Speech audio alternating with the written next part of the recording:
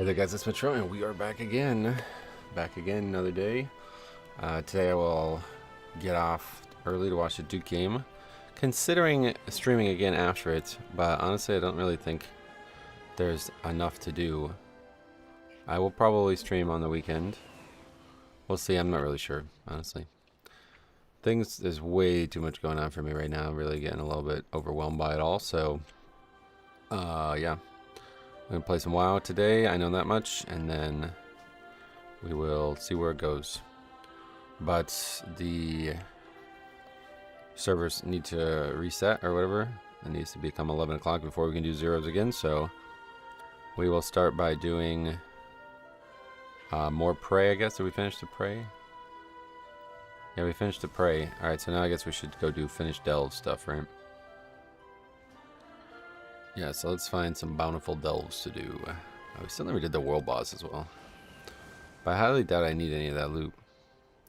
I mean, I guess it gives rep and stuff, so we should probably go do it quick, but I do like my rep in the zone. What is that quest? Well, we'll wait on any more world quests just in case there's more prey, but I'm not entirely sure if Nightmare Prey has better, like, repeatable rewards than regular other prey, but yeah, so we'll do this for about 2 hours, and then we'll do zeros, and then I gotta get off around 3 because I'm gonna watch the Duke game.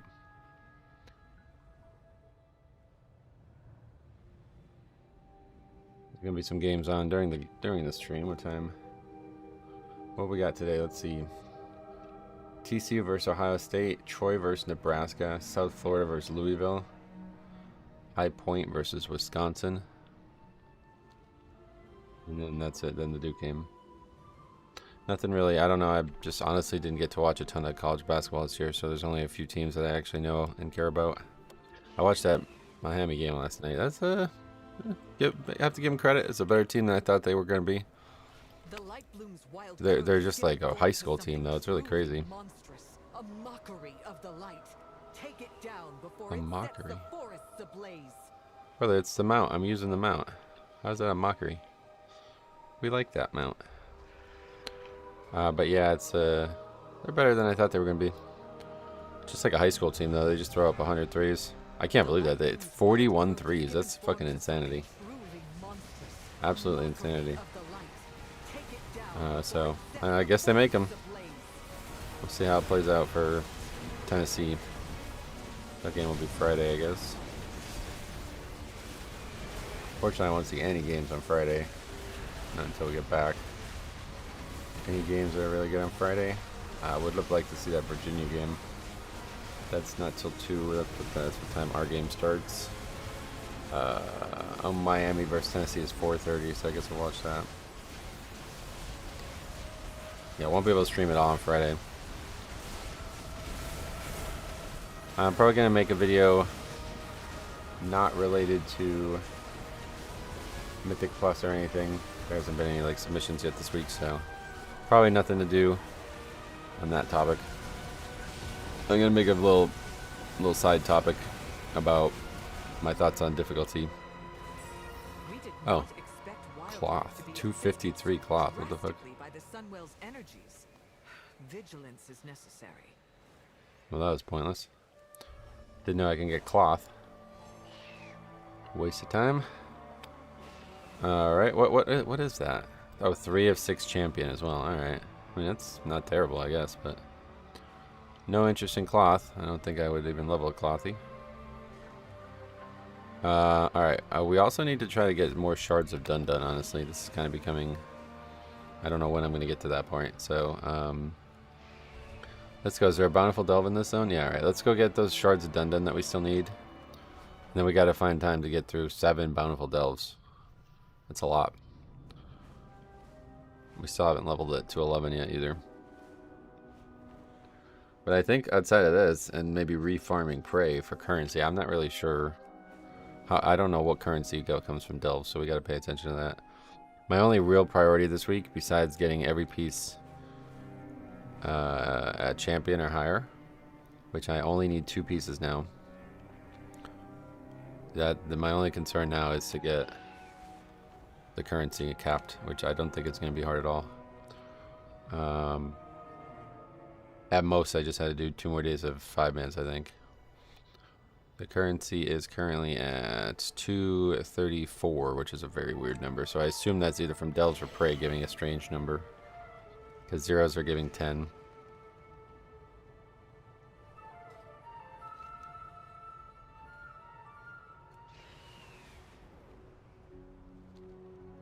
I think, yeah, just mining nodes is not a bad option. Basically just mine nodes or get a Mex Welcome. There's one, alright. Mine nodes or get treasures, basically.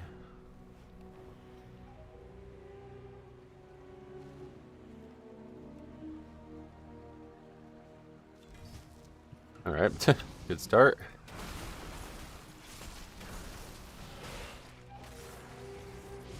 What do we have now? Oh, well, that's it. Alright, perfect. That might not be a bad idea. We can go do that too. Where is that today? It's in Voidstorm.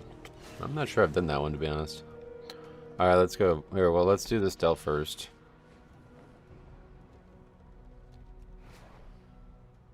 Twilight's blade are hiding out at Speaker's wrist.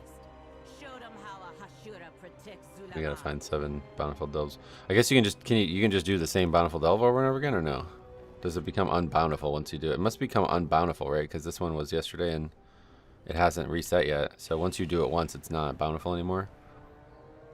That's kind of, that means we're not gonna be able to use all 7 of these, basically.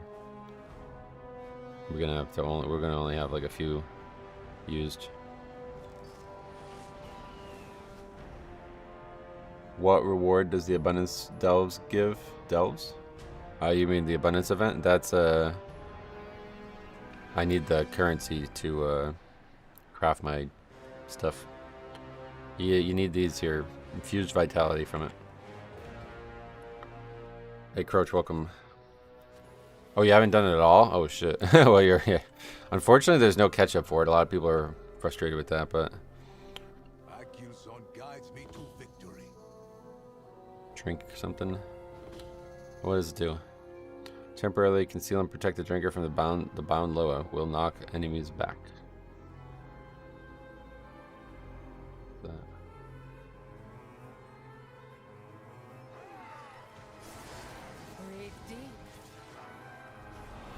Okay, so now this is 10. Oh shit. We did the 9 yesterday and we actually died multiple times, so. And that's a rare too. They're not actually as easy as I thought they were going to be, which I'm happy about. I think I just did something wrong yesterday because that was a very peculiar delve.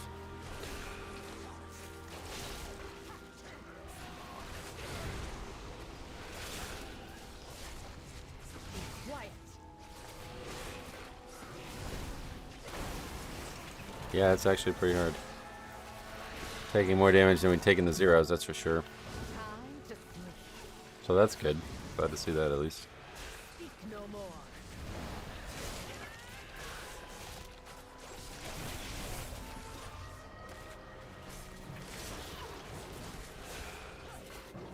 fact, I think we probably die here.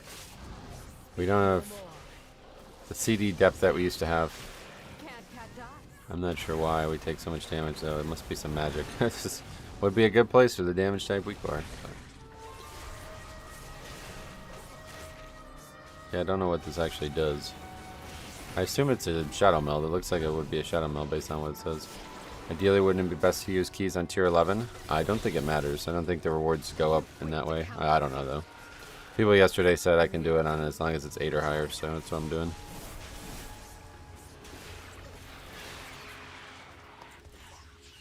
What's this do? Oh, what the hell? What the hell is that? One moment. Not sure what that is. Alright, totems destroyed is what we're looking for. I guess we weren't supposed to kill the elites. We're supposed to like hide from them. Is that what maybe that was about? I don't know what that was about. Alright, so I love this situation here. This is really great. Precious gifts from Oh wow, lots of experience too. Oh yeah, there was a mining node. Totally missed it. I did a delve yesterday. We had to move these mirrors around. Oh, you didn't like that? Oh shit! I thought you were about to say it was awesome, and then you said it was awful. That was great. That was one of the best ones. I mean, that was very cool. I wish that they would do more stuff like that instead of just run around and kill random shit. Because that felt like a lot more. Like even if the mobs weren't difficult, I would have enjoyed that a lot more. You know. Whereas typically my problem is the mobs are the only difficulty, and they're not difficult. Oh, I see. This is gonna like run us over or something, I guess. It's damaging the enemies.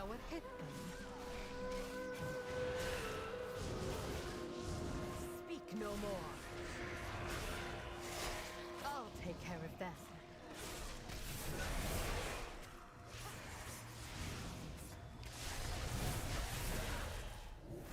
The pleasure is mine. I don't think so. Yeah, it's like hitting and damaging the enemies. That's weird.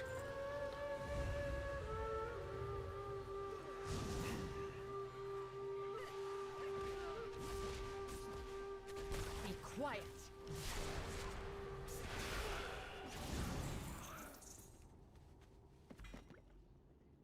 But we gotta be careful here.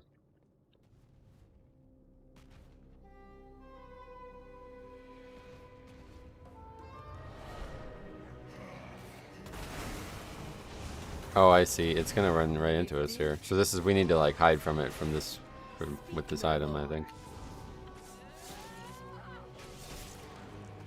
Yeah. Now strike.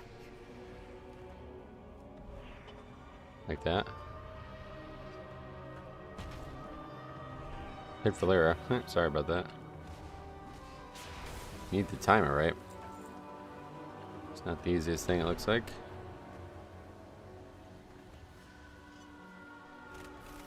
Coming around again.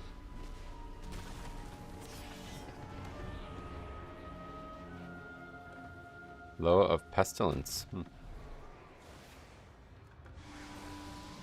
Speak no more.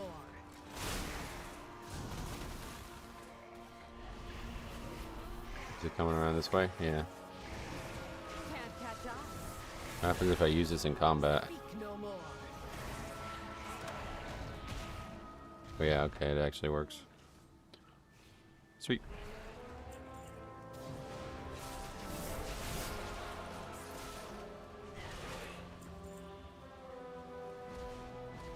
Alright, well that's better than I thought it was going to be at least. And that's it for totems. The loot drops out at tier 8, yeah, that's what I thought. But what's the point of doing 11? We need that for the vault, right? Is that why 11s are a thing? They will know what hit them. Be quiet.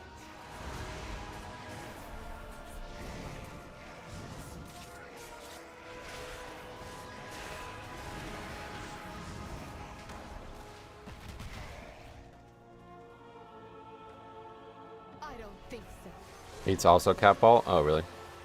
So 11s are just totally pointless? I thought they had some value.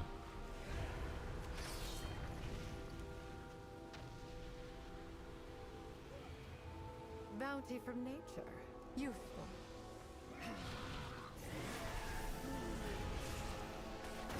Dover's Journey, I guess? Oh, yeah.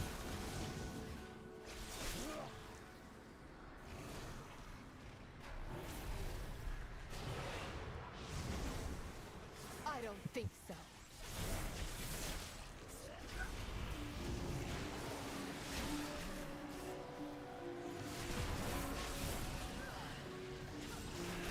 Be quiet. Catch.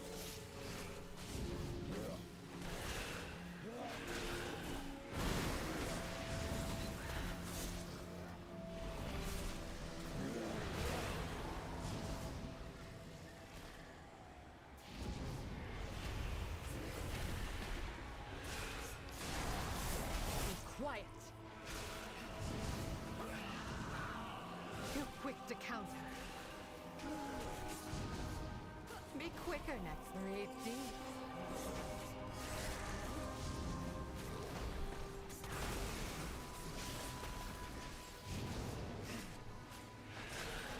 My eyes on you.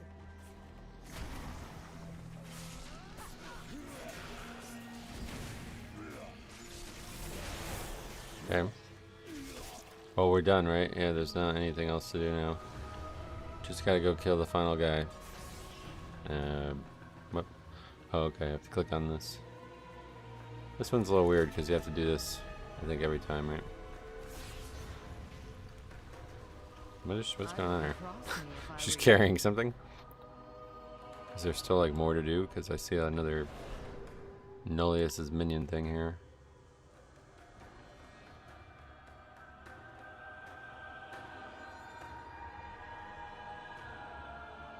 Can we even get up there?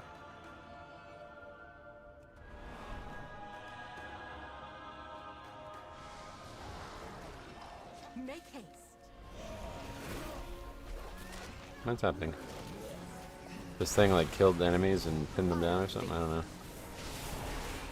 Maybe these guys are the hard guys, the Nullius's minions.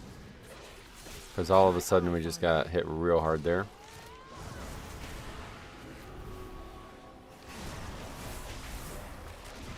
Speak no more. Oh, they won't know it. Hit them. I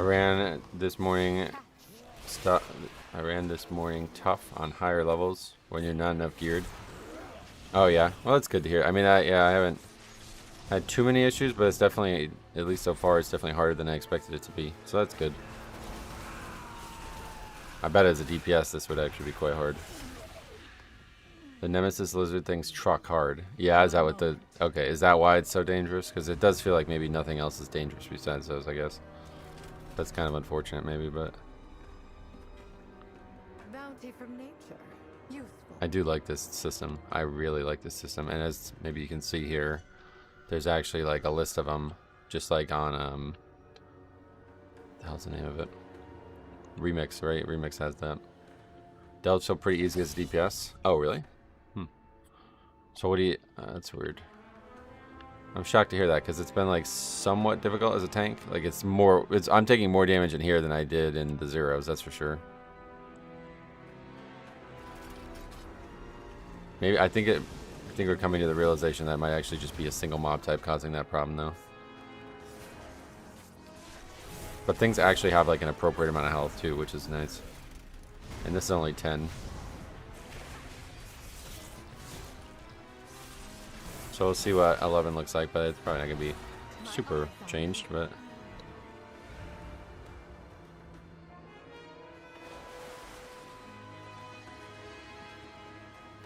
as a DPS, you just put Valeria on tank spec? Oh. Is that what you guys are doing too? Yeah, well that's obviously gonna make it easy, right? Gotta get meleeed for it to be hard, I think. I think they'll nerf Valeria and buff Delve mob damage. It's too easy at 11 at the moment. I don't know if it's because I'm playing a tank. Oh, really? Yeah, I don't know. That's funny because I'm probably going to tomorrow make a video on my thoughts on the difficulty of everything so far. Because it's all over the place, it seems.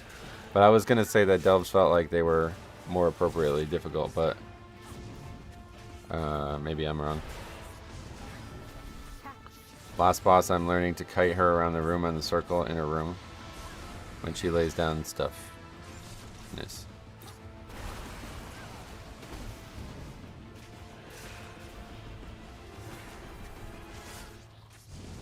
I think the problem, big problem in Delves is that there's no actual difficulty to the bosses. The bosses are the easiest part.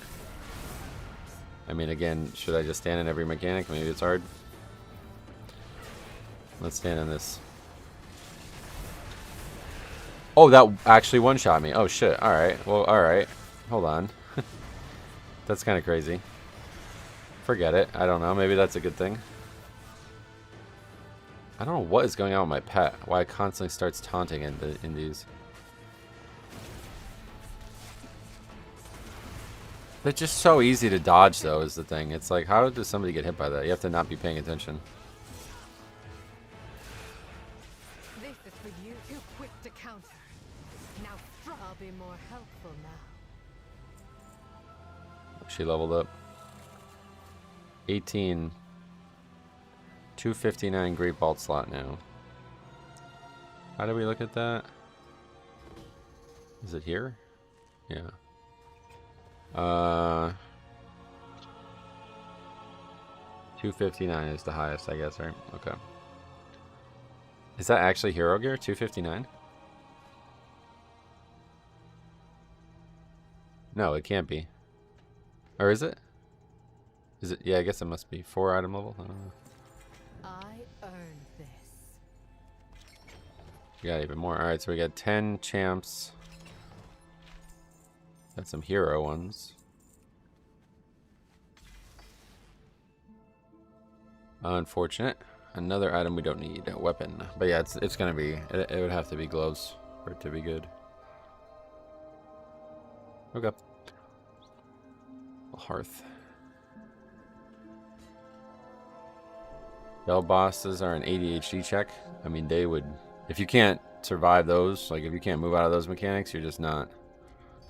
You're just not trying, I think. People were saying that this one's very good, so let's try this one. But I guess it's only good. You have to like loot something.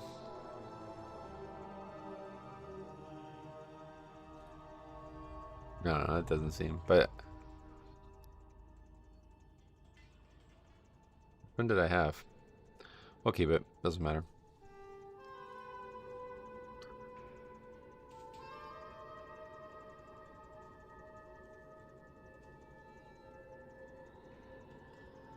The nightmare hunts are kind of wild. If you have a nightmare hunt active, you have to kill an ad every 30 seconds.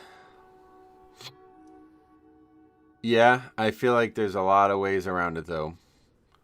Like a lot of times, like it doesn't spawn when you're not in combat, it seems. I'm not entirely sure how that works. I don't know if maybe it won't spawn if you're on your mount or something. But I sat there. And first of all, it doesn't kill me straight up. As a Death Knight tank, it doesn't kill me.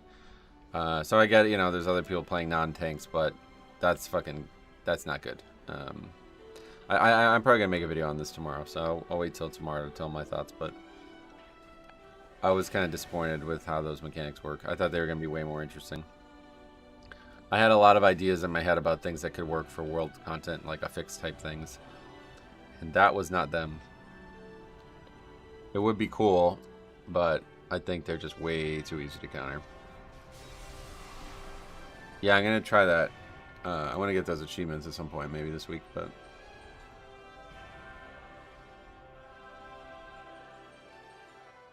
I hunger for the opportunity to work together again. All right. So yeah, we're gonna go do the done stuff now. 8 times 3 is what? 24 minutes of content coming up here, so we'll do that and then go do. Wait, I got Bountiful Delve right next to it. Okay.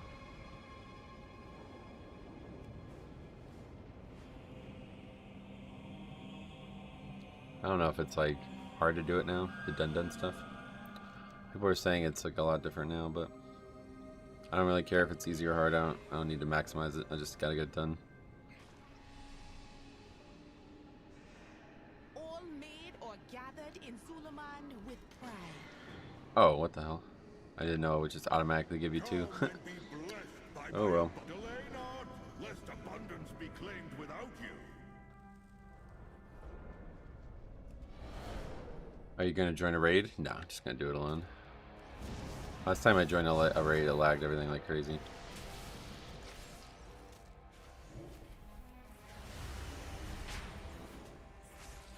that a mining node?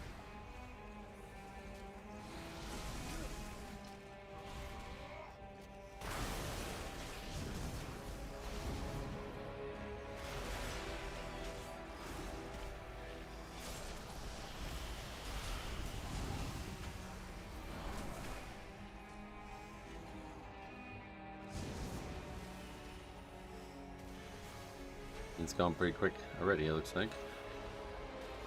There's still, I feel like there's still no 100% understanding of how this system is meant to work, given whether or not you get 300, 600, or 900 rewards.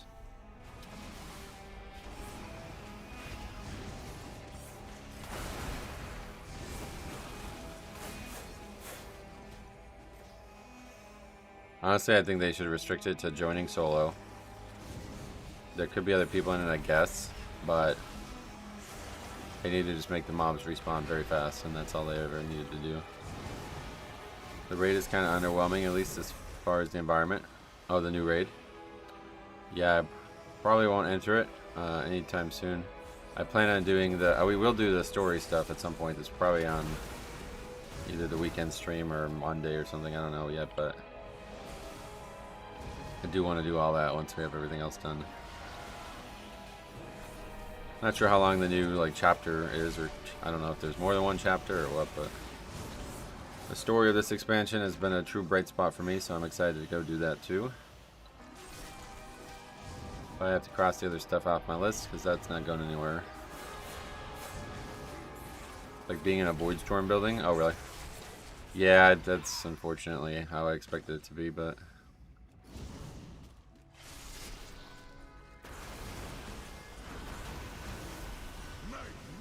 Oh.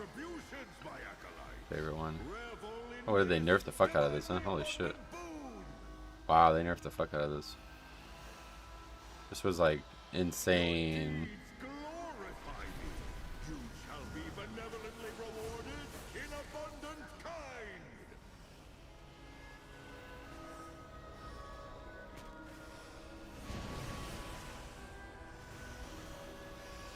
That's still pretty fucking good. That's definitely more measured now.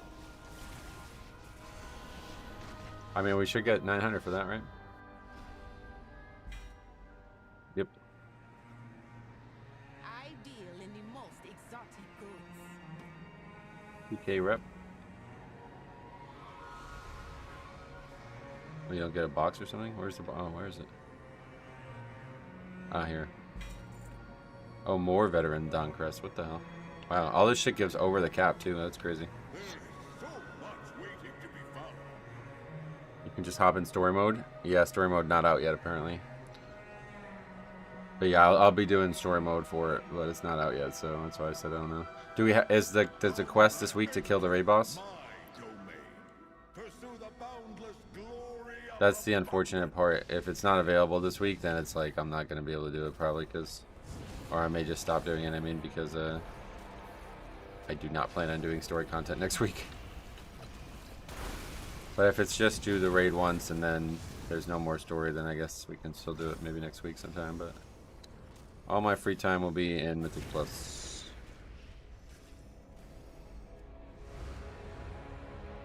How quickly into the campaign does it make you kill the raid boss?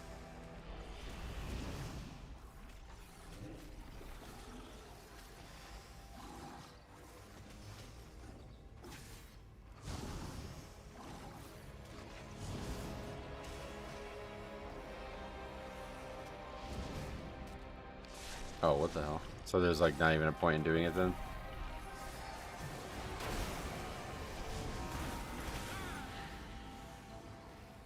But after you beat it, is there more story?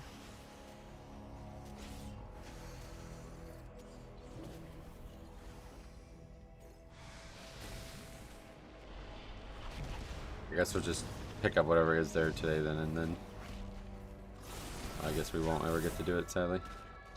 Have to wait until like late in the season or something when there's more time.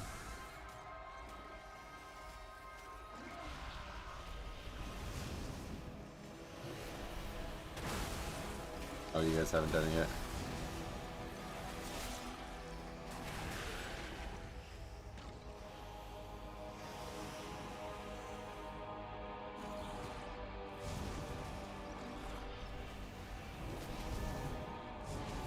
The campaign is between the two raids. Oh, so you have to then do the second raid after the first one, you mean?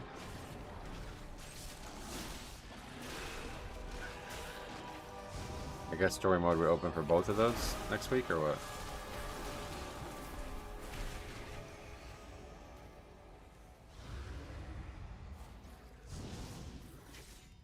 Okay, this place ain't working. We gotta go somewhere else. We're running out of time here. Oh, you're not talking about the Dream Rift one. You're talking about the third raid. Is there no story at all in the Dream Rift? Just like a Obsidian Sanctum type raid with nothing going on?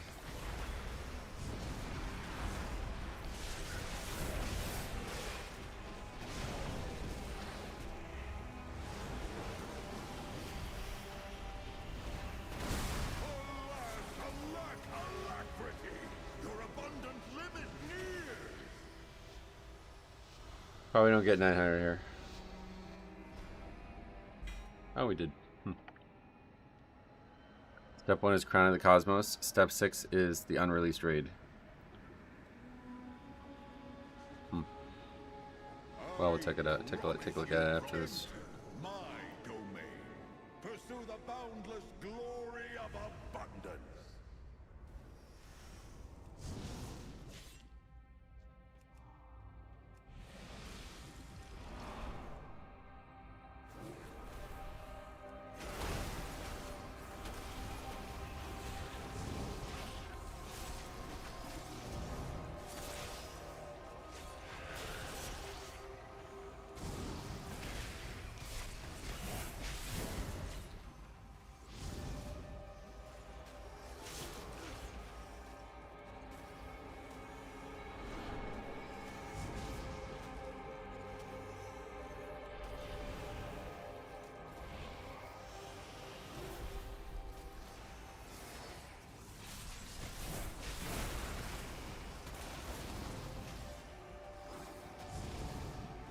Normal rate is about 2 hours with a team of 250. Oh yeah. What? It's just like super easy. It just takes a while or something.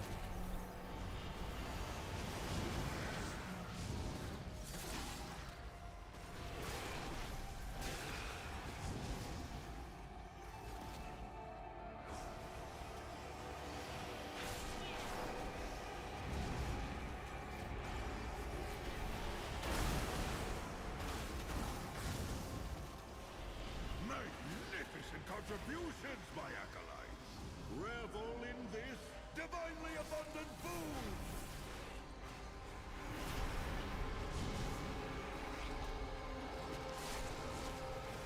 Magnificent contributions, my acolytes. Revel Yeah. What did they spawn? divinely abundant food. This shrine thing just happened. We did 5 of 6 first boss on Tuesday, and 1 boss on Tuesday. And it's, yeah, I guess normal's still pretty easy. I figured there'd be some groups that just wipe and can't do it, but we won't be finding out.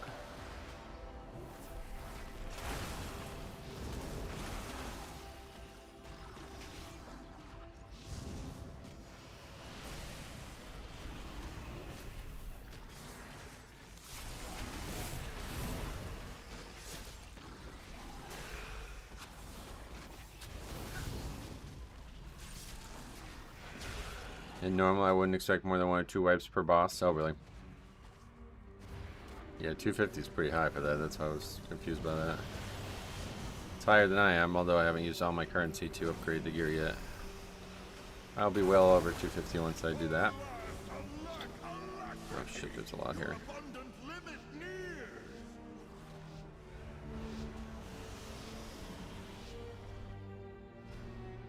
Right, 900. Seems pretty, I don't know, maybe they nerfed it again or something, but it seems pretty easy to get 900. Without you.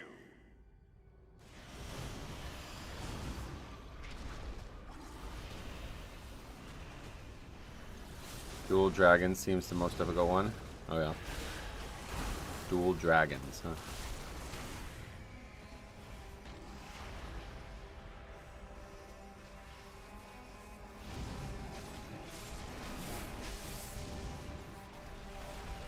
$250 gets you better into the Dawn. Nice. But you have to upgrade all your gear for that, or I guess I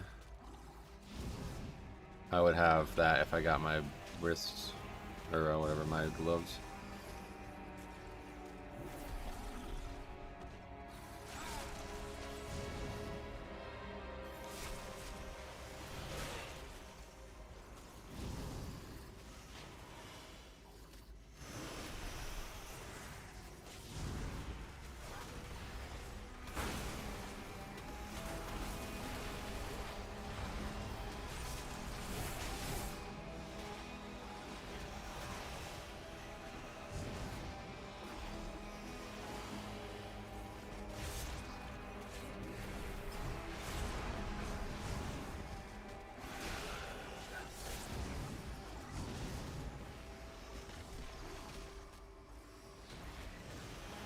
All your alts get veteran upgrades for 10 crests. Oh, cool.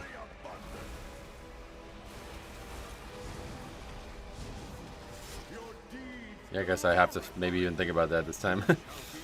I may actually play an alt this time. We'll see. Probably not, but you never know.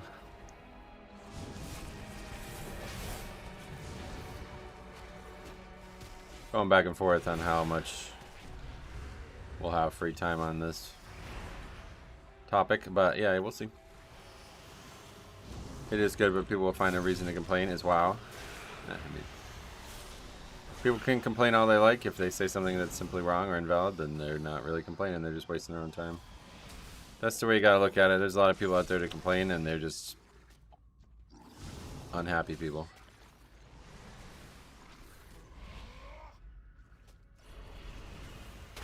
Magnificent contributions, my acolytes. Revel in this divinely abundant boon.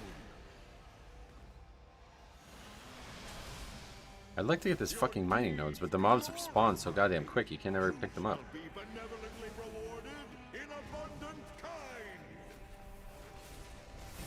Slow, bright acolyte, you have few abundant moments left.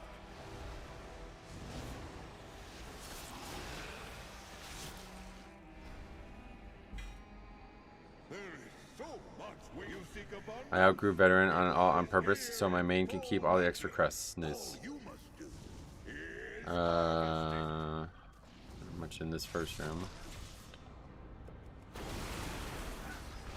There's like a third room that I haven't been to yet. Is it up here? The best one remains. Oh yeah, there's actually a mining node here as well. This is like not even a room, I don't think. The best one is the other one because you can skin like every mob. It just seems like it really doubles it.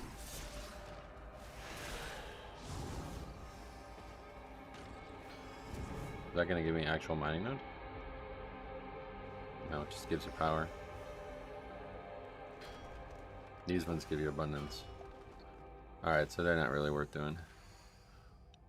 Well, they give a decent amount maybe though. They're like a non-combat thing though. If you want to stay out of combat. Oh, there's actually a ton of them. They keep spawning. It's probably not better than just killing mobs though.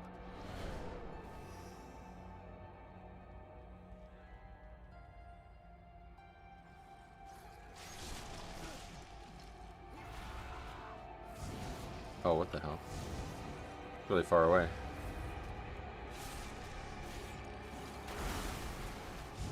Hey, JJ Frags, welcome.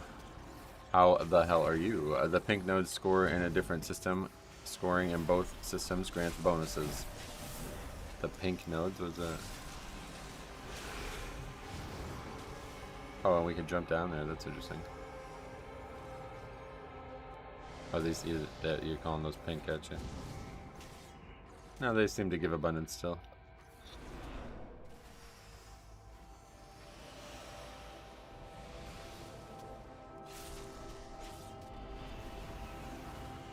your deeds Why can't we keep going up here? What's up here? shall be benevolently rewarded. What's that moving treasure? This one I feel like we're not gonna do well on. Oh, we're like leaving. Oh shit. Shall be benevolently rewarded in abundant. Normally you fall down or something. Oh yeah, you can grappling hook.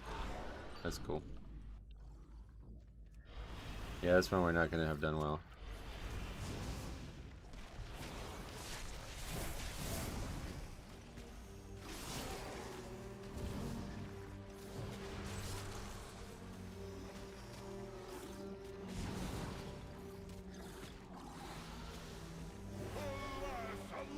Alacrity, your abundant limit near.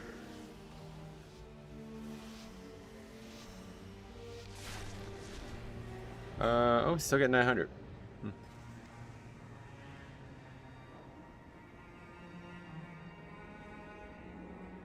Okay, 3 more. You seek abundance? It lies here in full measure. All you must do is harvest it. I wouldn't say I seek it.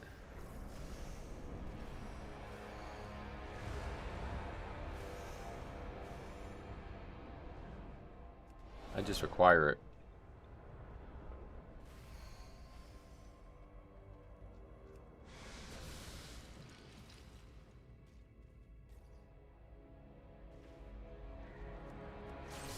I don't know if getting the strength buff is even worth the time. Click the drop down after and you'll see a score breakdown. Nice.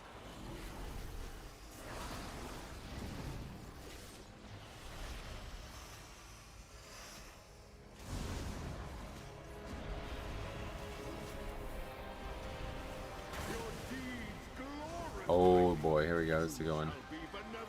I don't know. What do you actually have to like sit there and wait for him to fall, or can you just run through the circles?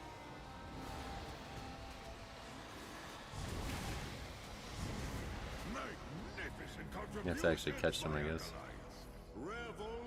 Yeah, we got like nothing there. Forget it. Yeah, they nerfed the fuck out of all this shit, but it's super easy to get 900, so it doesn't really matter.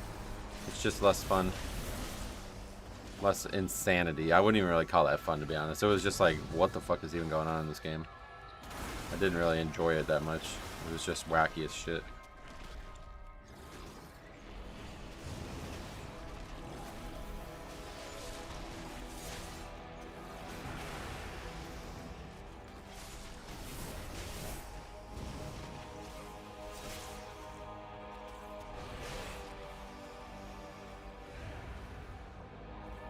Are you after the tools? Yeah, just trying to get all the tools done. So we'll have to do this every week for a while. Or we should do it every week for a while. Whether I do it next week, probably not, but definitely doing it this week. There's not much else that I need to do. Doesn't take too long either. It's just the hard part is getting the actual shards of done.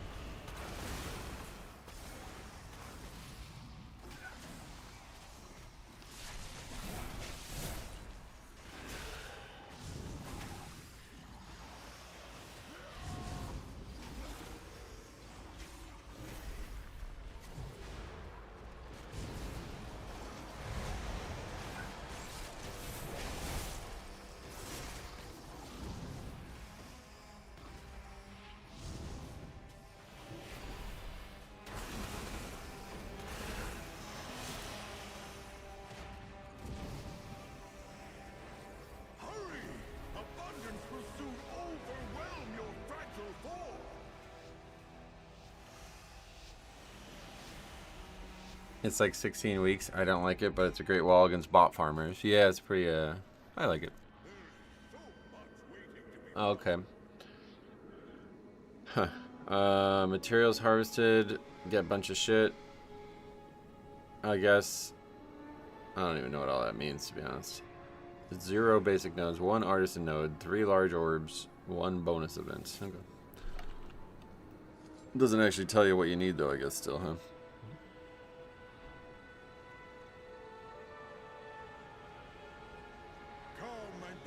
Two more. You seek abundance?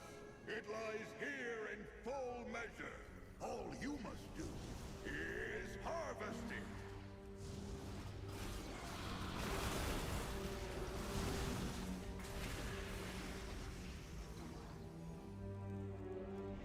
Glory be to a bounty so richly abundant. Glory be to a bounty so richly abundant. Does feel glorious. Your deeds glorify me. You shall be benevolently rewarded in abundant kind.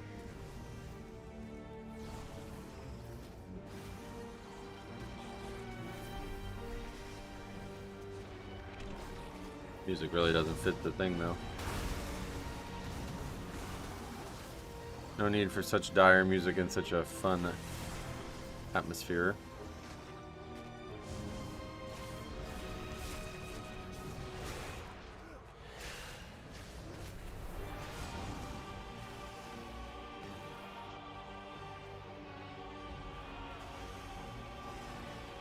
Stamina is pretty pointless.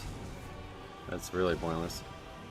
Who the fuck's gonna die? Could you imagine? Oh my god, dude. Could you imagine a dead body in here? We would laugh our ass off. We would need a review. Disbanded abundance.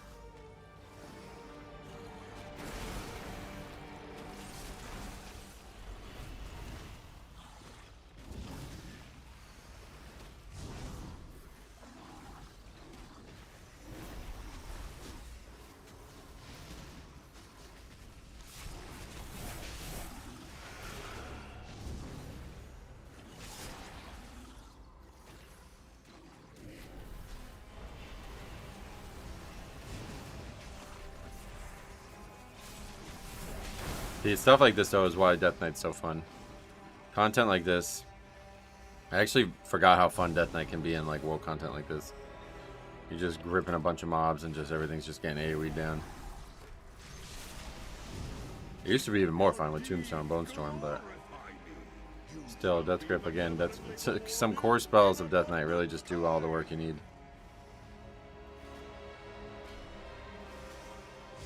Your deeds glorify me. You shall be benevolently rewarded in abundant kind. Was a lot of groups looking for abundance earlier.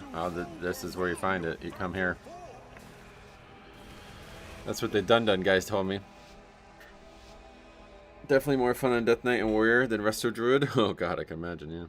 Probably very boring as a healer. Alright, last one. You seek abundance? It lies here in full measure. Oh shit. All you must do is harvest it. I'm about to fucking harvest, bro. These other guys are harvesting now. We have to turn in. That one's still overpowered.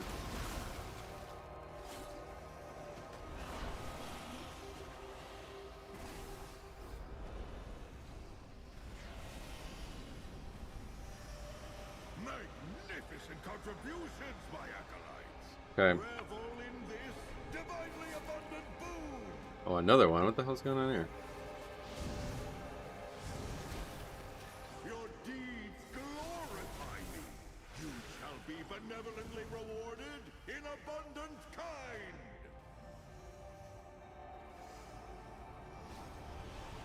Look at this. Oh my god. We're being benevolently rewarded. How's Midnight so far? Oh, it's insanely good. Without question, the best 3 weeks of any expansion I've ever played. It's so fucking good, like, and it's still, like, amazing. But man, I'll tell you, those first few days of me exploring these zones for the first time, one of the best times I've ever had in WoW. Without, like, I mean, it's not, I can't even exaggerate it enough, I don't think. I can't put that into words. It was a true fucking pleasure. Now, I love, you know, Quell the Loss and the TBC zones and all that, you know, so that really helps, but it was something special to see all this the first time. I'm really glad I did it the way I did it. Normally I would not do it this way. Normally I would go on the beta and test everything out beforehand, and very, very glad I didn't do that.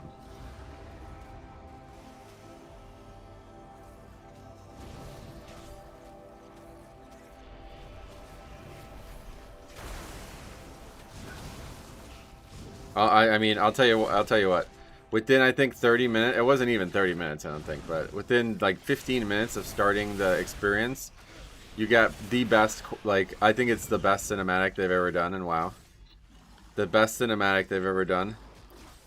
And it just set the tone for the rest of the night. It was fucking nuts. And really the rest of the weekend, because all of the 4 or 5 days, whatever it was, for the early access, that was unbelievable.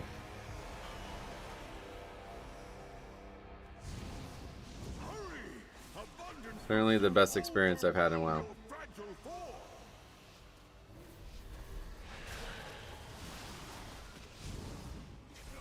Yeah, the Eritor one. Fucking insanely good. Alright, so now we gotta buy a bunch of these.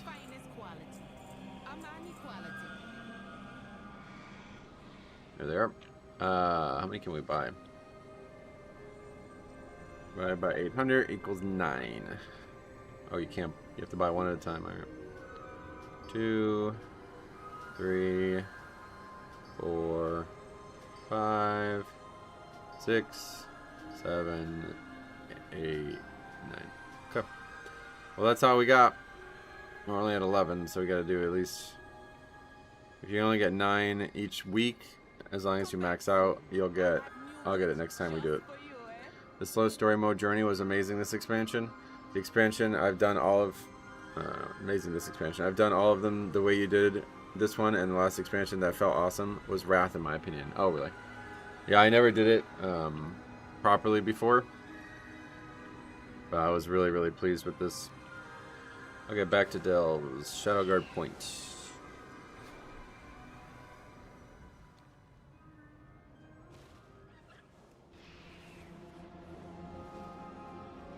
Is there a weekly cap on those? You can only do it.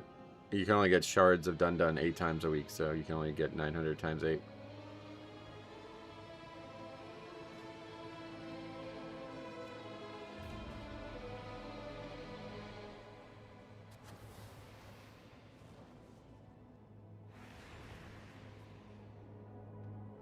So, this one's very different than the last time we did it.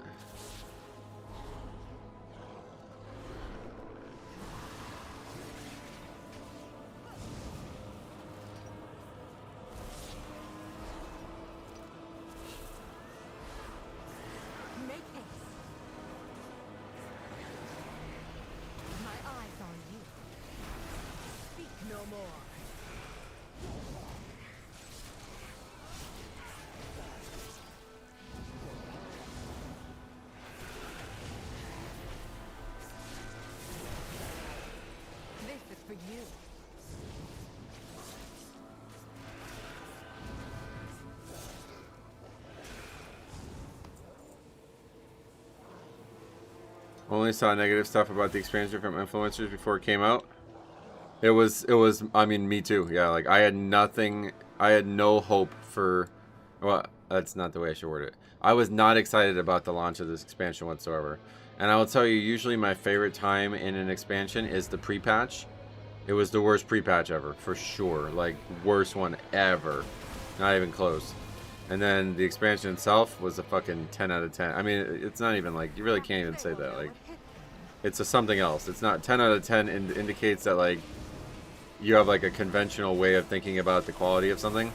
This is beyond that. Like, it's not, they've never done an expansion as good as this, and I didn't even know they could. I don't think so. What I'm most remarked at is, or what I'm remarking the most at is the amount of actual world content. It's fucking nuts. And we feel like, I feel like I can do it for like infinite hours too. I can, especially if I played all, it's like there would be no shortage, which is very rare because I feel like last expansion wasn't like this. It took me the full, like whatever it was, 2 weeks and like 4 days to get all the achievements and read all the quests that I wanted to read. I barely finished it. We finished it the last day of before the season.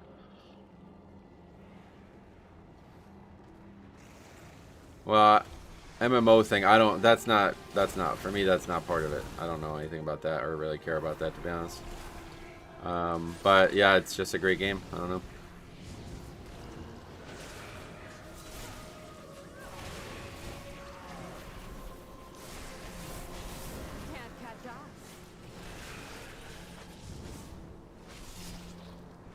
Last person I listened to is an influencer. Oh. You don't, I guess that indicates that you don't consider me an influencer, or you just said I don't care either. Yeah, the pre-patch just had nothing going for it. It ruined the game with the add-ons. I mean, I don't know. It was just, yeah, first pre-patch I was ever not looking forward to. And actually, they did the perfect thing. Like, they made the pre-patch be all the like bad parts of the expansion. And then we got that over with, like, a few weeks go by, you know what I mean? And now, all of that's cleared out of our brains and memory. Like, by the time the expansion started, I forgot that there was even, you know, like, all those bad things I didn't like, all were gone from my brain at that point. It was so much longer. Like, the pre-patch was a long enough thing that it didn't really feel like I had forgotten that they even got rid of add-ons, to be honest. Definitely form your own opinion. No, I agree 100%. Are myth crest dropping when you run the 311 delves? I'm not sure. This is my first one.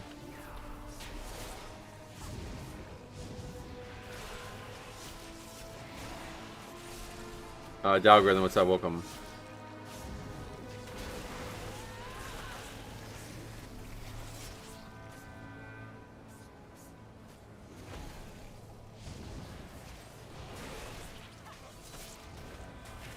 Do you need to fix the weird FPS issues in dungeons? I don't think. I think it's just the game is expensive graphically now. Or whatever you would say, demanding, you know? One moment. I think the way you fix it is upgrade your PC. I don't know what else. Like, I mean, I guess it's possible that it's somehow on Blizzard, but I doubt it. Breathe deep.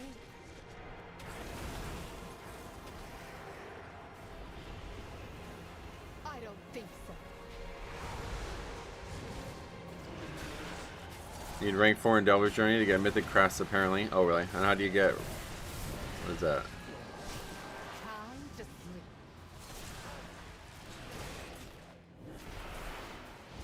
I have large drops in dungeons. Oh, yeah. And that's like a very good setup, right? I haven't had any... Dungeons are fine. Like, that's the weird... Usually dungeons are fine. Den of Nalarak is causing a lot of issues for my graphics card for some reason, but... Outside of that, I don't know. I haven't had any issues with dungeons. It's just like the city and the zones when you fly around.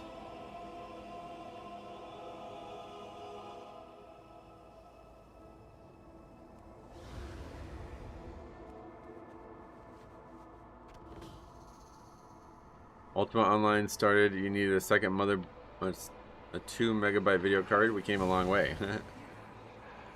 Oh yeah.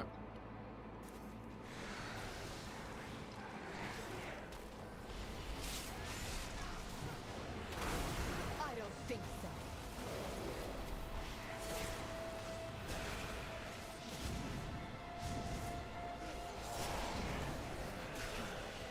Is it super overcast by you? I can't wake up today, and I think it's the cold, dreary weather. Oh yeah, it's like... Know it. I'll take care of Yesterday was sunny. Today it's just all gray. One texture of gray.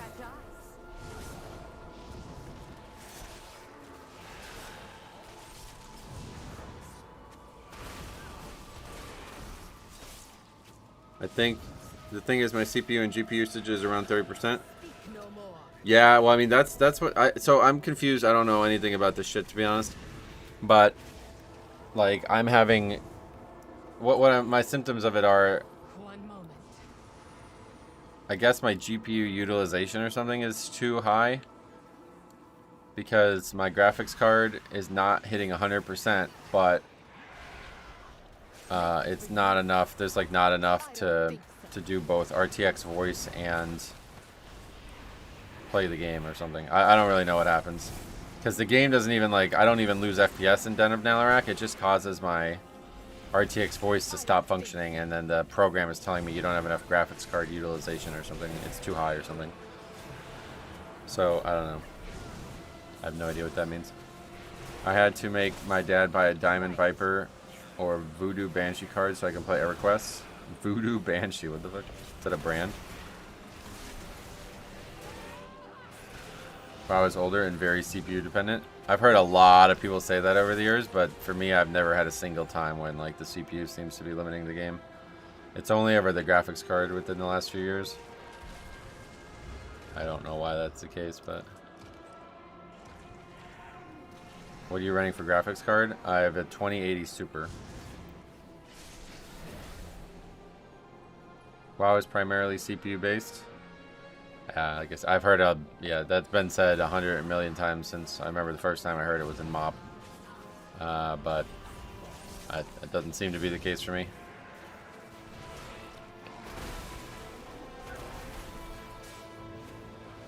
Oh, they won't know what hit them. Voodoo was a brand, Banshee was a card. Nice.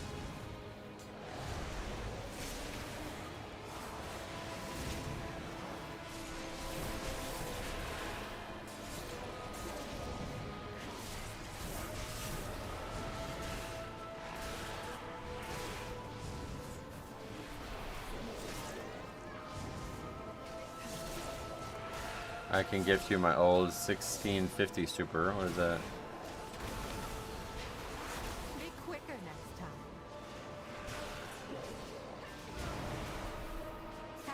I have 2070 Super and it seems to run fine. My Wi-Fi adapter died Tuesday, so I haven't been able to play this week. Oh wow. Eyes on you. What, you don't have a way to attach to like a LAN, like a hard wire? Before Nvidia locked us in for decades. Oh yeah, so those weren't. So when did like Nvidia's like first big card come out? Be quiet.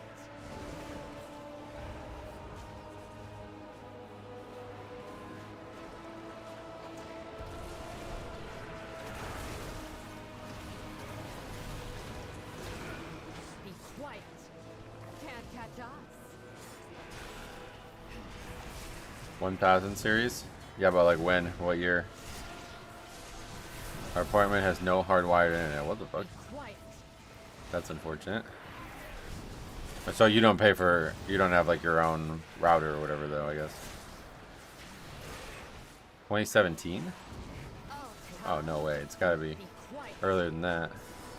I'm pretty sure my first graphics card was an NVIDIA and my first, like the mop, when I built the computer around mop.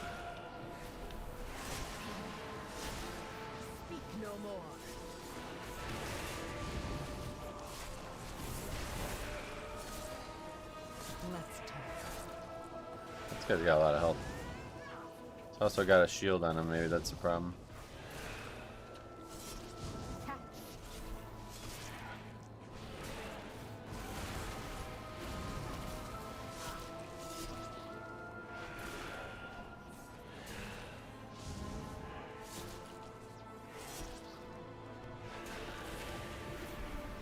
And then she just one-shots him.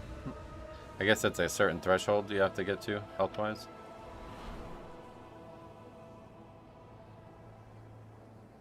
Big old mining node over there. Breathe deep.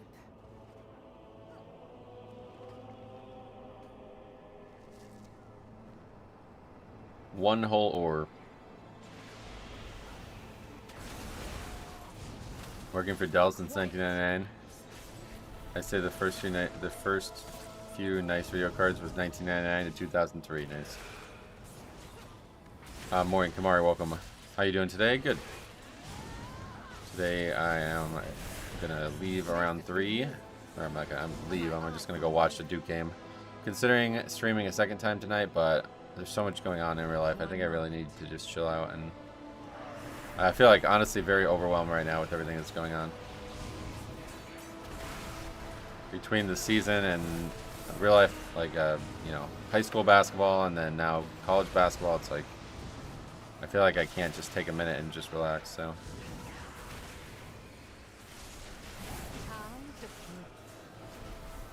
no, and then tomorrow I have to drive another 2.5 hours one direction.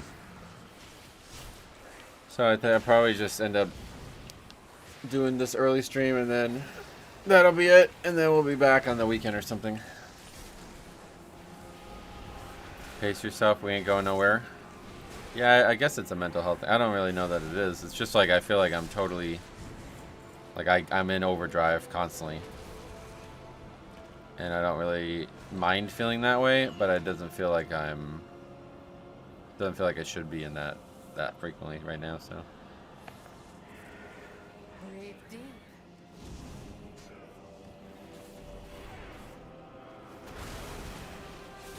interestingly, on my machine, open world improved massively FPS wise, and I get drops in Windrunner Spire and Magister's Terror. So yeah.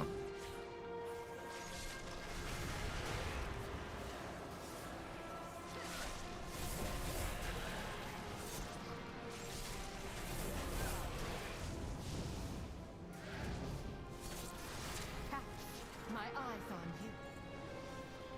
What's the worst dungeon of the season so far? What do you think the hardest one's going to be? Windrunner Spire. The bosses in there are all quite difficult, and the last boss I think is going to be the hardest one in the whole expansion.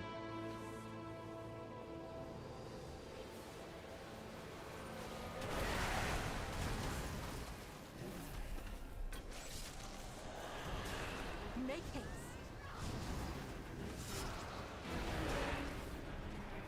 Time to. I'll take care of it. They won't know what hit me.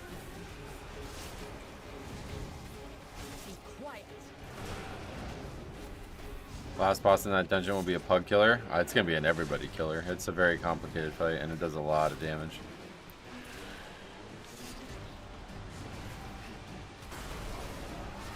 I don't know if it was my group or the dungeon, but Seat is still painful. Oh, really?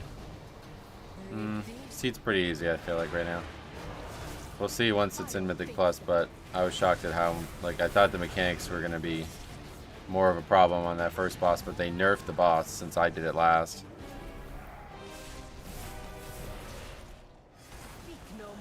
I think that third boss in Seat might be hard, because you really have to kill those tentacles, I feel like.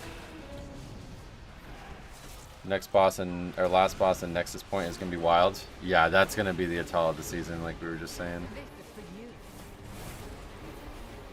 I did Pitasaran for the first time yesterday with my prop pally. I was surprised how the first boss claps. Oh, really? Did you not hide behind the thing? That boss, I don't think. That's much Very better. difficult, but alright.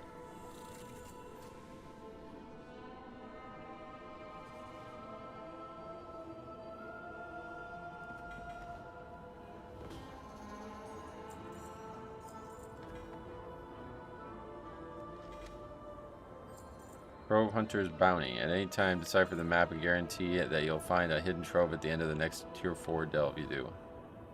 Okay, so that's that's a good thing. We want that, right? Oh, there we go. Champion gloves. Perfect. Alright, so now we don't even need 5 mans anymore. We just need legs.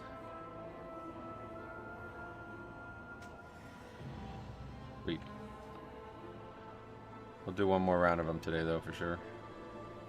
And then I guess we'll go do one more Bountiful Delve somewhere and get that done, I guess, right? I still have this, though. I don't know what that is. But this automatically gets you another map? Is that how it works?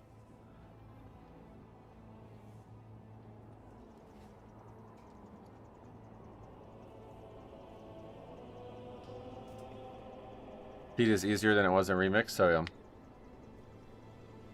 Ah, the internet problem again? Yeah, sorry. I forgot to, oh, no, it's not. No, not today. 0 drop frames so far. Not the same issue, at least. You only get 1 map per week? Oh, really? So what is this thing for?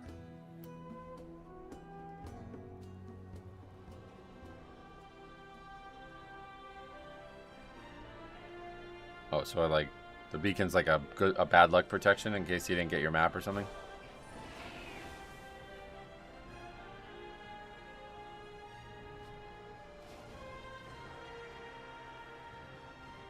Are you planning a purchase? That's the thing that summons the guy? But why do I want to summon the guy? What's the point of that?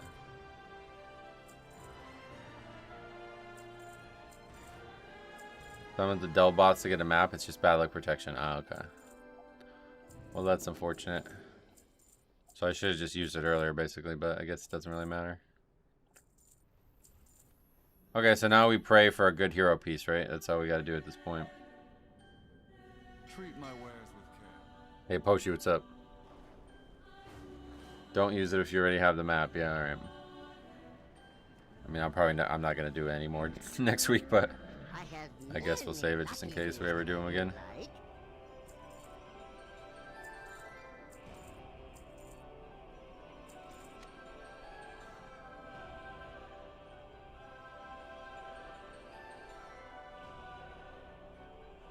Good fortune to our friends. The Delve gear is solid, though. Starts at 250, so you save that. Alright, so where's the final Bountiful Delve that's available? Harandar. There's only 4 up, right? So that's it? Is there gonna be, what, more on Friday night or something? Or is it every day another one gets... Oh yeah, this one only has 38 minutes. Is it every day there's more? It must be every day, I guess. Because we still have more keys, so I would like to do more of those.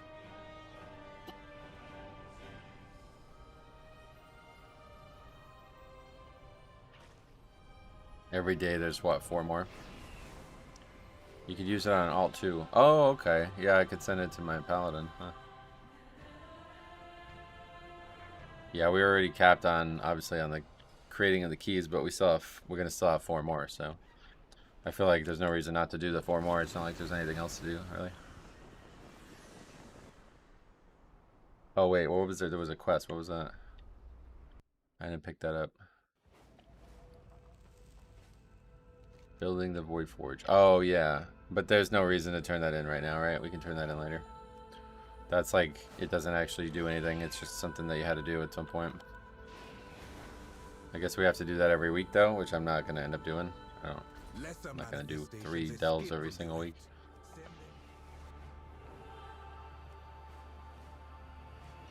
Alright, let's go see what this one's like. 1 bountiful delve per zone per day. Oh, okay. I never did them in the War Within, so I have no idea. We did them for 1 week and that was it.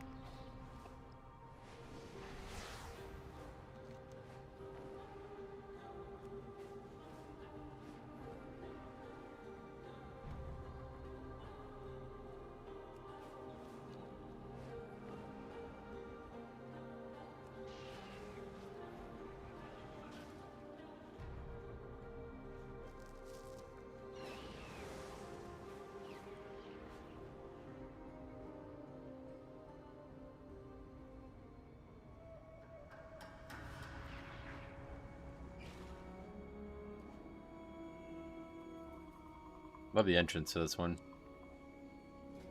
Look at this fucking ARP here.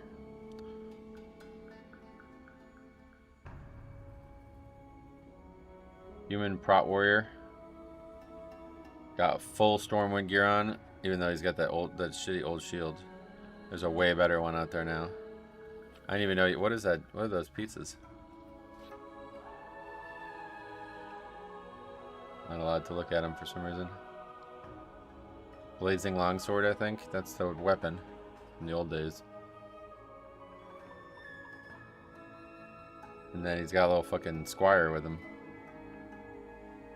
It's actually kind of cool. Dutiful squire. It's a little Stormwind kid.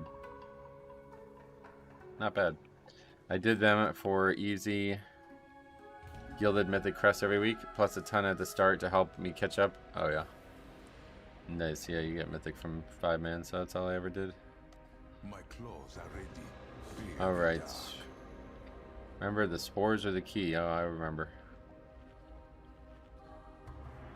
One moment. Okay, so I should use it now?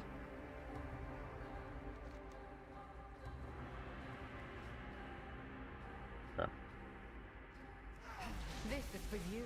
Too quick to counter. It's way different than the other one. My eyes on you.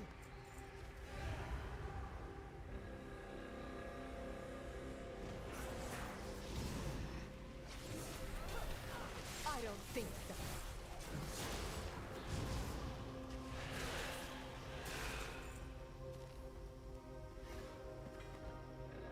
Look at that. I fucking love it.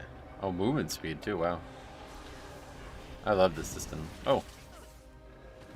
Alright, I didn't mean to do that to you. Didn't know that was an option. They won't know what hit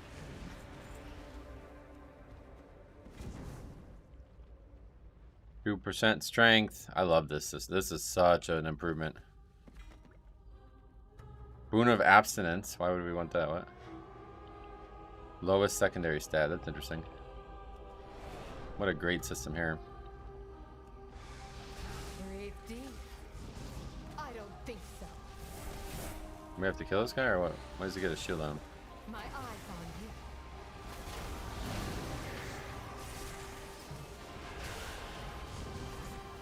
on you. What's the spores? They damage him maybe? Be quiet. Yeah, I don't think it really matters.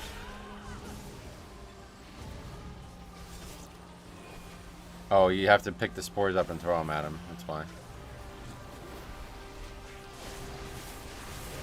Speak no more. Time to sleep.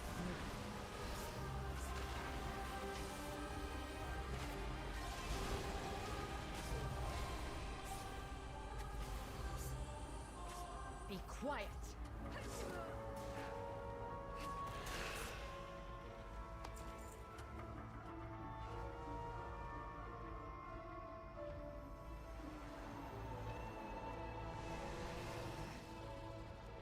Catch.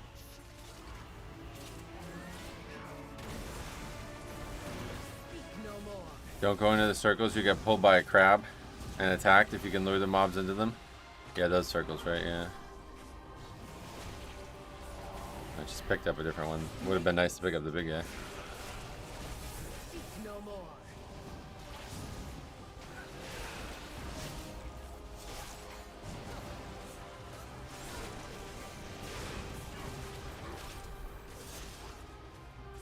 Hey, Soul Druid, welcome. Be quiet.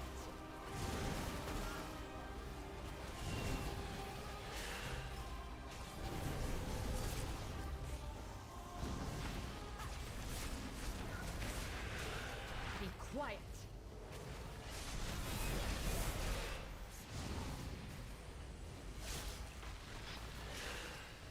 Breathe deep. Now strike.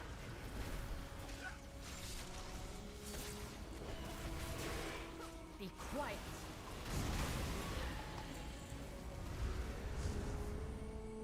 One moment.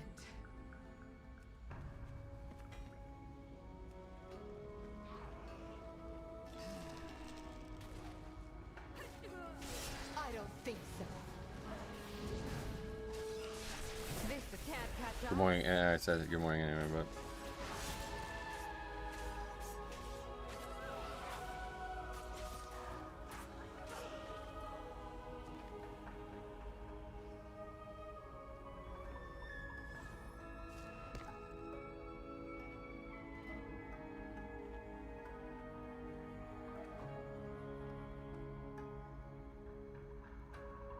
One moment.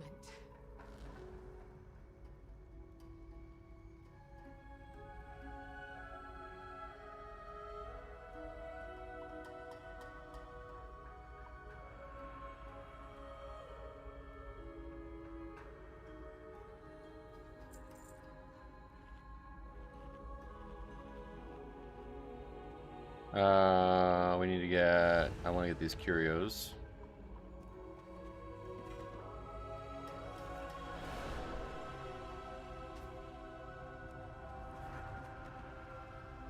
Doing Bountiful Delves even without keys is still good though, because you can level her a lot, right? Is that how it works? It doesn't have to be only for loot, right? I think like non-Bountiful Delves just have no purpose. It's really kind of weird.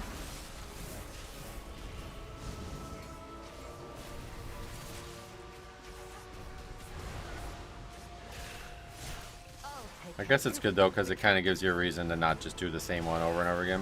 My eyes on you. Yeah, and Sky Shards too. We'll take that. What was there something actually up here?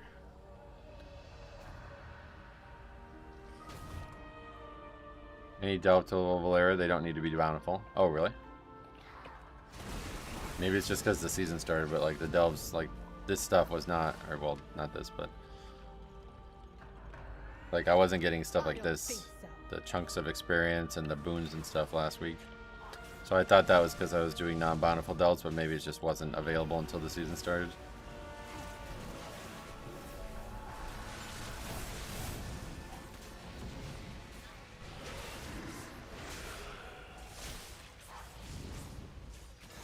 Leveling Valera is a little blue bags and the Gnosis packs. This is for you. Yeah, and that's not only from Bountiful Delves.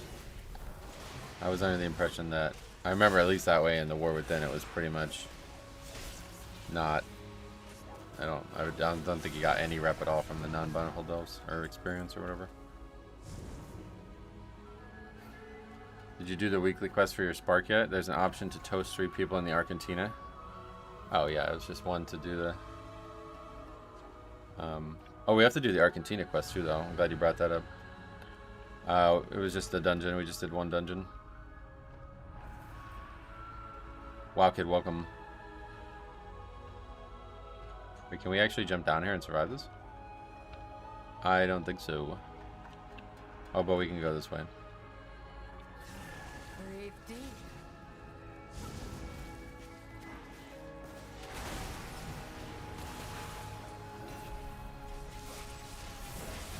For what's the, so Bountiful Delves, if you don't have keys or not, there's just no point to doing them. There's nothing special about them outside of the keys.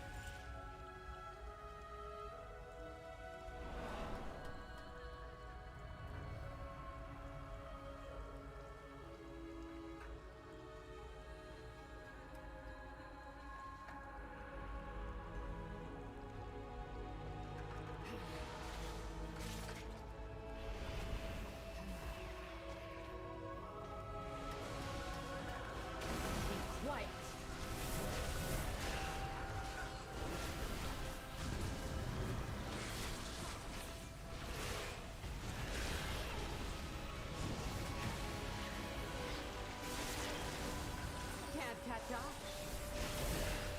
I don't think so. Catch. Hey Dylan, welcome. More likely to get cosmetics from Bountiful, but I think that's it without keys. Gotcha. Speak no more.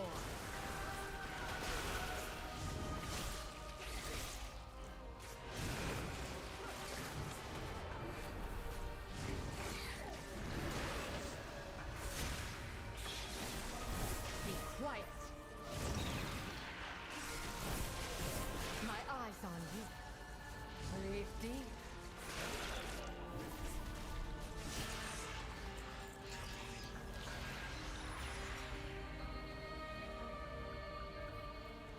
Only Bountiful delves advance the Delver's journey. Oh, is that what it is?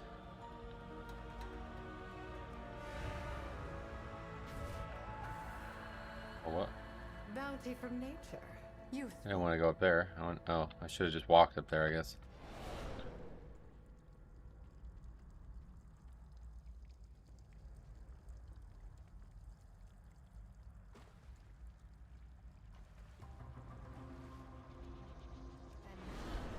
We have a fish. What the hell? And now we have a fish? What the fuck is that quote? Precious gifts from the earth. That's bizarre.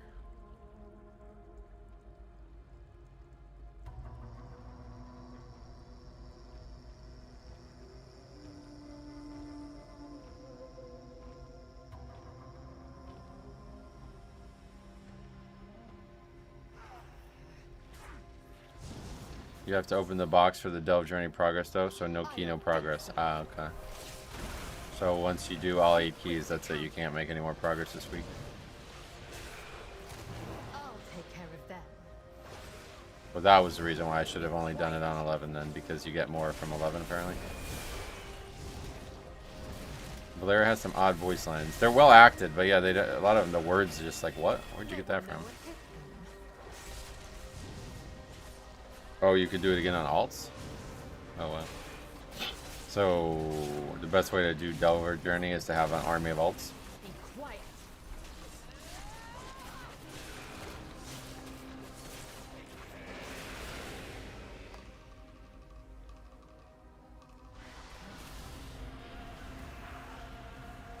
I don't think so.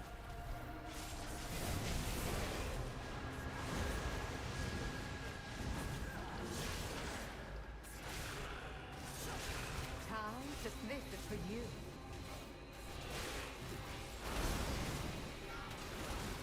Make haste. Wow, this is actually pretty solid. I'm happy with these. They're like the right difficulty.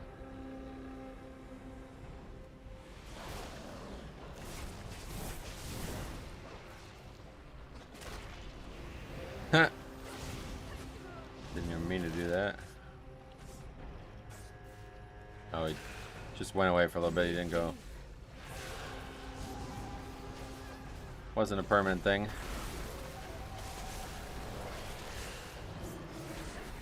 It's weird how highly sexualized they let Valera be, and yet people blew a gasket over the one Paladin Angoro creator.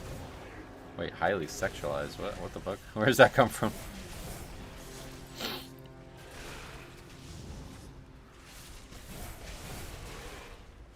Oh, so if I didn't use alts or something, I won't get Mythic Crest? Is that what you're saying?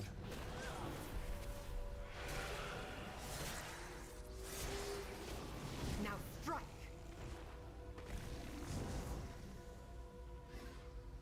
One moment.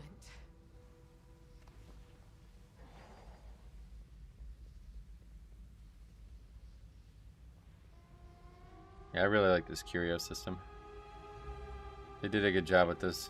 Or whatever they're called. Curiosity. Mislaid curiosities. Increase your damage reduction. That's nice. Although I don't need that, but that's a cool one. Alright, boss time.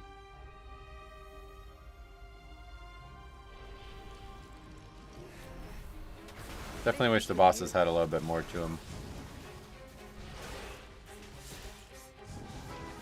A lot of her voice lines seem to indicate D themes. Oh, really? I definitely wouldn't say that. Speak no more. But I guess I'm more annoyed by them than paying attention to them, so maybe I missed something. If you do 6 Bountiful on 4 alts, you can get to rank 4 Delve Journey and get Mythic Crest this week. Nice. I guess if you only need to do 6. Well, yeah, you have to do. You're saying you have to do 24 Bountiful Delves to get rank 4? What the fuck? Forget it. Won't be doing that. I don't think so.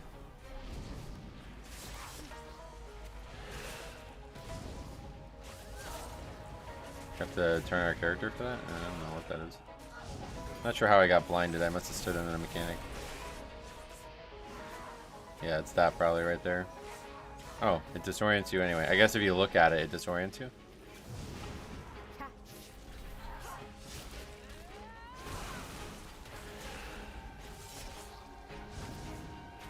Not quick enough.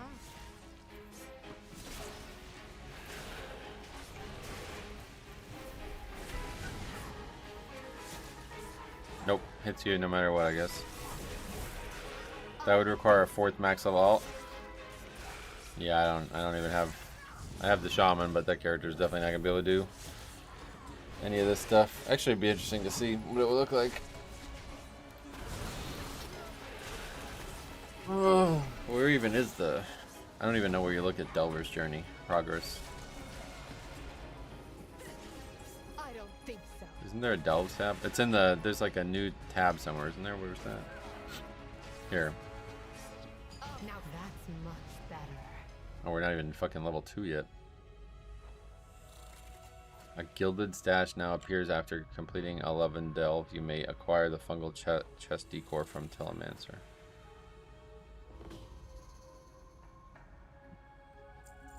My loyalties are my own.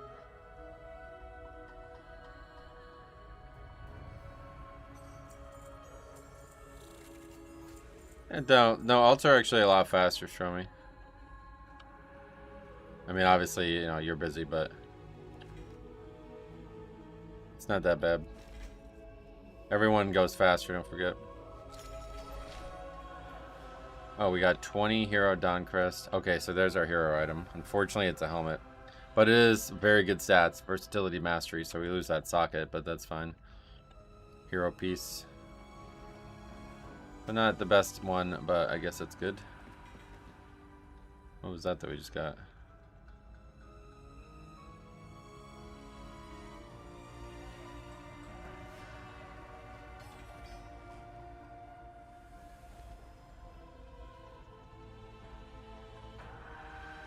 Oh, we're getting renown as well? What?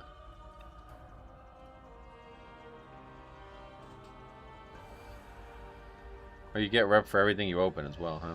That's interesting.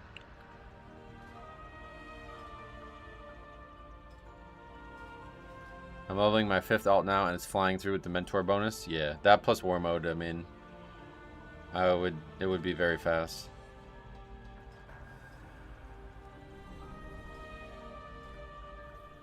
Honestly, if I was still rating Mythic, I could see myself pushing 4 alts as a way to unlock Mythic Crest this week. Oh yeah.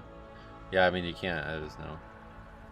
I guess it would be nice to get the Mythic Cap now, but you're just going to get them. Like, it doesn't just go away, you know what I mean? Like, I don't know what the point of doing that is. You'll have them next week. Alright, so now we have a Gilded Stash available or something. But there's no more delves for us to do right now, so we'll have to wait until tomorrow or something. Well, not tomorrow, but next time we play to do more of these. We're getting a bunch of blue stuff.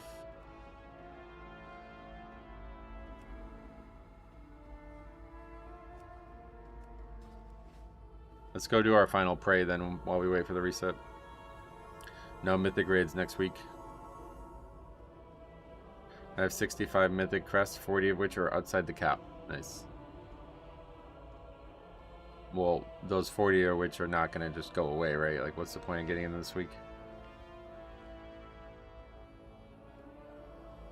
It'll be open next week, and I'll do enough 10s to get it done. Yep.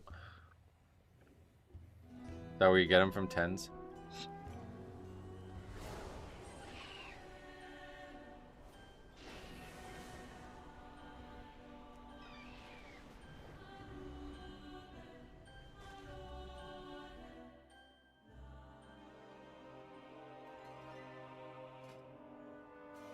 One more Nightmare Prey will do. Doesn't really give anything we need to be on. Oh, it does give Hero Downcrest. Wow.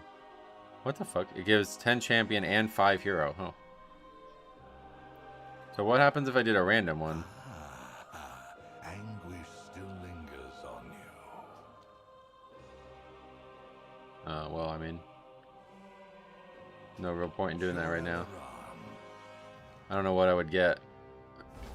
Interesting though. I'm not one to dismiss the power of the trolls. Doing it this week means I can have max level crafted first thing Tuesday morning. Oh. Why?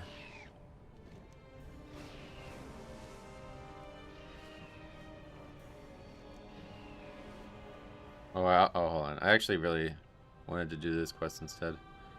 Since we're going to Void Storm, let's, can we, like, drop this?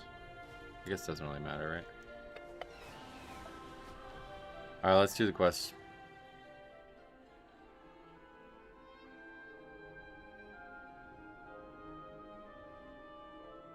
Bralian reports the Vanguard of Light is prepared to march on Zaltaz stronghold. Would that I could join you for the charge. I will keep my retainer of forces here to maintain the defense of the Sunwell and Silvermoon while you are fighting our enemy. Muster in the Void Storm. Take the fight to the Void Spire and bring an end to the great enemy. Good hunting. The Vanguard of the Light prepares to assault the Void Spire. They await your arrival, champion. Join them. Show Xalatath the fury of Azeroth.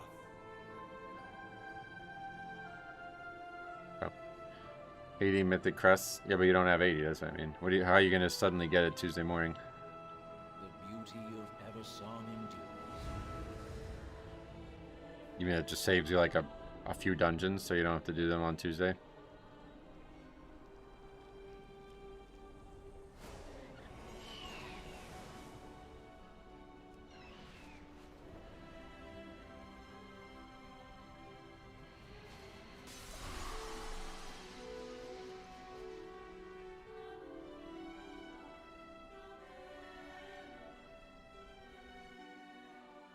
I hunger for the opportunity to work together again. Come, let us forge a weapon. Okay, let's see what we got here. Well, if it Nascent Void Forge is ready. little monster. Are we waiting for our next meeting? So that's it. It's just, there's just that one quest and then nothing else. Alright.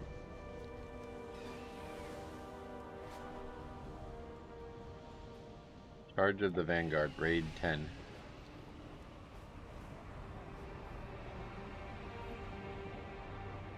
Champion, I hope you brought your finest allies. Today we burn away the void. The light still blesses you. Oh yeah, okay. That's actually interesting. So while we're trying to read the quest, these things are going to be happening. The void presses. You've made it for our charge. At long last, we will ride to glory and dispense justice upon this vile creature who would levy the very void itself against us. Today is the day Zaltaz's forces will face our judgment. Now is the hour we strike back. Come, let us make an end of this enemy. Story mode available next week. What the fuck? That's really fucking brutal, honestly. Alright. The Vanguard of the Light. The hour has come. Move with the champion's forces.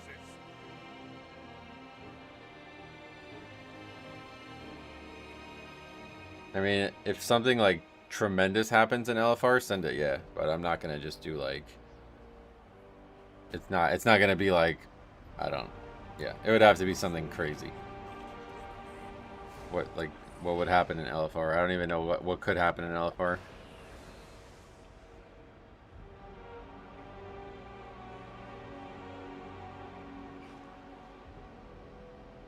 New doorways have opened to us.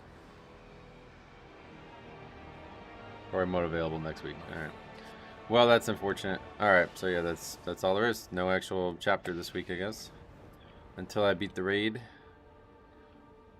They want you to earn the dope cutscene instead of give it to you in story mode. Yeah, I don't blame them. I support that decision.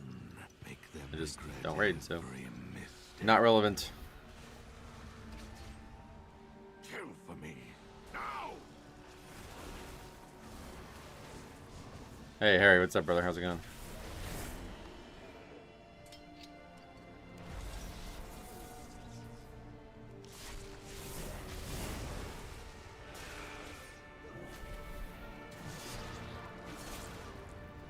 Thanks refusing to do mechanics because what you tell them what to do.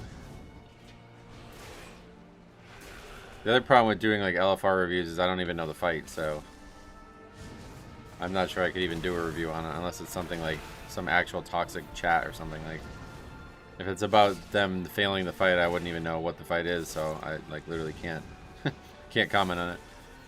Who's your favorite WWE wrestler? Oh god, what the hell? I used to actually go all in on that.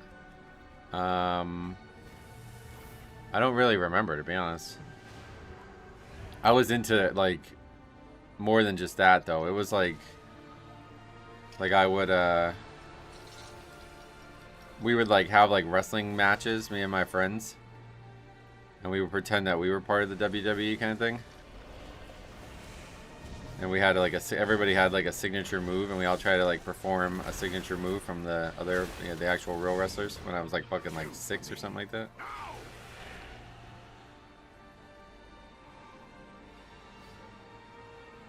I got put through a ironing board. Oh shit! I didn't realize it was so popular in England. That's interesting. I didn't feel like you would know about it. Me and my band played a gig at a wrestling show last year. That was a lot of fun. Nice. What is that like? Was there a lot of people there to hear a band, or was it just you were just there and there was other stuff going on? It makes sense because you've always been my favorite wrestler, Metro. Oh, why? You grew up on WWE. Wow, that's crazy. Yeah, I remember like Goldberg. I remember like there was like all kinds of like storylines and shit. I don't know. I that was very long ago. Like I don't remember much of it, to be honest. But I do remember loving it. That much I remember. And like straight up like just breaking on my bed, basically. Like we would like wrestle on the bed, you know what I mean? Because like where else are you gonna wrestle? And yeah, I remember like fucking like pile driving somebody through my bed and my mom fucking freaking out. Like I don't know, I don't actually know if it broke or what, but I just remember her freaking out.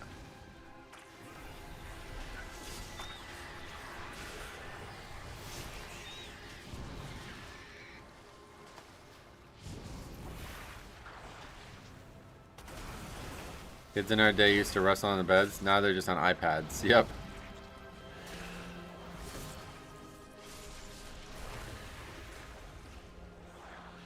Me and my buddy Derek used to try some wrestling moves on a trampoline. Oh, that's a cool idea. Randomly dismounted again. I don't know what that's about.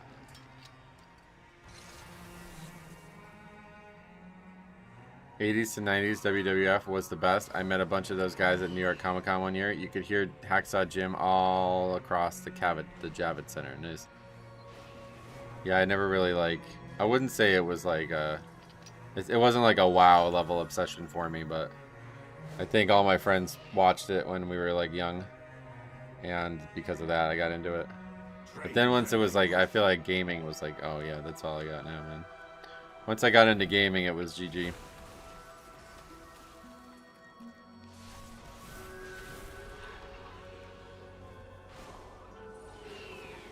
I believed it was real until I was about 20. Oh yeah. I mean, it's, you mean like the storylines of it not being real? It's like definitely real. I mean, it's just not competitive, I think is the way to put it. Like, I get why people say it's not real, but it's still, I mean, it's just not really competitive, I guess. Like, they're not actually trying to win and harm each other, but they are doing the things that they're doing. It's hard as shit, man. It's like, it's not a sport per se, but it's an activity or whatever you would like. It's something that's really fucking hard to do, no doubt about it. Speak with the wait, Decimus? This world quest is here. Oh wait, it's this one. We've done this a million times now. Is this actually gonna give us Delver's Journey? Or what? Why did it say Delver's Journey? Prey Progress?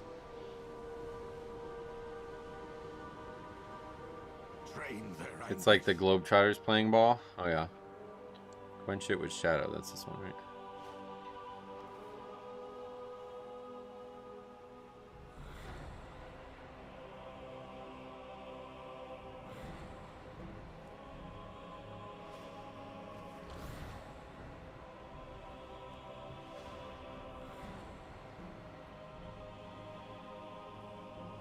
Just click the void repository a bunch of times.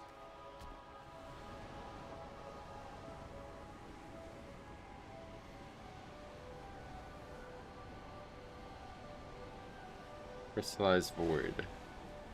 Wait, no, that's this one. Got it. Some of it's real, sometimes unscripted, like Mankind and Undertaker's famous steel cage match. Yeah, from what I understood, that like sometimes the script is to just be unpredictable, but that's not common because then people get hurt. They have to be like unpredictable within some kind of parameter of not hurting each other, I guess. Oh, how close they are now. Can you taste their fear? I can, and it is exquisite. This guy loves this shit, dude. This guy loves us killing these enemies.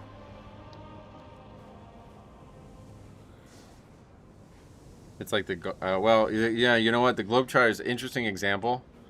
That's clearly not real basketball, but it's fucking hard, I'd imagine. I don't know how the hell they do some of the shit they do, to be honest. I really have no idea.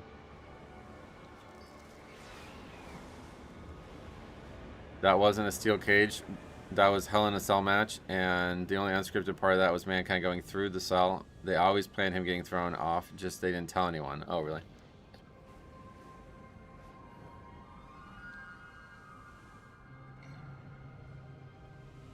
The outcome is predetermined, but to quote good old JR, you can't fake falling off a 20-foot ladder. Yeah, that's what I was saying. That's kind of crazy. It ain't easy, I'd imagine. Where's this? Here? I'd imagine it's just as hard, like, physically as anything else out there. The problem is they all have to, like, take steroids just to look a certain way and shit. That's the problem. That's the real issue with that sport, quote-unquote, is that it's basically like male models also throwing each other off ladders and shit or whatever.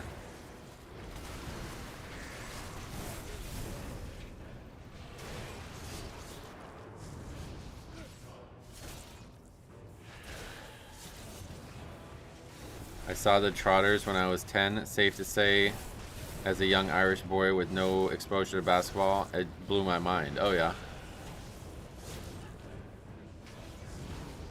Yeah, I saw them when I was young too. I still have a signed ball. I don't know if it's worth anything, but maybe someday. My dad said when I was young that it would be worth something because all those guys retired, like the original Harlem Globetrotters, I guess.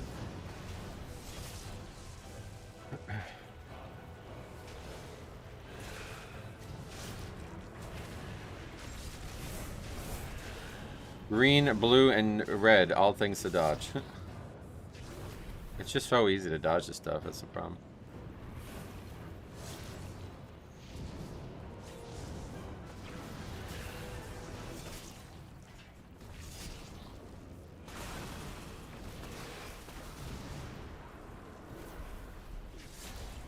Doing the things they do safely is just as hard or harder physically than any other sport. Yeah, because it's never like that. Like, no other sports are trying to do like the most audacious thing you can do, you know what I mean?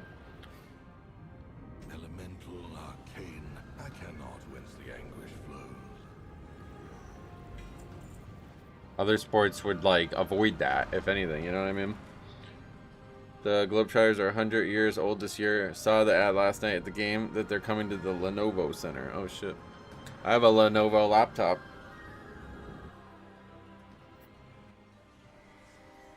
Actually, steroids are exceedingly rare these days. The government came after wrestlers in the 80s for that, and ever since, the only steroids are prescribed ones to heal injuries.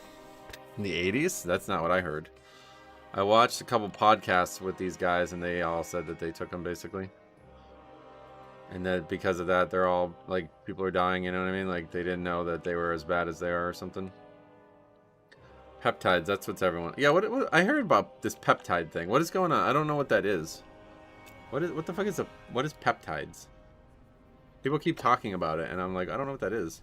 Short chains of amino acids acting as signaling molecules that regulate bodily functions like collagen production, muscle repair, and metabolism. And they're unregulated or something, people were saying? Can you, but is it like, do you buy, like you have to buy them or do you eat it? Or what, like, what do you do? It's not. I seen an ad hiring people to do the Globetrotters. Oh, really? That must be hard. To just hire somebody to do it. Skateboarding and other extreme sports are the only other sports. Yeah, that's true. Yeah, no, there's other extreme sports like that, I guess, yeah. Injected in the belly like growth hormone. Oh, yeah. So you have to buy it from, like, a place that sells it specifically. It's not like you just go eat certain foods or something and you're fine. You have to actually, like, it's like a medical thing.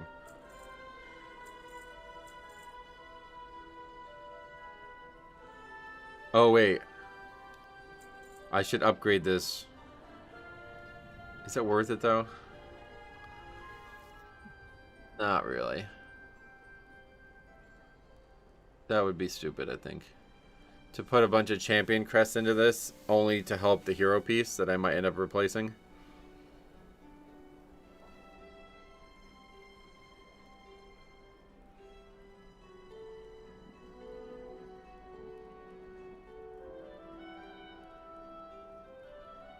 You would save 20 hero. Yeah, but then I would lose a bunch of champion, though, that I don't need. That's the problem.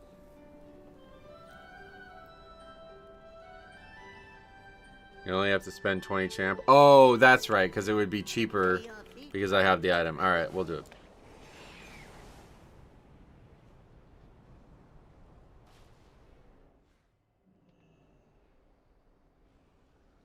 What do you seek?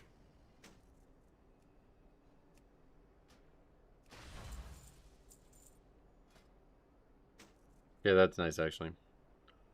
And we actually have... Wait, what the fuck? Wait, where the hell did we get 120 hero already? What the hell? Should I upgrade this then? I mean, it's probably a good idea, right?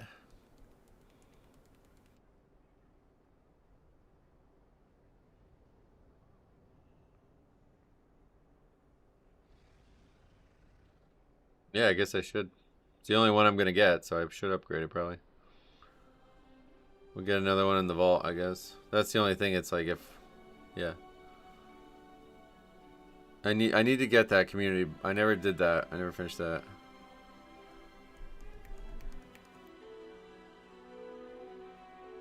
Alright, we're going to upgrade it. 276 helmet. I got them all from Delves, huh? Interesting. Okay, yeah, we have to finish this too. Do we have to pick one? Yeah, we have to pick one. So yeah, we obviously want a hero.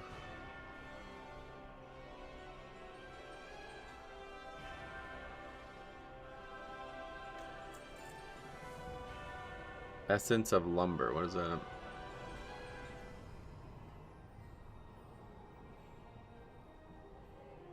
Oh, you can go get more materials. Delves and Nightmare Prairie, where I got my 120 is. There's nothing else for me to use them on now. This one item was all there was, right?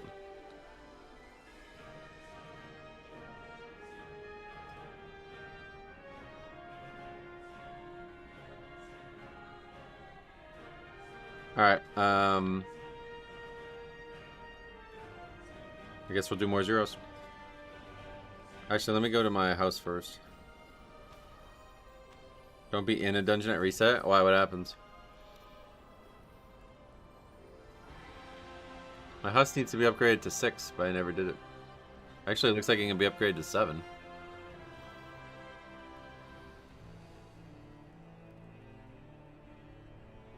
My house is like fucked. I accidentally changed the way it looks, and now it just doesn't function anymore. All my shit got ruined. It's like inside, this stuff's like inside the building now. Really frustrating. Can't wait until the MLB. Yeah, 2 more weeks for that, right?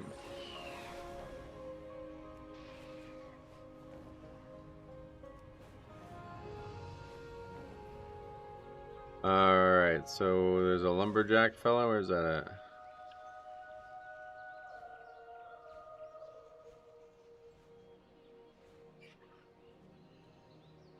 Assistance protocol activated. Wait, what are these? Why are these here?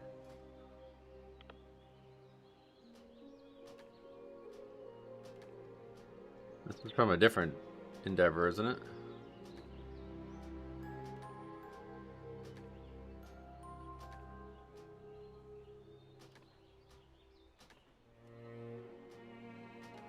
Or do you just get so many coupons? It's like no reason not to buy them. Standing by.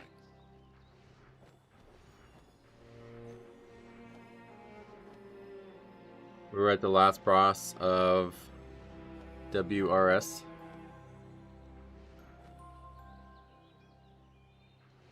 Max Fried is the Yankees' day one starter, if I remember correctly. Yeah, he's gonna be Cole still out. He'll be back in apparently before June, I think, as they said.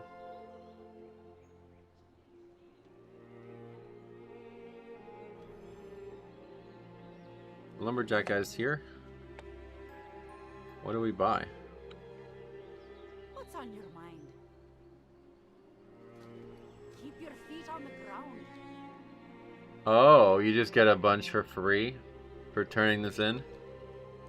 Oh, that's how you get is 20? What the fuck? That's not very good.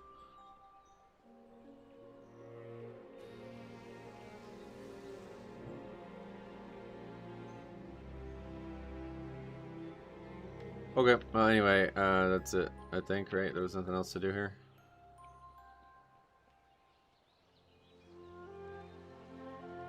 We've been done with this for like years now. Oh yeah, that's right, I was gonna upgrade this shit, yeah. General contractor, is that the guy I need to talk to? Looking for something specific? Let's do it. See you around. What can I do for you? Safe travels. We can't do it now because we just did it, maybe? See you later. Hello. What did he say? Good day. Unfortunately, I don't think you're quite ready for an upgrade. It's important to get ready to know a house before you get... Oh, did it upgrade it even further? Oh yeah, it just automatically upgraded it to 7 without me having to do it, I see. Wait, this goes to 10 now. What is 10? You can't actually see it, I guess? Oh, you have to click it. 10 is not available still, okay. That doesn't matter, I'm never going to touch that again. Alright, zeros.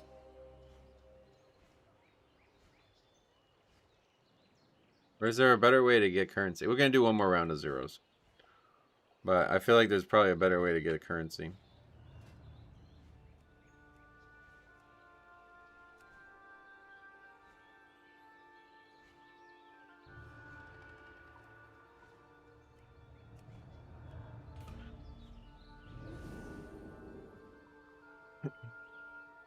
$80 currency for like 3 hours of work or whatever it's going to be is really not that great.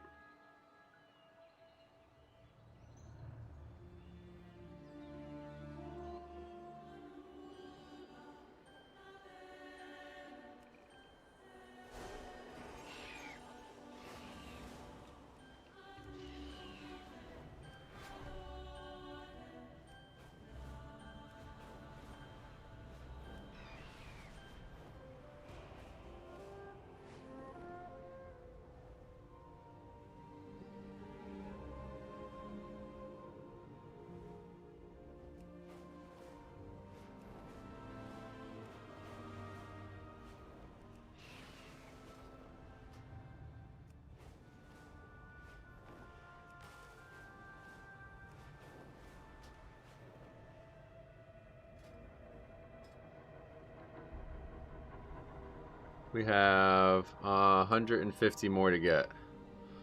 So if we had to get it only from here, we'd have to do another full day, but I assume you can get it from Prey, like redoing Prey over and over again. And then there will be 4 more Bountiful Delves now. I can do those 2 today. And presumably they give some too, I think, right? I just don't know how many. I think they give 10 each. So we'll probably do today's zeros, and then we'll do other shit to get the rest of it. This will probably be the last day of zeros we do.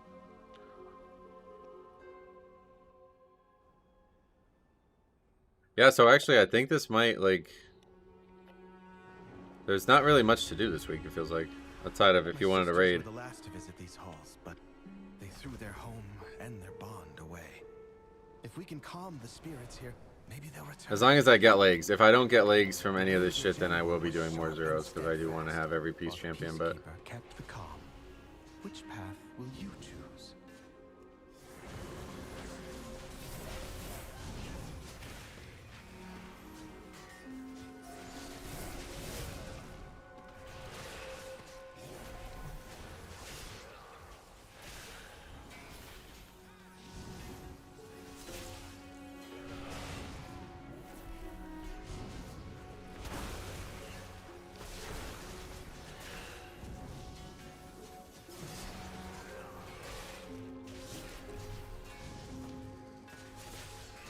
that guy died. I think he like charged in. He was already dead. That's funny. I'm still using adventure legs.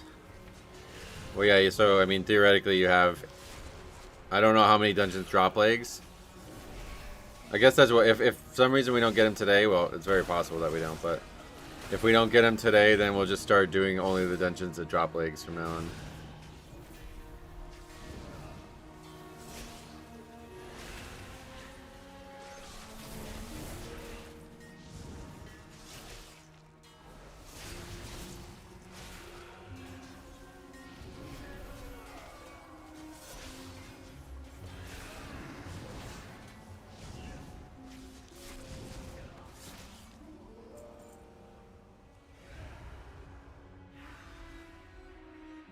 Sylvanas didn't ask to be Ranger General, but she gave everything to the task, including her life.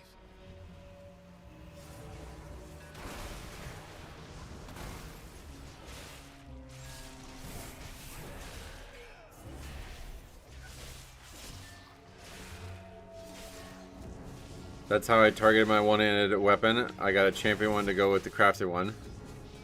Nice. Yeah, well, we probably should have a look at which ones drop legs.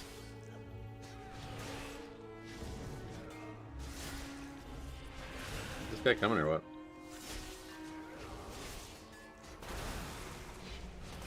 He's dragon riding. Or he's not dragon riding. Taking steady flight, probably.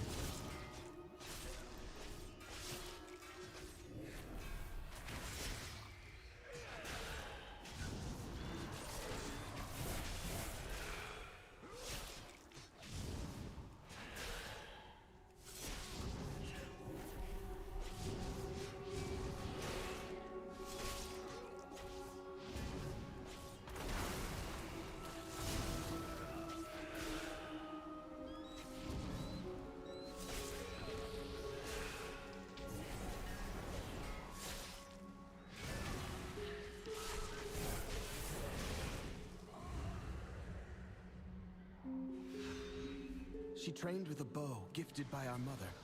Undead fanatics have invaded to loot it and anything else that belonged to her.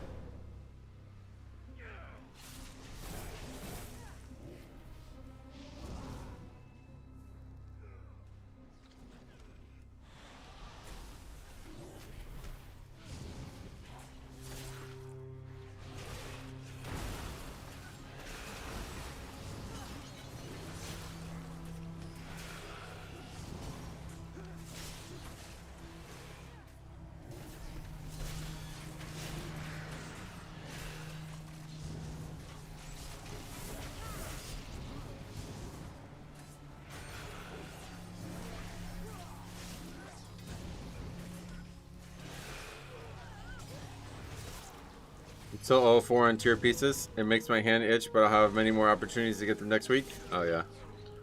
I am 0-4 on tier pieces too. I mean, I'm in no rush to get them, honestly.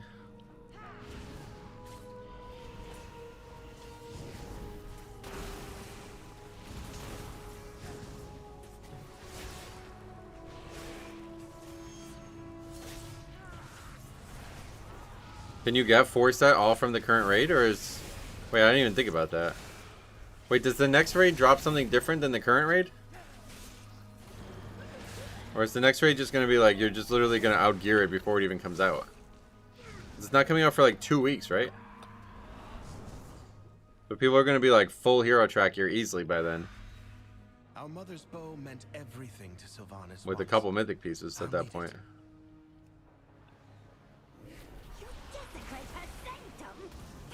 You can have your full 4 set just from this raid, gotcha. Well, that's weird. So what is the next raid? Is the next raid like only specific items? It's definitely not the 24th. That'd be next Tuesday, right? I think it's 2 weeks. Beware.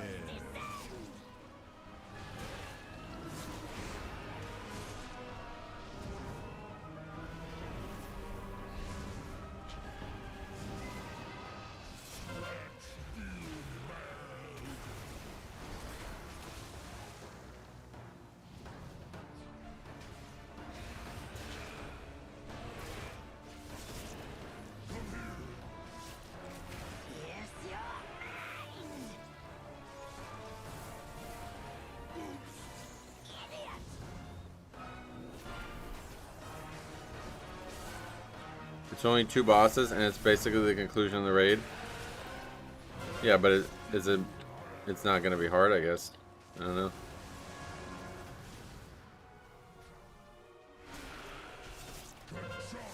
It's gonna be weird. A raid coming out halfway through a season like that. I haven't done that since like Legion, I think.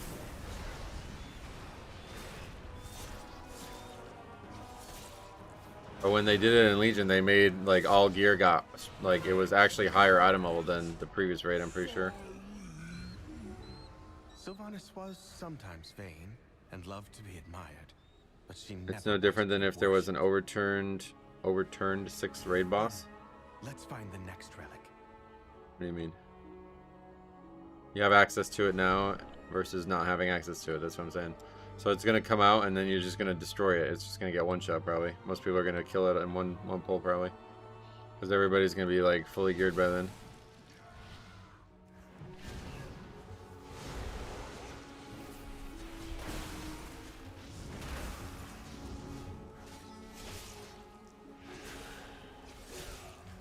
It's supposed to be harder mechanically. Oh yeah.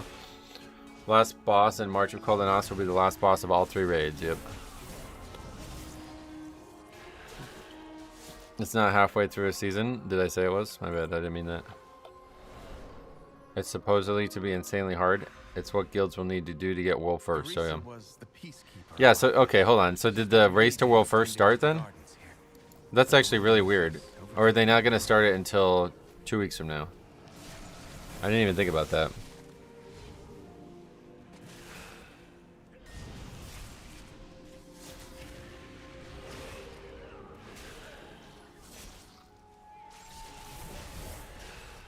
This week doesn't count.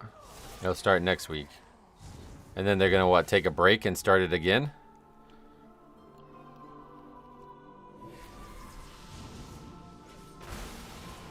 Oh wait, no, there wouldn't be a need for a break. Because yeah, next week and then the week after that, the next raid comes out. So the question is, if they don't finish the current raids on Mythic this week, what do they do the final week? World first has to be all 9 bosses. Oh, really? So they can't just like do the one that would be considered the end boss and that's it? Oh, that's really fucking weird. I bet they don't like that.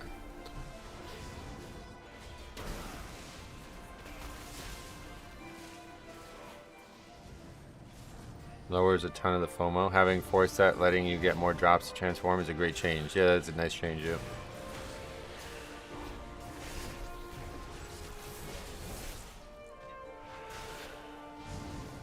All the Wolf Forest Raiders are counting down the days on their live streams. Nice. But I thought they would do... so they normally would have done a heroic week like stream, right? And that is no longer needed because now there's going to actually be 2 weeks starting next week. So now they're just doing it all off stream or something.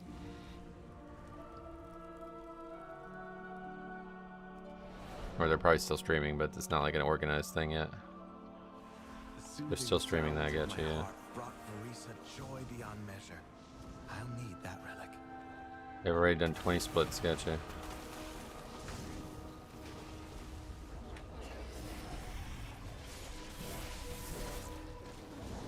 Mooring the walrus. But so it's like the race to world first doesn't actually like matter until Mythic comes out anyway. So it's like always like this when there's no Mythic, I guess. It's not really a race yet. It's just preparation for the race, basically.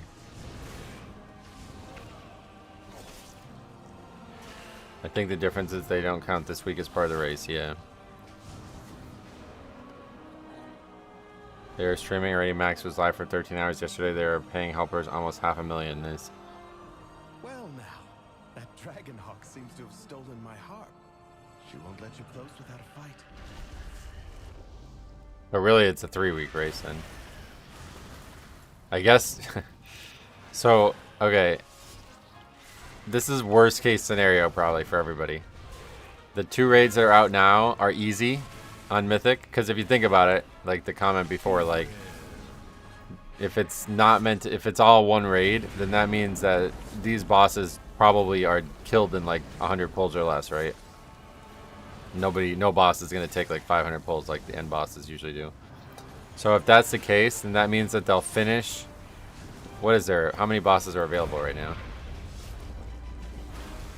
Let's just say 8. I don't know how many there are, but if they finish all 8 bosses, say like Saturday of next week, then they just don't fucking do anything for 4 days, I guess.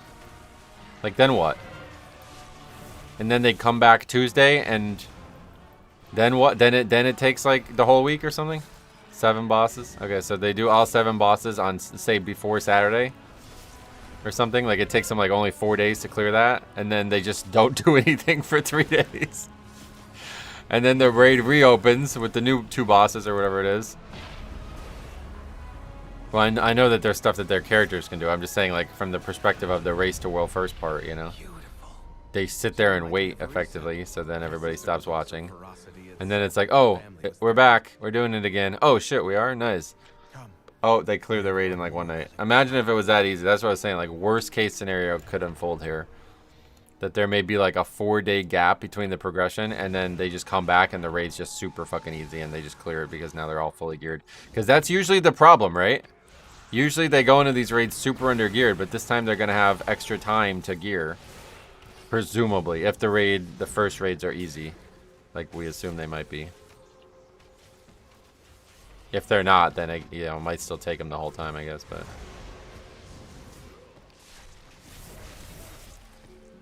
They think Crown King Valera will go second reset. Oh, for real? Oh, okay. Yeah, I mean, I guess the last time they did something similar was Anduin and Sepulchre. So, and Anduin was very hard, right? And then the next, because then like the next 2 bosses were jokes, right? And then after that, Jailer was hard again. So maybe.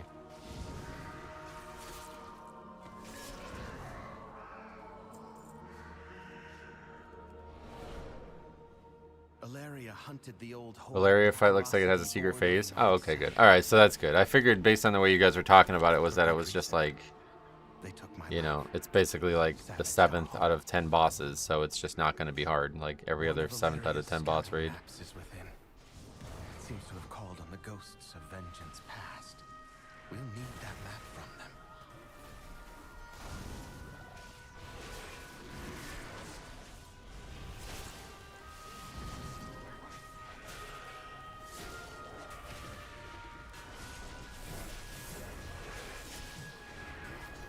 So then I guess, okay, so hold on. So now this is even stranger then if that's the case. So imagine if it does take a second week. They keep doing that, right? Or do they go on to the other raid and come back? I guess they keep doing that until they kill it.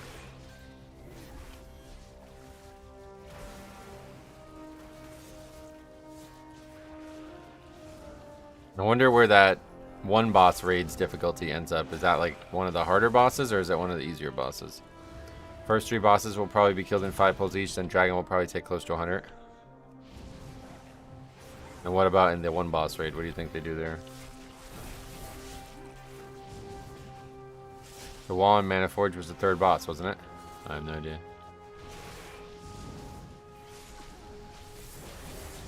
Baxi thinks harder, Cop thinks easier. Gotcha. Primaris will probably be around 100 plus. The single boss raid is the third most difficult of the tier. Okay. So do you think they would actually try to do it in that order, or you think they would just try to knock it out first or something and then do the other stuff?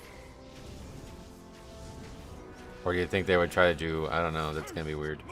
I guess it's about how you get gear the fastest, so they're probably just going to go in back and forth. I actually fucking love the idea of having raids in different, like, I really like this concept. This is the one I really wish I was still raiding. This is like the one time I can say that. There's not been, the last raid looked pretty good and I think I would have enjoyed it. But this raid and the way things are set up this time, I think I drastically miss raiding because of it. This is my favorite type of raid situation where there's multiple raid bosses in multiple instances.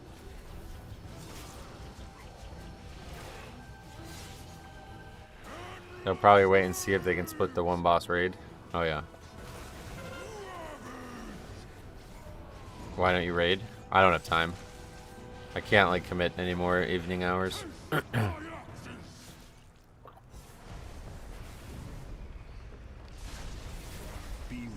But yeah, you say about qualify, but unfortunately there's not a lot of groups looking for tanks. When I stopped raiding with this guild, I did try to find another guild, but there's just not many. Like, it would have to be a daytime guild, and there was just like straight up none looking for tanks. Now it's probably easier because of the whatever, you know, cross realm everything, but yeah, at the time I couldn't find anything.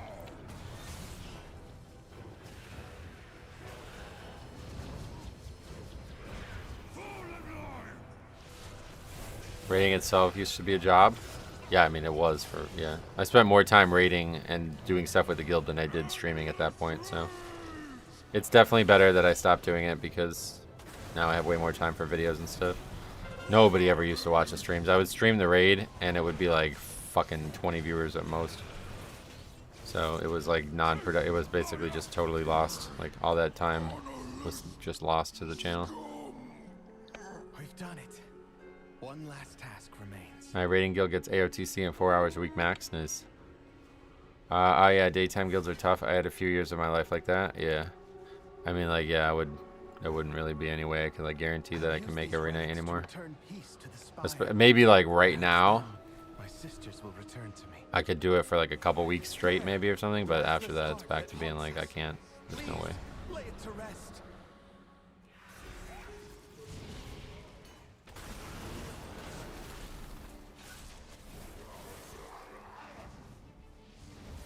Yeah, nobody really wants to watch the raid, I guess. I don't know why. I mean, I think it's just most people do it themselves, so there's nothing interesting that happens, especially in like a guild raid. Something has to be interesting, I think, about the guild raid for it to be interesting for people to watch.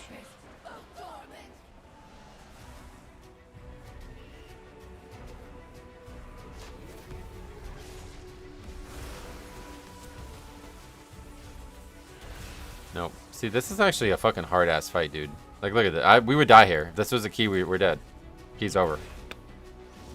I went up 2 seconds early, basically, and that could have been a wipe right there. It's probably a worse problem for the tank than it is for the DPS, but still, it's a problem. People like watching the world first, any world, and world last. The stuff in the middle, not so much, yeah. It's just so long, like, progression, you know? I don't think there's many people who want to like follow a 400 pull progression boss, you know. It's a daytime-ish guild. We raid 3:30 to 6 p.m. on Saturdays. So nice. If you miss a raid night, they find some other guildie and you're out that week. Yep. Well, I mean that's the thing. Like as the tank, I can't. Like that's why I wouldn't even try to do it because it's so hard to find a tank spot as it is. And then me being like, yeah, literally. I don't even know that I can make it every week. Like, it would be hard to shuffle every week to make it.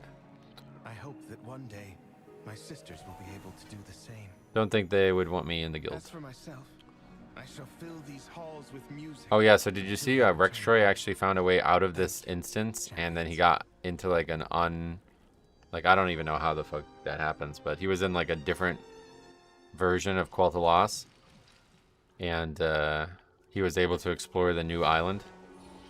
That was kind of crazy. People get frustrated watching non-Will First rating because they always feel like they can do better. That's, well, that from the viewer's perspective, or from the streamer's perspective, it's also awful. Because all you get is backseating the whole time. That's why I just straight up wouldn't even read the chat. I just close the chat.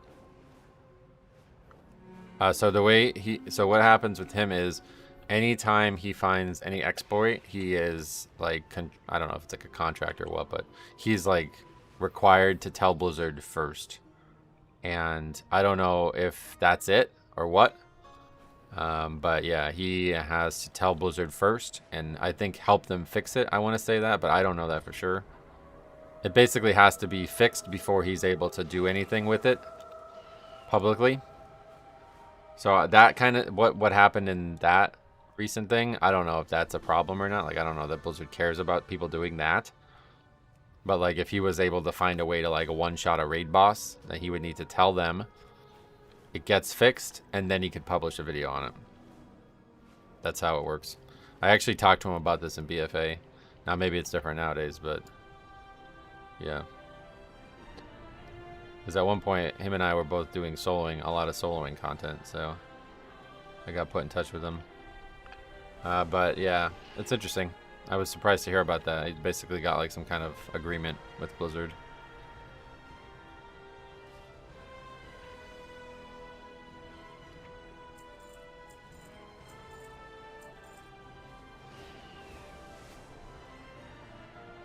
It's not just report. He like actually like, this is how you do it. This is how you fix it, kind of thing, you know?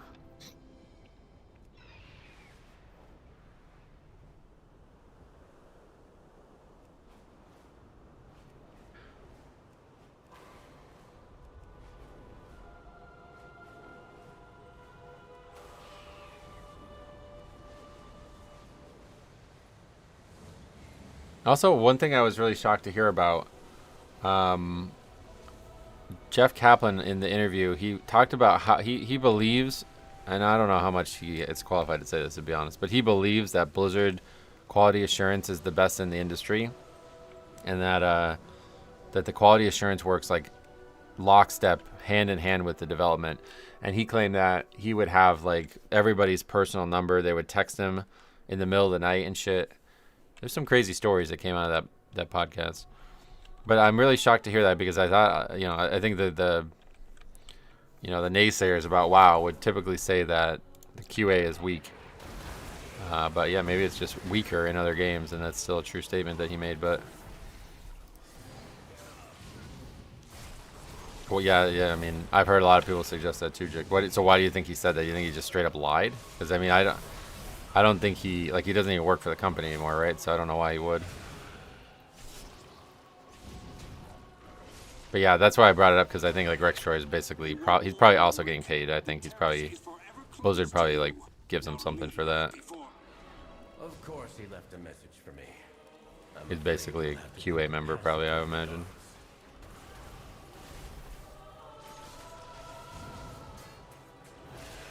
I mean, I don't know. I mean, he worked for the company, and you know, I don't know. It's possible that he's lying about it, but I don't know why he would. No, he was there. He's been there. He only just quit, right? Right when Overwatch 2 came out, he quit. What was that, only like 3 or 4 years ago?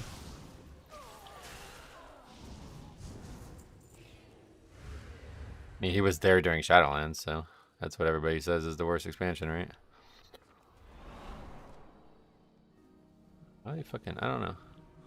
Trouble navigating this. Is he talking about MMOs? I mean, he's talking about Blizzard, I think. That's it.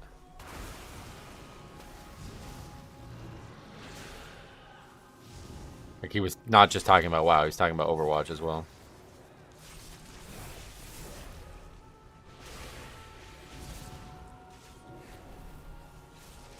He may be under NDA, or he may just be saying it is a favor.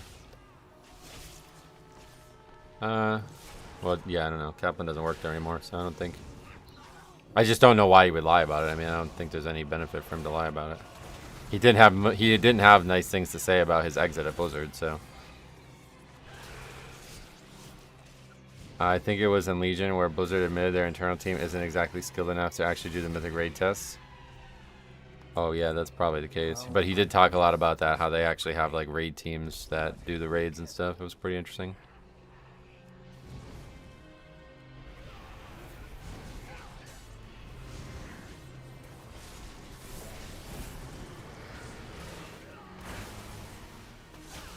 But he was saying that like it's not just about they work so close that they're basically like the first alpha testers. Like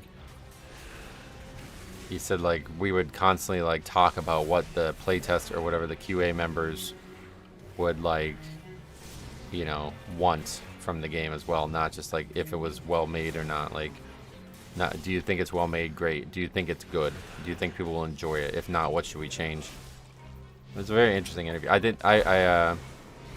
That was probably the best podcast I've listened to in a very long time. I never listened to that Lex Friedman guy before. That was the first time I ever watched a podcast of his. I was under the impression that dude was like more like political stuff. I don't know why, but yeah, it was like literally just gaming and fun shit. So it was a great podcast. It's 5.5 hours. I didn't actually finish it. There's still a good amount left, but it's like less than an hour left, which I never really. My next drive is 2 hours, so. My interpretation is CS stock options, so he wants the company to do well, but he doesn't have any goodwill towards the company. Yeah, I don't know. It's possible that these guys are like high-level manipulators, but I didn't get that once. Like the gist of everything he said seemed very genuine.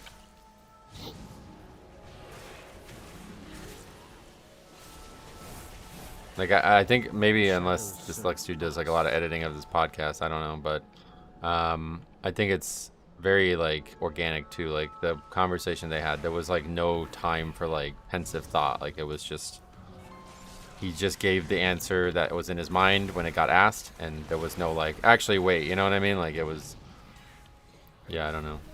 I really thought it was one of the best podcasts I've ever listened to. But it's partially due to my experience with golf as well, because I was golfing while I watched the first half of it, or listened to the first half of it. That was like one of the best experiences. It was a great mix of a great podcast and great golf. I've never done that before. I actually really wish I could do that more, but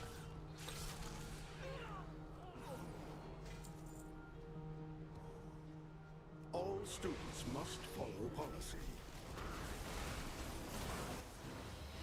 Policy demands compliance.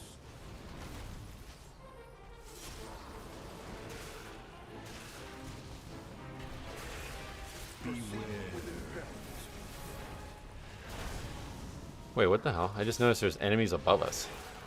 Please remain. You can't get up there, right? They're just RP up there, I guess. Demands compliance.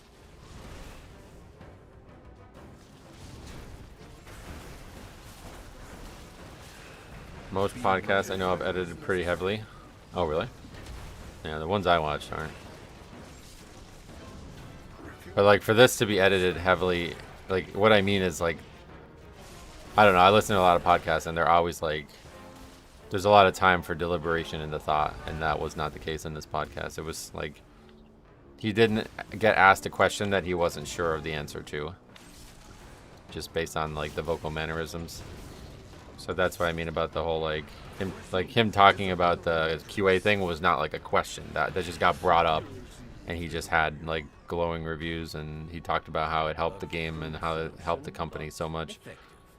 So that to me is like an organic thing that was like he genuinely believes that, you know what I mean?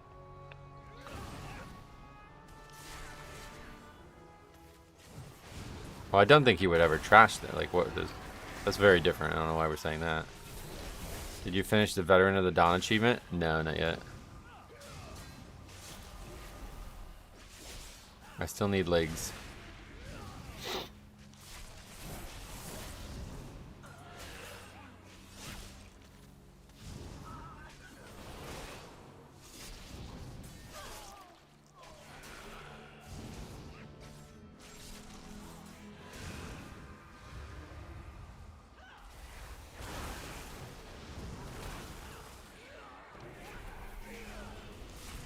That dude loves his ads, though. It was like 20 minutes of ad reads before the podcast started.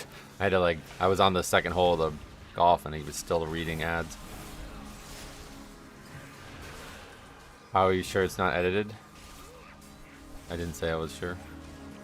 I just said that the answers he were giving, like, if they were edited, it would have to be, like, significant, like, because the answers are flowing and very, like, they're very natural. Like, he doesn't stop and think, you know what I mean?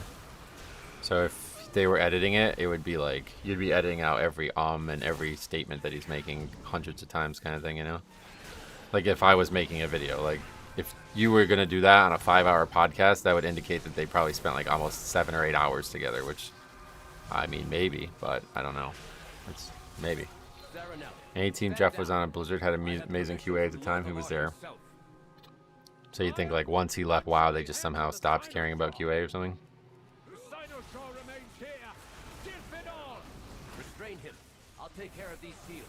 Oh, no, there's 0 edits. The podcast I watch, normally I would watch them, like, actually watch them, and you can see there's no edits in them. Like, the only edits would be like, alright, we're going to take a break for the bathroom or for ad reads or something.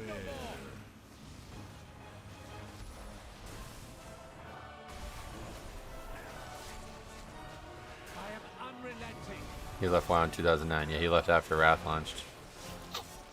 But that's what I'm saying. Like, you think, like, they just stopped caring about QA or something?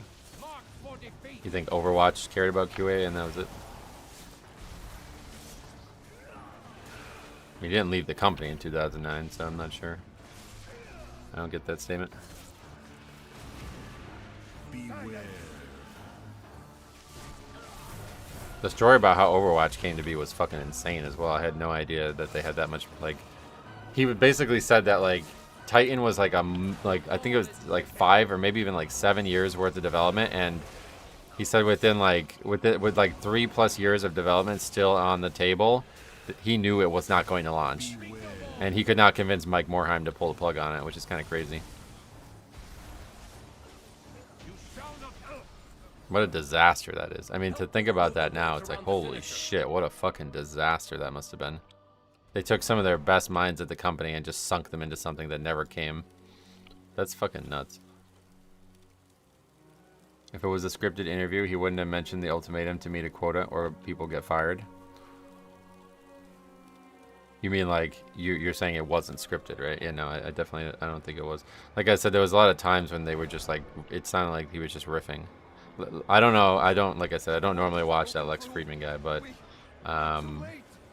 it didn't. He barely was present in the interview. Like, it was literally just Jeff talking for 4 hours and Lex asking questions for 1 hour, basically. I can't tell you, at least starting from Legion, QA was terrible. Yeah, I don't know. I haven't played a lot of games besides WoW, so maybe I mean, I don't know. I don't think it was terrible, frankly. I think it's overblown how bad it was, but I don't know that other games are any better. That's the problem. Like, with the scope of content that Blizzard produces, it's hard to believe that there's games that could produce that much content and be way better QA.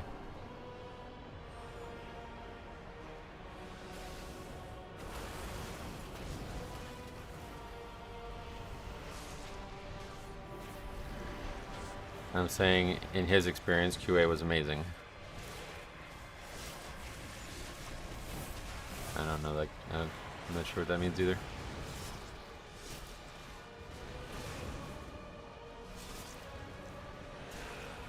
Well, so what I was saying, though, is not just like, he wasn't talking about his interactions. He was talking about how it was handled.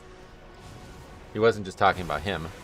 He was talking about, like, the way the company works. Like, the devs are, like, lockstep. Like, they literally work alongside the QA.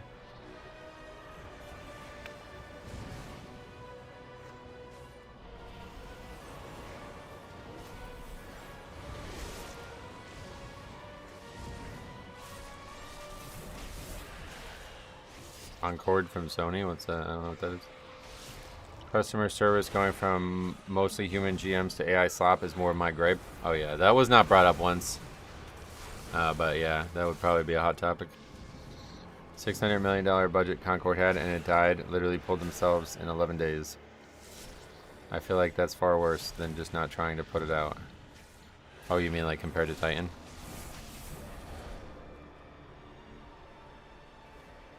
Yeah, I don't know anything about that game, I guess, but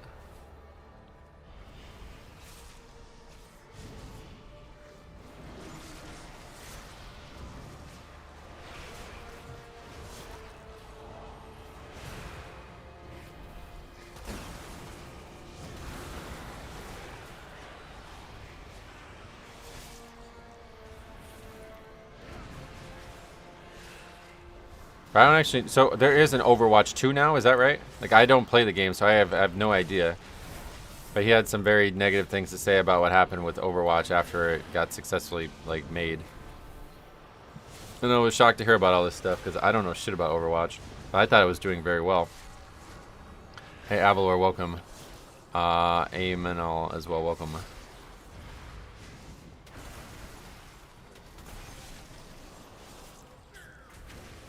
There's Overwatch 2, but they're renaming it back to Overwatch. Oh, for real.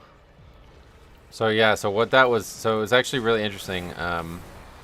He believes the reason Titan failed was because they were trying to make WoW before Warcraft 3 and 2 and 1. That's basically what they were trying to do. So instead, they tried to make Warcraft 1, and that was Overwatch. Just a game that was going to be like the starting point for a universe, mostly PvP. And that would get people hooked, you know? And then their goal was always to make Overwatch 3 as well. And that was going to be the MMO. And then so I guess like a lot of the people on the team to make Overwatch were not happy with it being a PvP only game. And they were frustrated that the development cycle was not pushing it to become Overwatch 2 faster. And this caused like a lot of stress, and ultimately what led him to leave the company, I guess, quote unquote, according to him. I still debate this, but obviously just going off what he said. But yeah, so you know, the idea that there was some developers that were only there to make an MMORPG out of Overwatch like 10 years after the first game came out is actually kind of fucking nuts. Like that is crazy to me to think about that. Because that, from what I understood, the game was like super successful as a PvP game, but I guess the company didn't really care about that. It was only like a border, or it was like a building block to the next game that they wanted to make the whole time. And I think to me that tells you that they actually have an enormous success making MMOs. Like it's people think like WoW is not successful or something. It's like obviously the opposite. Based on the interview, I think it's the complete opposite. Like WoW is so popular and like profitable that they are desperately trying to recreate a second WoW. And the weird part was that he believed after Wrath launched, the company believed that the game was going to die, and like it was on its last legs. Like when he left WoW, he believed that that was going to be like the end of its popularity. And it's like, wow, okay, well, I mean, I obviously went backwards, but you not knowing what Concord is only proves my point further. Gotcha. Well, I don't know what your point was in the first place. I was just saying that from Blizzard's perspective, like, you know, if Jeff Kaplan stayed on WoW, like, I don't know, that's probably better than having him work on a game that never came out, right?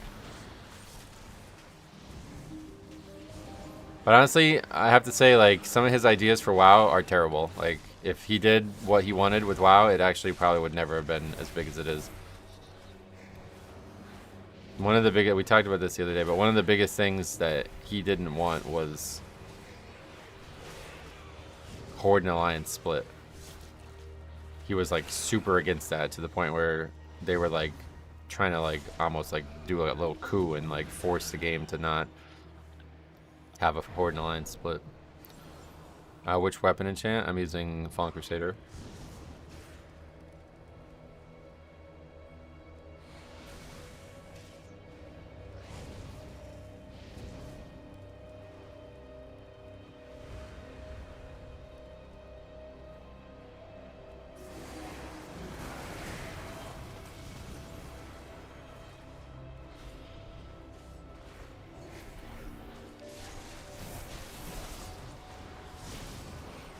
And I hadn't really thought about it, but it was like a fucking disaster. Like, after Classic launched, like, apparently even before Classic launched, but after Classic's development was over, everybody just scattered to the wind.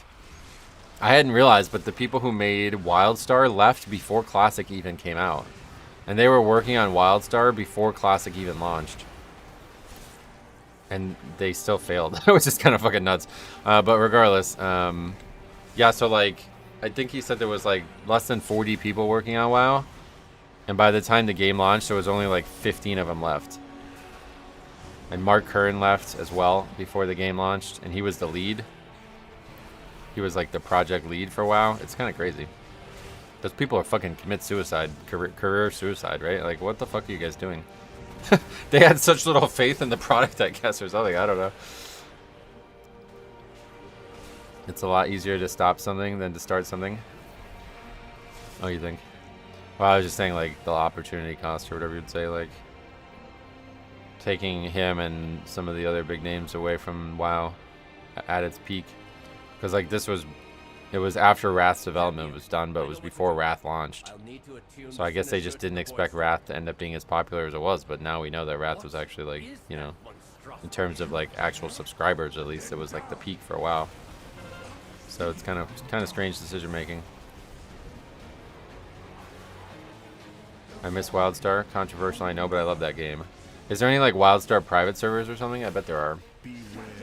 I never knew anything about it. It came out at a terrible time. It was like during Kata, wasn't it?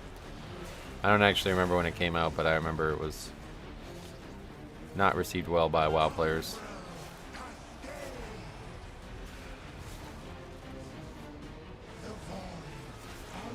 I still go back every now and then and watch Jeff's raid panel from the first BlizzCon. Oh yeah, I wouldn't mind watching that. What expansion was out when the first BlizzCon came out? They talked about that too. WildStar was great in its own way. Oh yeah. What was it like famous for? Oh shit. I thought I got hit by the other mechanic. I thought I had soaked that. I think there was one, but it's super low pop and people struggle to do content. Oh really? So the game wasn't like popular enough to have private servers, that said.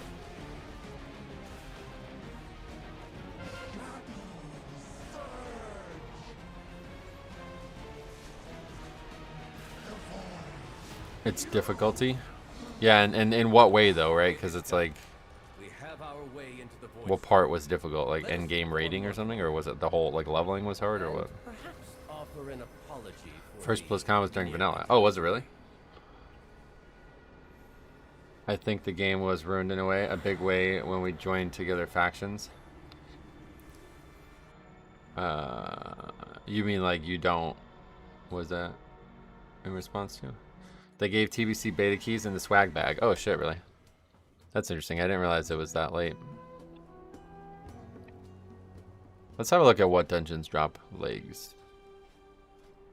Even the regular dungeons were challenging for most people? Oh yeah.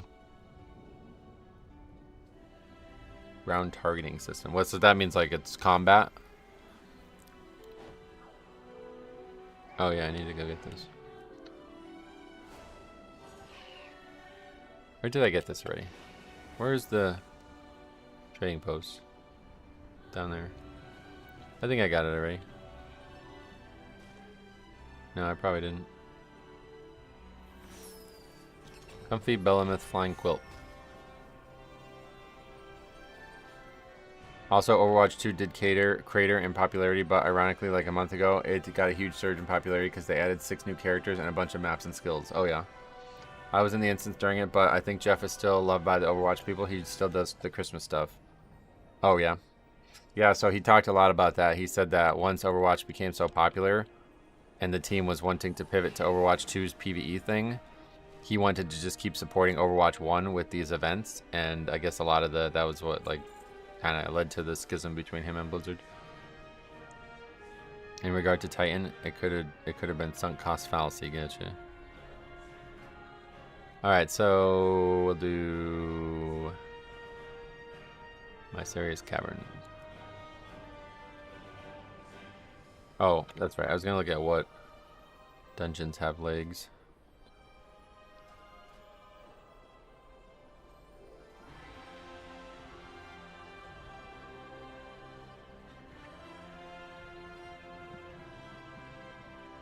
Okay, so they don't have one if it's not on the list, right? Oh wait, this is only this. Current season, MGT, legs? Okay, so there was legs, we didn't get them. No legs. Legs. No legs. Algathar has legs. Pitasaran, nothing. Skyreach? Nope. Alright, so it's literally 3 dungeons. Magisters, which we missed. Nexus Point, Zenith. And Algathar.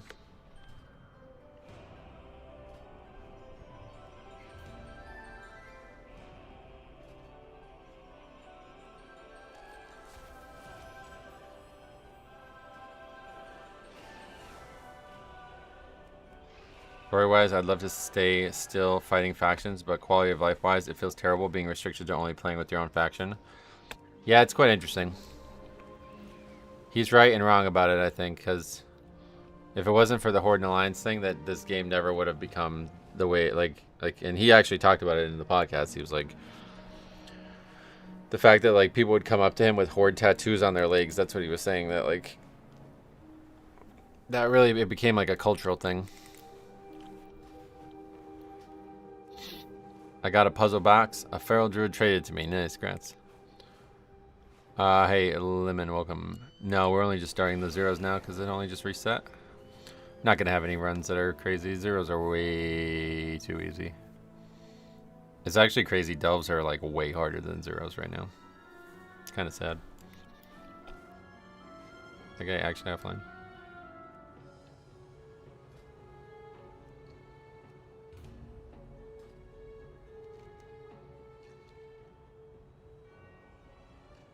What's even more wild about sinking millions of dollars into games and canceling them, making movies for millions of dollars that are 100% finished but never get released, but never releasing them for tax write-offs? Oh, is that a thing? Tax write-offs?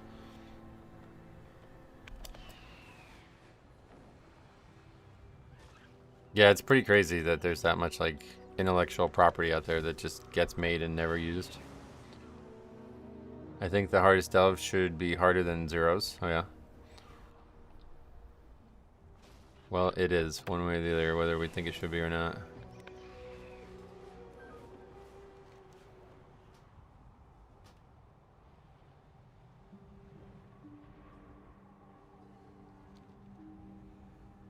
The thing about delves that's like hard to quantify is the fact that you get like 1 hero piece a week.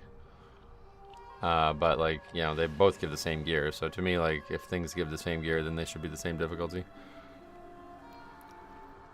How do you feel about keeping the factions, but moving towards any race can be any faction? That I don't think would work. Like, you'd have to totally rewrite the lore of the game for that to work. Just the other week, I found out there's a Batgirl movie that Brendan Fraser was in, but it never released. Wait, what? Brendan Fraser.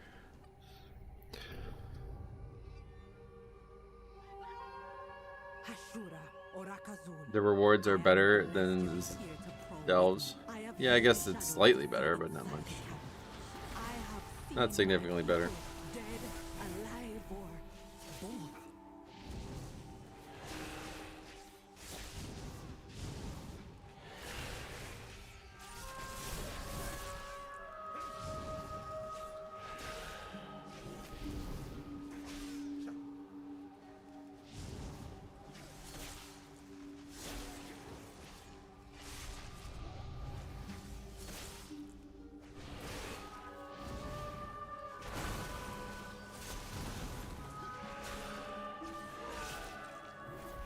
What's even more crazy is creating movies and plays to be so bad deliberately that you never have to pay the investors. Oh yeah. Jobs also get significantly harder in groups of 3 to 5. Oh really? Well, that's more from my point than yours, but yeah. Vinity X. How's your DK gearing coming along? Good. The only piece we still need is legs. And then we will be done with gearing for the week. We'll just have to spend our currency and cap our currency still. I don't remember the last time I did a delve with that many people. In Season 1, there was a lot of push. Season 1 of the War Within, there was push to do delves as a group because I guess they were hard as non-tanks. There was no tank brand, you know. But it was funny because somebody submitted a Delve Disband, got like a big argument. I think I did a review on it.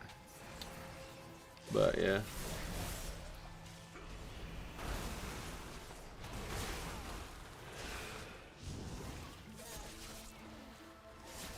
Five-man tier 11 are as hard as Mythic 10. Oh, really? So why would anybody do it? How do you know? Like, if they're actually that much harder, why do them?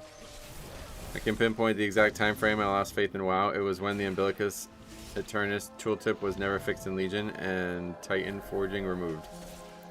Gotcha. Thankfully, is supposedly really good. Yeah, I've heard a lot of people bring that up. They said it's good.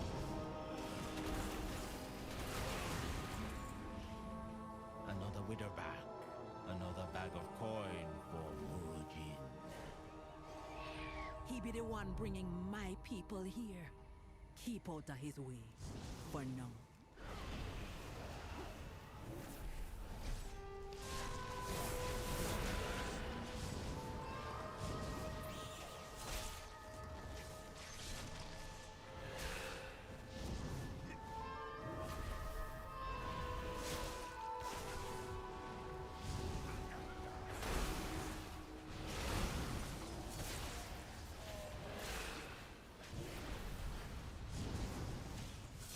Everyone I talked to has complained about how bad Tank Failure was, so much so that they made her tankier in hotfix last night. Oh, really? Huh. Well, that's another thing we need to do. We need to do the,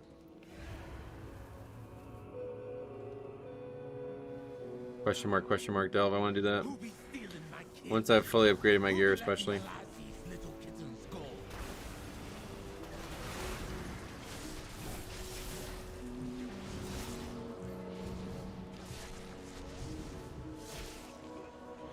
Okay, this guy's obviously not coming.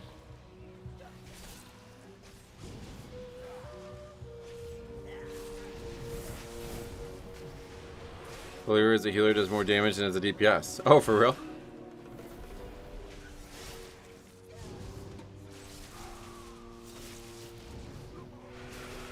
I like Titan Forging in concept. It gives you more reason to keep running content to get a little better gear. How do you think Titan Forging should be implemented?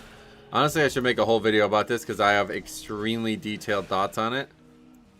But I'll try to TLDR it for you. TLDR, I think what they should do is... It's hard to, I don't even know where to start on this. I think they should do a full rework of how all gearing works, but I won't touch on that because that turns into like a full hour conversation. What I think for Titan Forging specifically they should do, they should drop Titan Forge chips. That's how I would describe it. Things that give you the ability to Titan Forge a piece.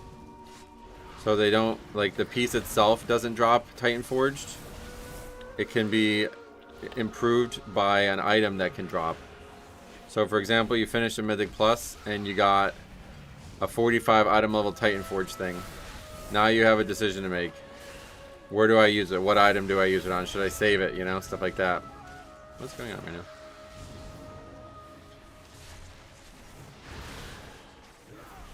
now? But yeah, that's how I would do it.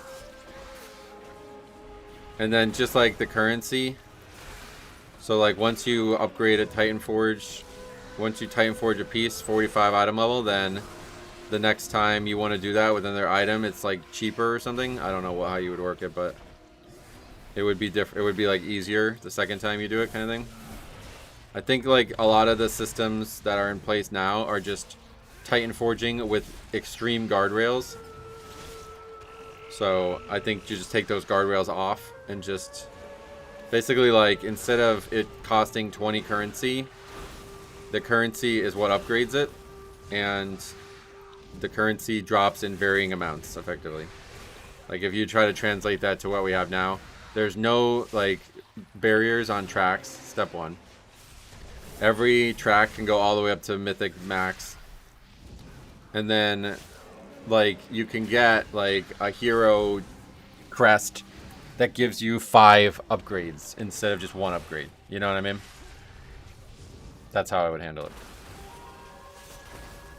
I'm kind of thinking bad luck protection, so if you already have a piece of gear, next time it drops, it's Titan Forge. That's a cool idea, but I don't think that's not really Titan Forging. But yeah, like the idea that like people would like constantly complain about the optics of Titan Forging, and I think that was what ultimately led to its downfall, because there was just too many people complaining about something that they were really just not understanding, honestly.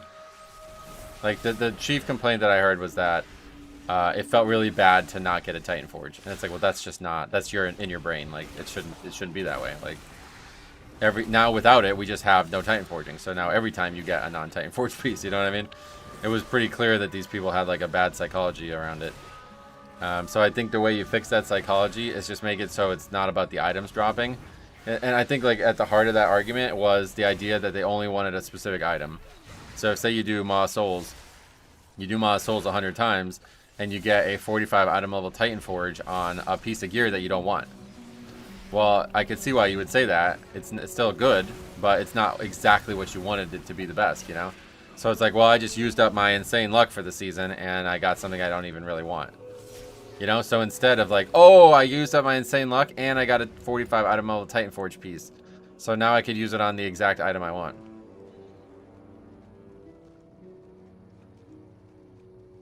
That's how I would, I think how I would handle it. But I think like it doesn't necessarily need to exist for it to be like the problems to be fixed. I think you just need infinite gear upgrades. That's what I'm doing with my private server. There is a Titan Forged model for my private server, but it's not great. It doesn't have like a visual side to it, so the gear is kind of wacky. It basically just changes the stats on the actual item, not just the item you own, but every item, until another one drops. So it's like it's not coded. Like I don't think there's any way around that. It's just how it works. So yeah, instead of a Titan Forging system, which I would like to have in my version, we have random stats on gear, which I like even better, to be honest. Okay, but are we gonna die here?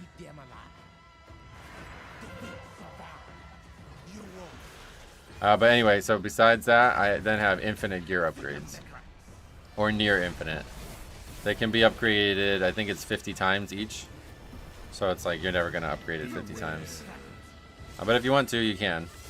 And I think that creates like actual true replayability then. Like you never stop gearing. And I think that would be how you solve the problems with WoWs, especially Mythic Plus issues gearing wise.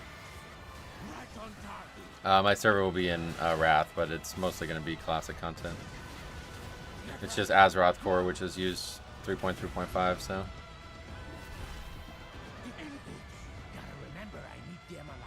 I'm going to miss going into raid uninformed. It's so much fun. Oh, yeah. But obviously the guild probably doesn't want you to do that, right? You should do normal raid right now. It's absolutely crazy how uninformed people go in there. The second boss is a group destroyer because the tank needs to be informed. Yeah, I'm not gonna raid, but it does sound fun. Hey Simon, welcome. Would just put it into the weapon. Yep, there's a lot of choices that you can make with it.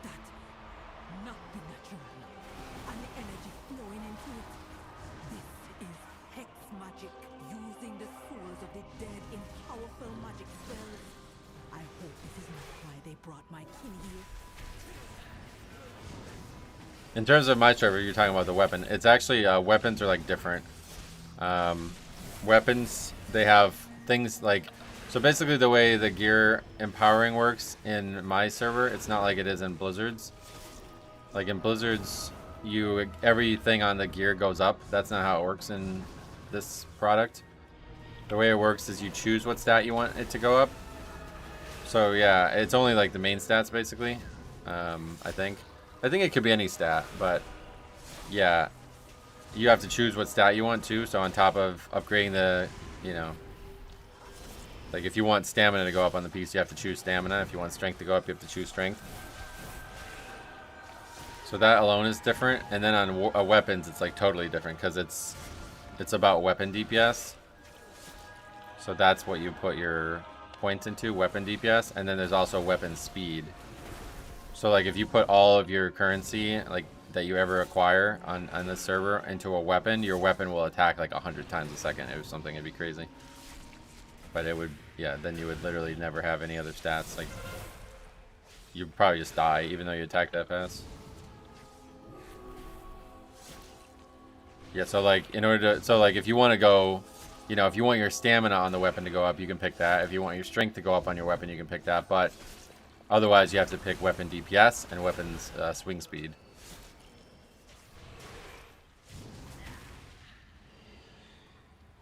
It'd be worse than we thought.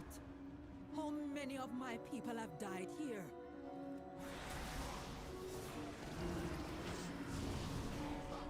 So I've not actually done a playthrough with this. This is a new system that I've just added for my new, like, version 3 of this server. But I'd imagine how it's going to work at max level is, you know, we'll farm a certain raid or piece of content over and over again to get badges that we use to upgrade the gear, and then we would probably put it, I would probably put all of my power into strength. Like, all of my badges would go into strength, I think, instead of actual just pure DPS, because strength will help with everything, really. But we'll see. I don't know. I'll make that decision. I'm going to be doing a playtest of it on the second channel. Probably sometime this spring, maybe this summer. We'll see what happens. My life's kind of all over the place right now, but if it goes the way I expect it to go, then we should have some time, probably in maybe 2 months or so. You would upgrade your reward? Yeah, I guess you could do that. I mean, it's gonna. Also, the thing that you need to think about is, like, Wrath has way more stats than Retail. So, like, you know, you could upgrade Armor Pen, you could upgrade Magic per 5, or Mana per 5, you could upgrade, like, fucking Holy Damage or something. Like, there's a lot more to consider upgrading. We'll see how it all works out.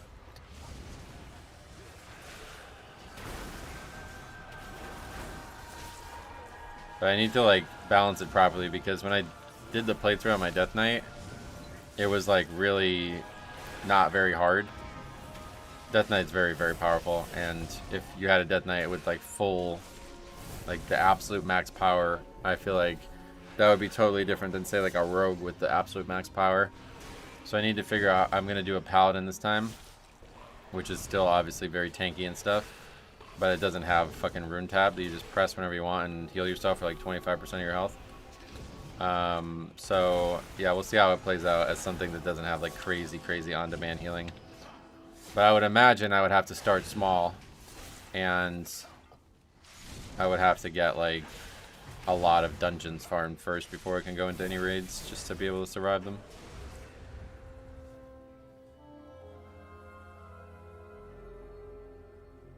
It's a question. Metro Delves also drop Champion Crest, right? Yep. Is it only from Bountiful, or do they always drop it? Like, you have to open a box for it?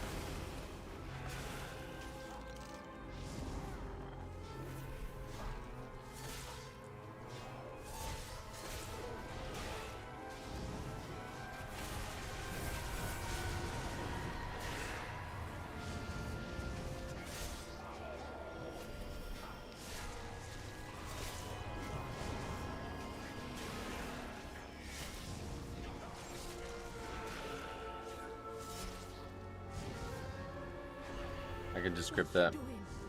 She's rending the souls, twisting them, feeding them to that monster. There are souls still that we can save. You confront her, I gonna release all the souls I can find.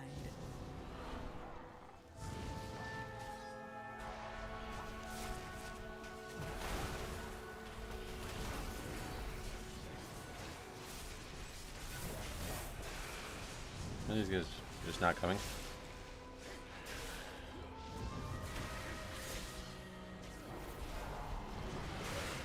I think you can get up to 8 champion from a non-Bountiful Dell, but I'm not positive on that. Yeah.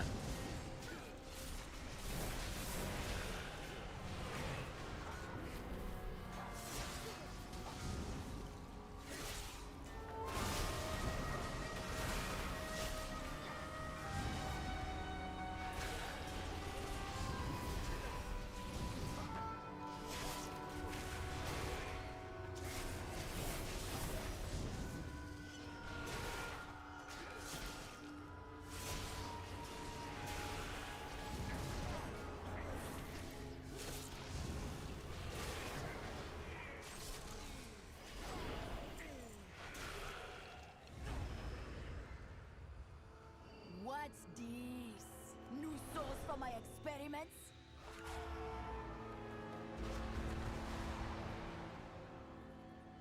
Your soul be forfeit.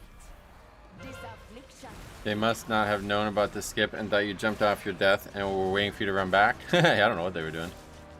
They were just sat up there.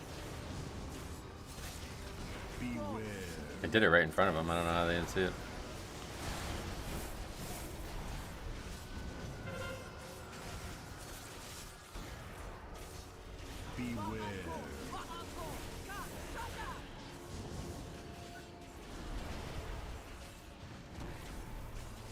March Madness music, it's time.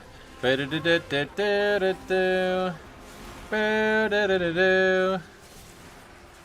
it's starting right now, right? Or is it probably already started?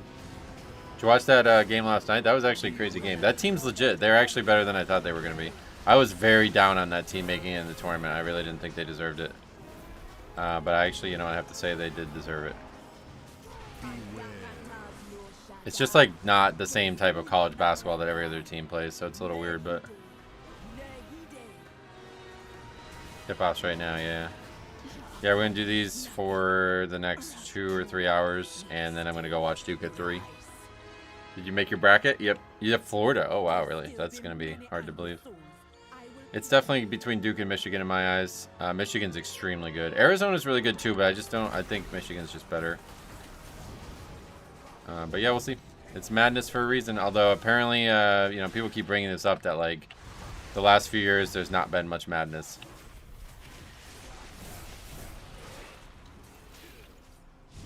You got Houston? Ooh. Well, that's a hard one to believe too, because Houston, they're a great team, but they lost all the big games against all the other teams in their conference, so they're a step behind where they were last year. Calvin Sampson's like probably top 5 coaches in college right now, though, so he'll make it work. Jambo, what's up? Welcome. Who do you have? Who are you picking, Jambo? Everybody tell me who you guys are picking right now. Did you see my pings to you in Discord? I think I saw them, yeah. What was it that you said? The reason people may be doing a wind goal on... Oh god, I just got knocked off. What? Thanks, Shambo. Yeah, I don't think there's any reason. People are just doing it because they have no idea what they're doing. Can't really assume anybody in these zeros knows what they're doing.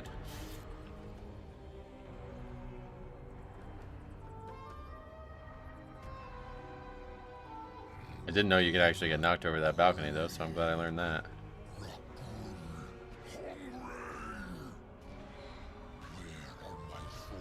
I actually don't know if it's possible for me to care less about college basketball. Oh, really? That's interesting. But you like basketball and the NBA a lot. You don't care about college at all? That's surprising.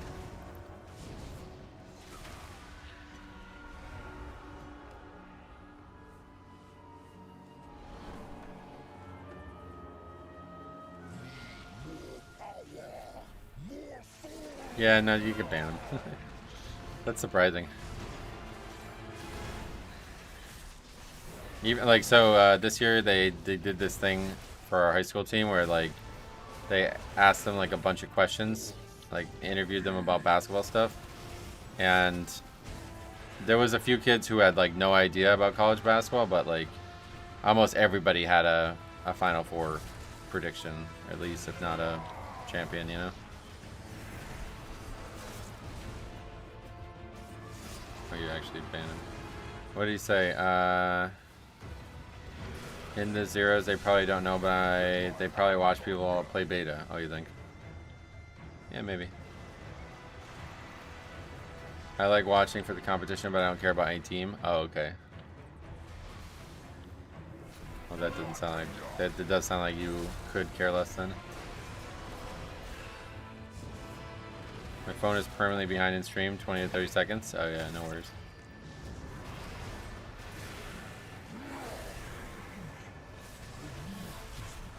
I don't follow any mainstream sports really. I watch a bit of baseball sometimes and some important football games. Nice.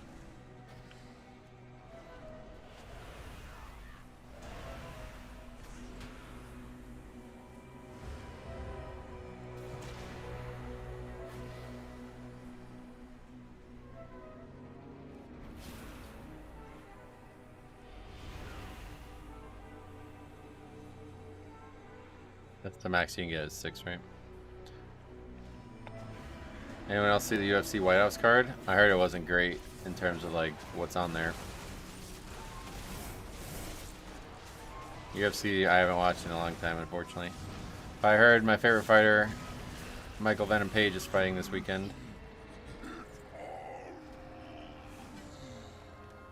With the creature dead and the vile branch gone, we with the bark all be sleeping a little safer.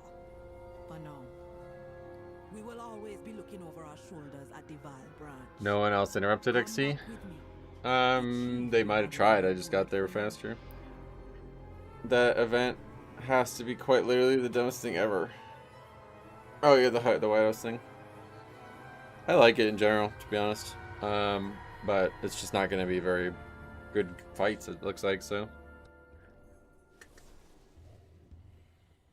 They got Michael hasn't won in 4 years Chandler out there. Yeah, that's not surprising. Alright, let's see. Yeah, okay, so this is one place that we need our legs from, so hopefully we'll get them. It's just this and Algathar left.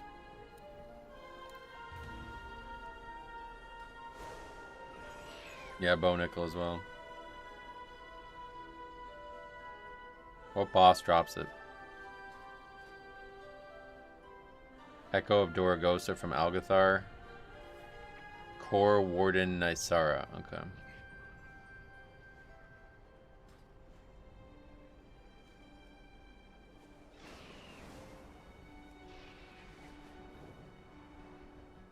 My favorite UFC fighter is Demetrius Johnson. Been watching him compete in Jiu-Jitsu lately. Nice.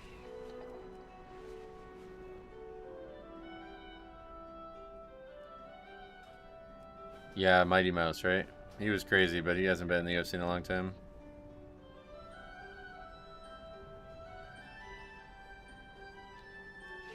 Alright, hopefully we get our legs. If not, we'll probably keep doing the ones that give legs until we get them, because I don't want to leave this week without having them, but...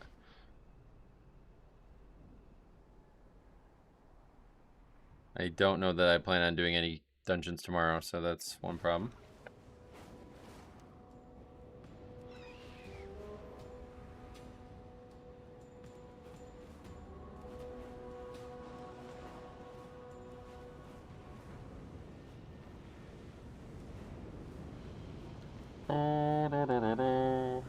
Who's playing right now? Get it up on the second monitor at least. TCU versus Ohio State, 6-5 right now. Close game. That Miami Ohio game was kind of nuts last night though. Main event is Taporia, expected to demolish Gaethje. Oh yeah. Yeah, TCU and Ohio State. Next game starts 12:40. Troy versus Nebraska ball. I got that midnight version of the blood scale trinket in my raid last night. Oh yeah, nice. Give up this foolishness. We have already won. You put all of Silvermoon in danger. This isn't worth the risk. There seem to be a few pieces missing. We have to find them if we're going to stop Lithraxian.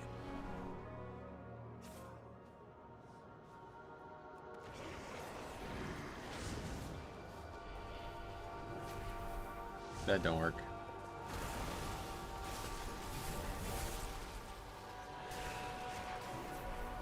Never liked Lothraxian. Oh no. I love Lothraxian's concept. Him as a character, not very interesting, but I like this idea that you can be like a demon, but you can also be, or well, it's not really a demon or whatever he is, but you can be like a light-infused creature in this universe. I would, if I could be a light-infused Death Knight, I would be the, I really wish that they would have done that. Like almost like a Covenant system. Where, like, you know how Ardenweald would change, like, the look and feel of your character so much? Imagine if they did that with, like, the realms of magic. And you couldn't pick whatever your class was already, like, you know, if you were an arcane mage, you couldn't pick chaos. Or you had to pick, you couldn't pick order, I mean. So, yeah, you'd be like a death arcane mage or something. I mean, that's kind of what Necro, that's kind of how it went, right? So, I think that would have been really fucking cool. I like watching the no animation death grip when you death grip a mob that can't be gripped. Oh yeah. It reminds me of the sticky hand kids toys from the 90s.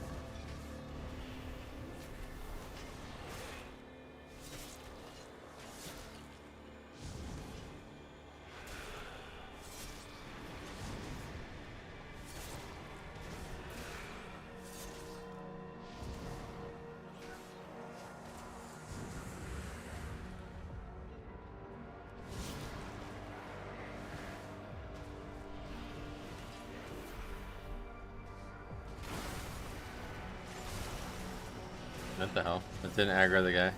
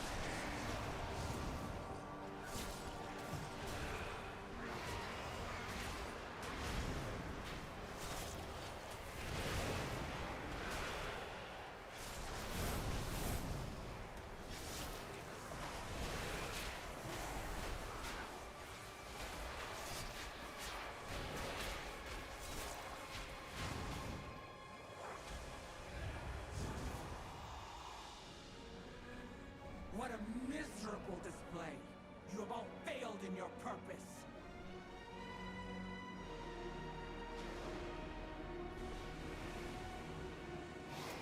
Is there no end to you intruders?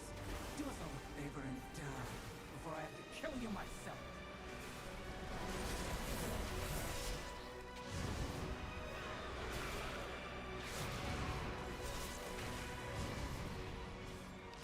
I like this dungeon though because there's like one ethereal guy and one Dominar guy. It really feels like a good, like, you know, Lothraxian's actually like winning this. Like, we should have just let him fucking do it. He was doing it well. Only thing I hate about the old zeros and is legacy loot getting sent to the mailbox or clogging up my bags. Oh yeah. You mean like Wrath and shit? Like Wrath cloth? I keep getting that.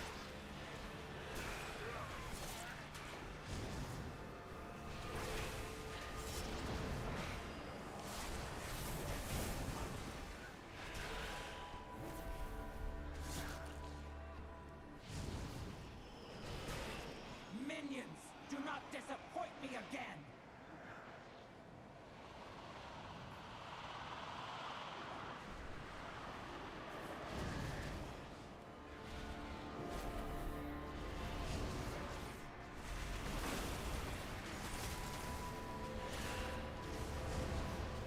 The least reagents say which expansion they're from. Yeah, that's such a great change. That's a really nice change.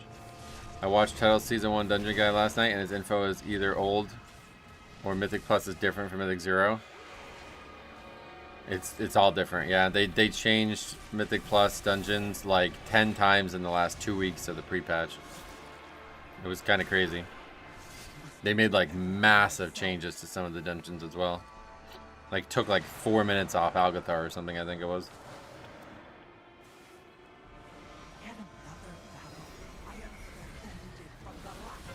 Which I thought was kind of crazy because I was like, are there actually still people testing them at this point? I guess there was a few people, but you would think once the pre-patch is out, a lot of people are not still testing keys on the beta.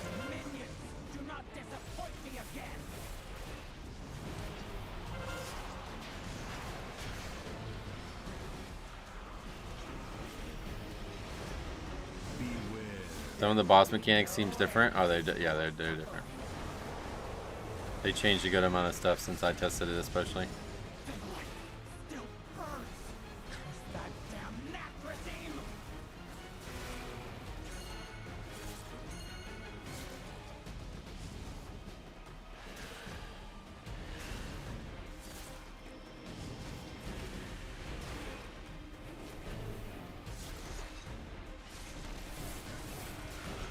Two people didn't stand in the light there. Okay. And that mage's still topping the chart, so that's kind of crazy. He did ultimately get in it, but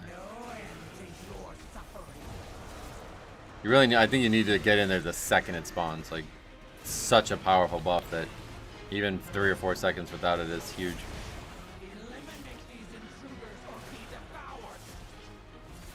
First boss in Skyreach seems better now. Oh yeah. Don't forget to send the conduits. I love that voice line. Don't forget, you don't want to run all the way back. That, dude, that's gonna happen. Somebody's gonna submit that. This dungeon's gonna be a Taldazar easily. This might be better than a Taldazar. There's going to be a submission, I'm calling it now, where people do this side and then just run backwards instead of click on that. Demands of us. Think of the lives that will be lost. Just trust us. You of them all I thought would understand, Naruto. Shame that the void has corrupted you too.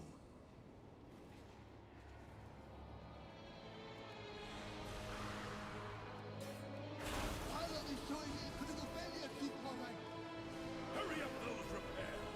If we aren't careful, that will be all of us.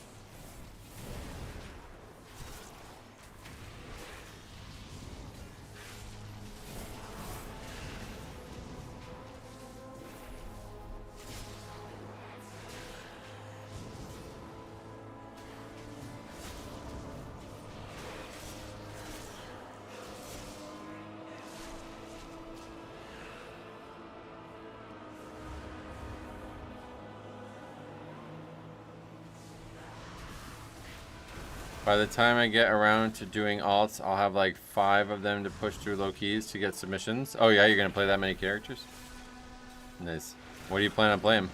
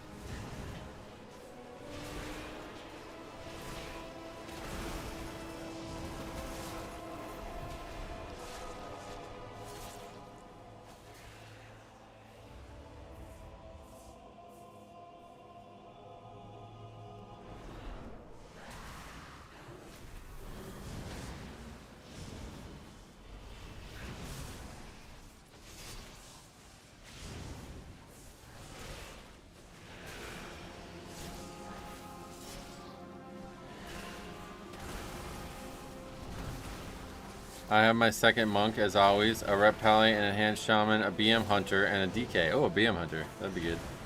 Happy to see you try that. I need to find, like, I gotta find some, like, reliably comfortable way of using the one-button rotation, because I actually wouldn't mind playing more characters. I have to say, the shaman experience really turned me off. I was gung-ho to level alts, and then that, and I was like, wait. Playing alts is actually really fun when you have a good set of weak cores. But without, like, that info, if I have to constantly keep staring at buttons, like, you know what I mean? Like, specs I haven't mastered. If I have to constantly keep staring at the buttons to see, like, these small CDs being up and not up, it's really not fun. It makes the rotation feel very tedious. My phone just isn't loading the stream now? Oh, alright. Well, I'm sorry to hear that, man. If you still hear me, if not, no worries. We'll see you soon. Just use GSE. What is that? Okay, well, I guess we're not doing the actual. Brother, can you do the mechanic, please? Why not? This is gonna be the noob trap, guys. I'm telling you. What are we even doing right now?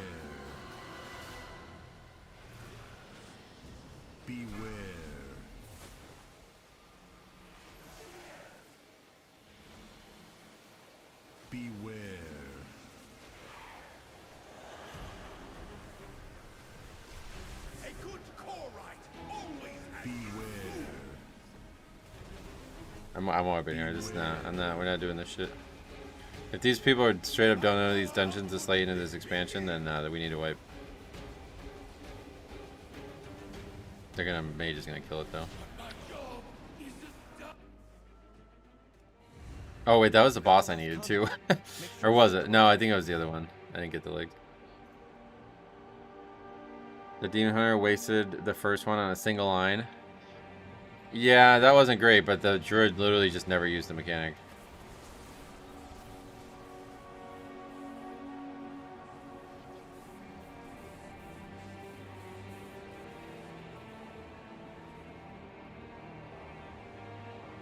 You will realize I was right, Illyria. Your judgment has been clouded by the void, as it always does. My vision has never been clearer, Lothraxian, but I don't want to believe it.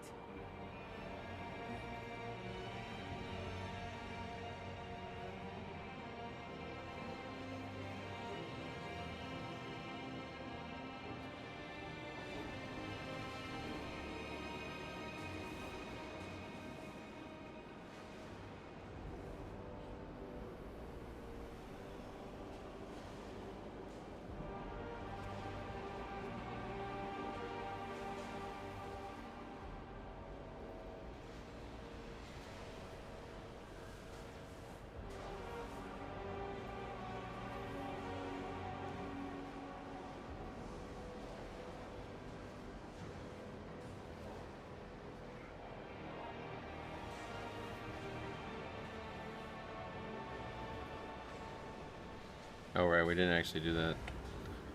It still died, it seems. Yeah, unfortunately the mage finished it. I'd really rather wipe there, to be honest, because these people really, this is like, I don't know. I'm not a fan of this at all.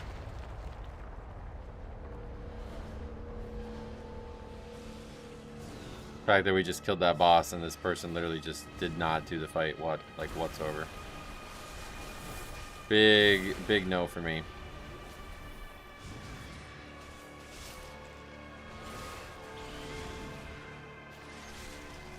Yeah, like they didn't learn that, you know what I mean? Like if I didn't stop and bring it up, they would not have figured out that they made a mistake there. Not good.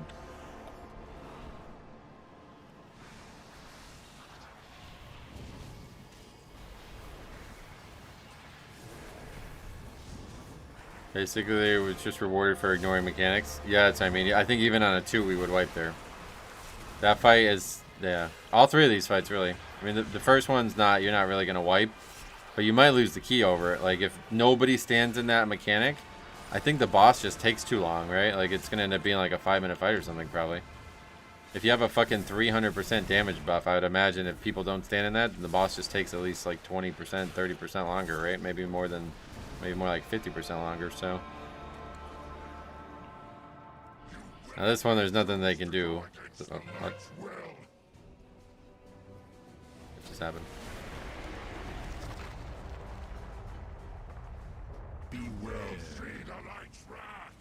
I bugged out and fell into the world. Okay. Your death brings me no joy. Beware.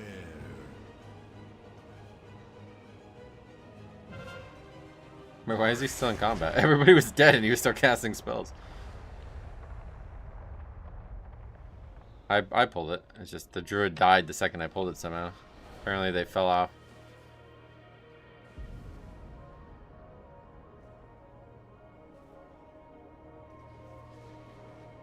You can fall through the floor there? Oh, really? Like it's a bug? What happened? What causes it, do you know?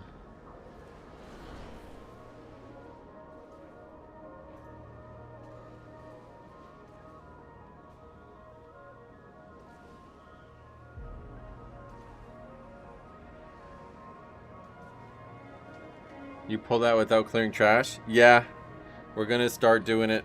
We'll see what... I need to look at count in this dungeon, because this one's gonna be probably the most count specific. But yeah, we're gonna try it. We're gonna try bring it over here, because if you tank it all the way over here, it's not really in... The trash is not gonna be near it at all, so...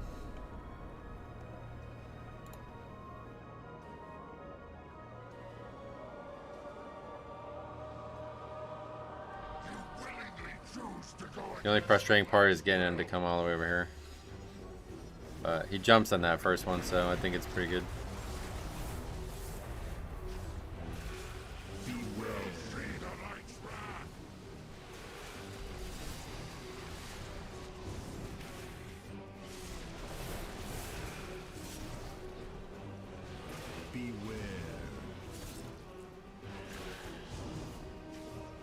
Yeah, see, like, we're nowhere near the trash, so that's definitely not aggroing.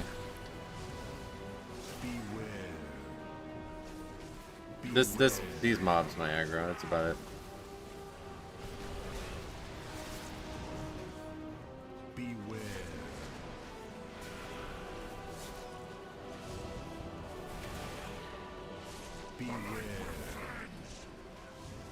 I'm not sure though what the route's gonna look like. We may end up needing all this trash anyway, but I don't think so.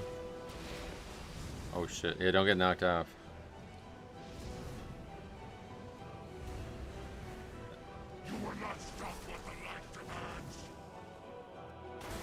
Yeah, they aggroed the trash over there. I'm not sure how, to be honest.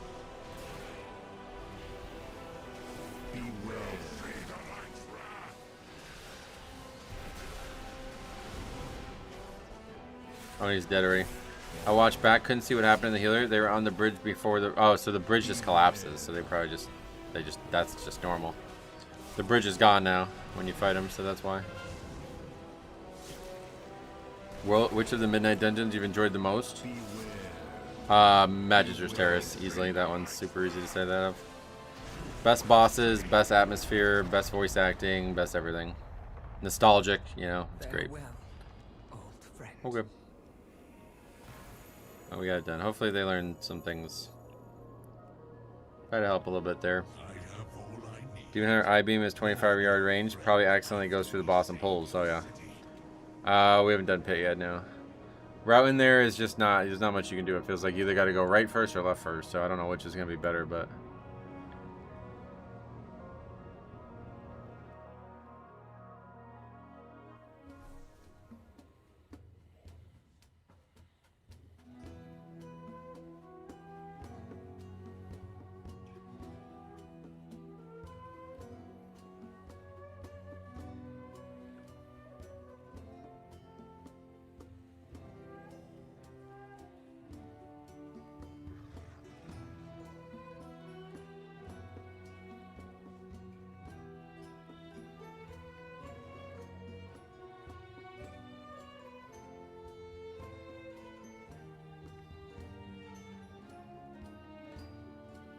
I think they did it on purpose because they don't like Mythic Plus starting in a solved state.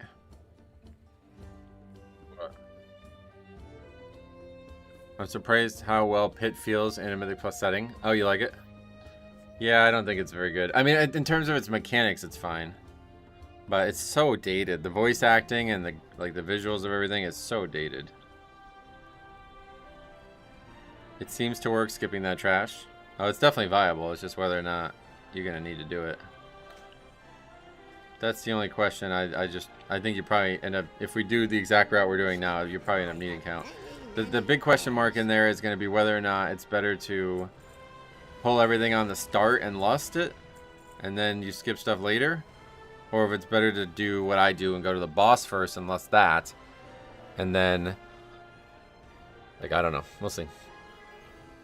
I don't even really know what, like, the actual, Farewell, friend of the Grummles. like the timer. I don't know how lust works in there at all. You want me to do? I'll do pit for you, Stromy, since you're here. Let's see. Pit plus 0.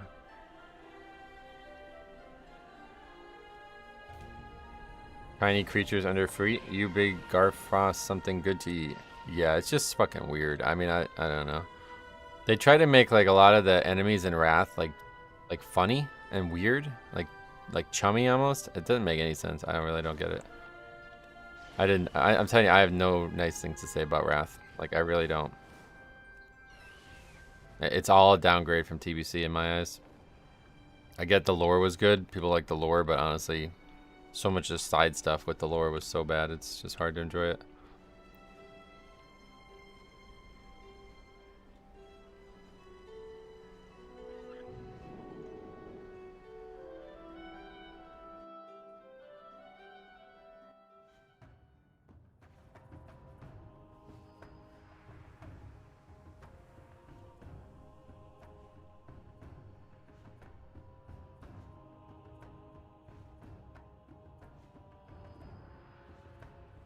All of Wrath people just like Arthas. All of the Wrath people just like Arthas. Yeah, no, that's what I mean. Like, it's good, but it ain't that good.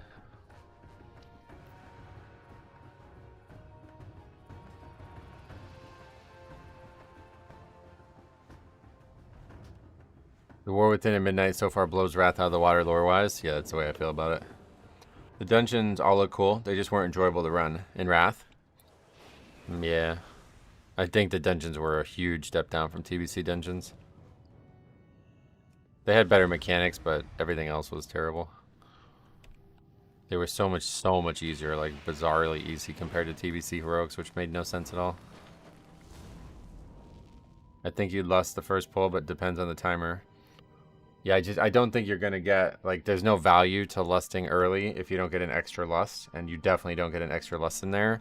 So it's just gonna depend on whether or not it like I don't know where it next comes out.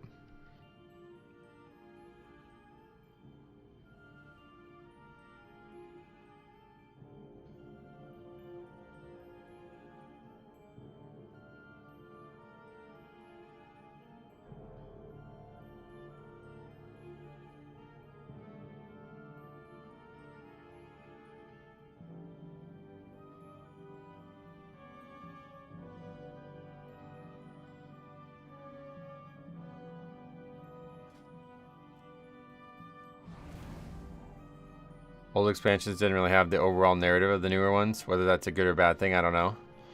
Yeah, I think it's a bad thing in general, but it did work out. I think like TBC makes it work the best for sure. I mean, really, honestly, Classic makes it work the best, but you can't really, like, Classics, like, they had no plan really for it. It feels like so.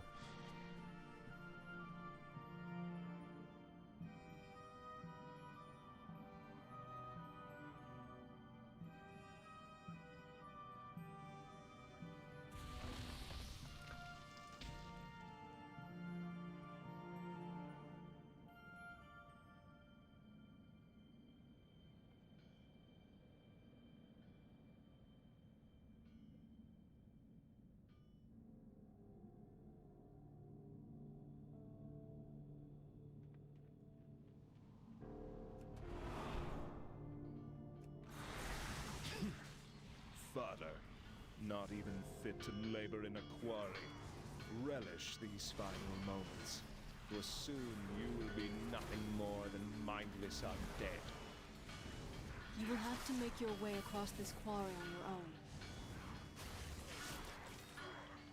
I'll never forgive Kata for what it did to Zul'Gurub. Oh yeah, my worst nightmare. Removing Zul'Gurub there. That was the original desire I had to make a Classic private server, because I wanted to experience Zul'Gurub without me having to just like put myself in God mode or something and just one-shot everything.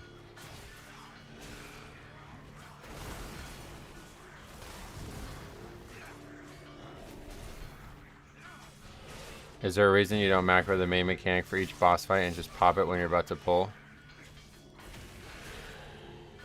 What, like to teach people? Because I'm not going to waste my time making all those macros. People should know these fights. I should not need to tell them. But if for some reason I have to tell them, I will do it. I'm not going to do it every single time, though, that's for sure.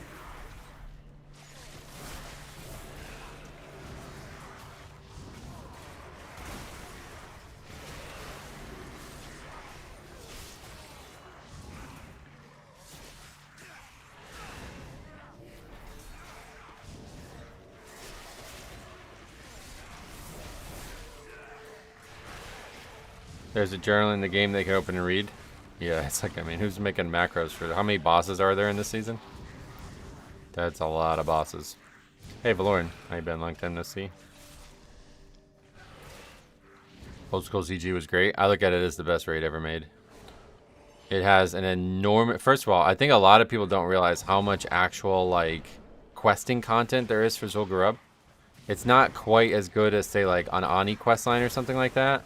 But there is, like, actually a full-on attunement for Zul'Gurub that they just don't require you to have. Like an attunement-like questline. A questline that explains Zul'Gurub. And it takes you through multiple other pieces of content in Classic. And then on top of that, there's all the dailies and content, like quest content type thing in the actual hub, which continues a slight amount of the story and kind of closes the door on the story. So that's really good on its own, which I honestly didn't even realize how good that was until I did it recently on the private server. But besides that, it's got the best like currency system in any raid that I've ever done. I mean, including to this day, I think. The bijous and the way rep works and the coins and then the tier pieces, these are genius, like utterly genius. And then there's also that optional boss thing, how that is required for the helmet chance. Like then, yeah, I forgot. Then there's the enchants as well. It's utterly genius, like unbelievably good design from Blizzard, and they just never tried it again. It's really weird. They try a little bit with AQ 20 as well, but it's like not really, to be honest. And then that's it. They never did another raid like that, and they never did another raid with that kind of like lead in and all this dailies and all these quests and stuff for it. It's like kind of weird. I wonder why.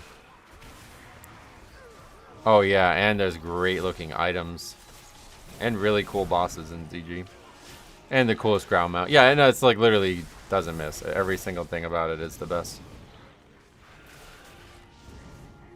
As a tank, I have a macro for every Mythic Plus boss. Yeah, no, that's I'm not in favor of that. That level of hand holding is I'm not doing that.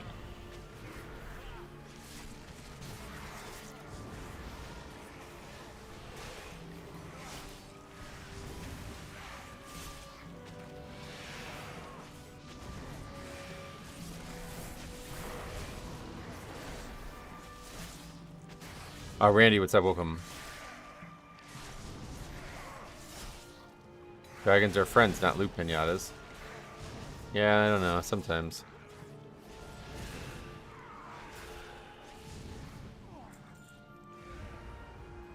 That does feel like ZG is the most replayable raid ever as well. What I did was I turned all of that shit into dailies, like repeatable quests instead of just one-time quests.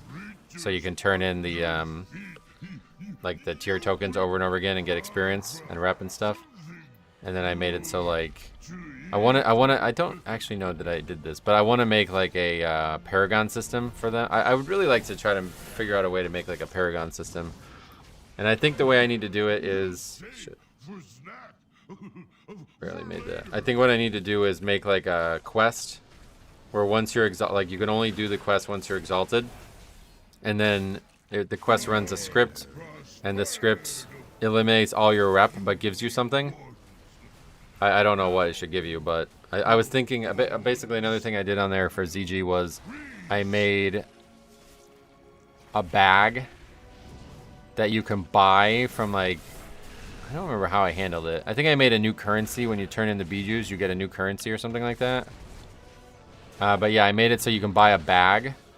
And in that bag, what do you think is the best oh, healer Randy, for thanks a lot, Mythic brother. Plus? Blood, definitely blood.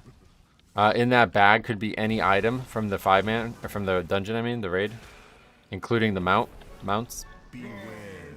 So I think maybe the Paragon system just gives you like maybe 4 or 5 of the bags or something. I don't know what it can give, but I think it could be like the most replayable raid ever if there was just a Paragon system. It's also the only. There's like very few raids that actually have rep associated with them. Nowadays they're doing it a little bit more, but in the early days it was like never rep, right? I really like the idea of a rep in a raid, not only just for like lore and stuff, but also because it gives you something to work on outside of just boss progression. Like farming the bijous was like a legitimately incredibly important thing in the beginning. Those are pretty good. Well, not really. It just has higher mastery and indestructible, which doesn't really have any value. I don't really care for the random boss that could spawn, but that was the only downside. Oh, well, the random boss was required. You had yeah, it's actually really cool because in order to get the enchants, you had to kill the random boss. I really like that. In the early days, every raid had rep. No, they didn't, unfortunately, but I wish they did.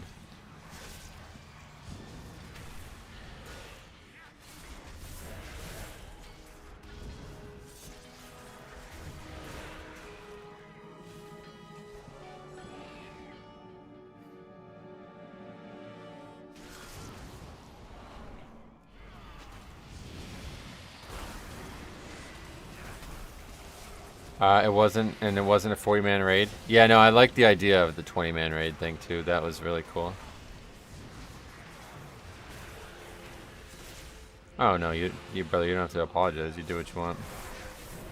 Okay, well, so all right, yeah, no, I guess you're right. They did have rep, but there was just nothing to do with said rep. It was very, very minor compared to the ZG stuff. Yeah, no, you're right. You're right. All the, was there a rep in Nax? There wasn't one in BWL though, but yeah, Hydraxian Waterlords is in Molten Core. Just has like almost nothing. It's like very, very one-dimensional. And then Cenarian Circle or whatever. That's for AQ. Nothing in BWL. Brood of Nose Dormer. That was just a world rep.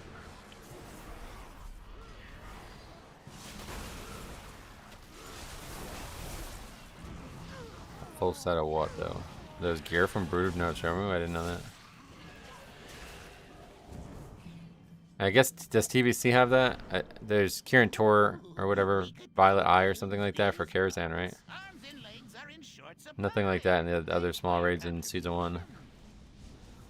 I don't think, like the other reps had the Scryers and stuff only, right? Like, or the other raids.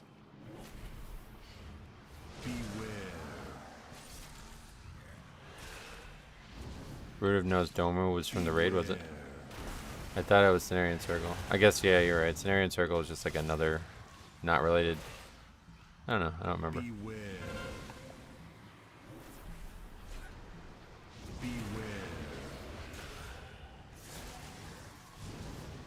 There was rep in like a little bit of Wrath, yeah, but not much.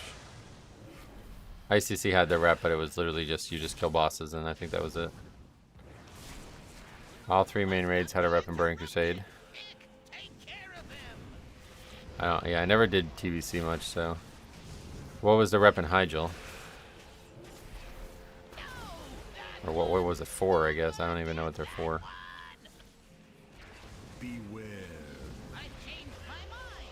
I remember BT had Ash Tongue Deathsworn or something like that, right? It's called Sands of Time. Oh wow, okay.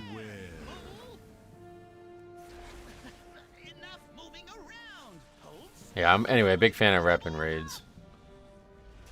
But there's not one that like goes as hard as ZG's rep. Gives you as much stuff from it. But yeah, I want to try to make like a Paragon system for it. I want to get it tuned to 70 MBC, but Midnight is so good. Yeah, I mean, don't see myself caring about anything other than Midnight for a very long time, but TBC is going to last a while. I mean, it just started.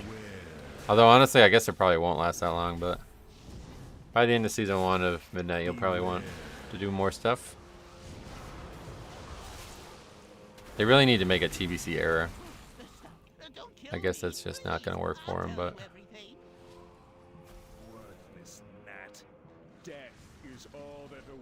So, like, what I'm thinking about with this dungeon, though, it's like, I feel like you can go... Like, you might want to go up and do this part first, and then come back with less than that boss, too, if that was possible.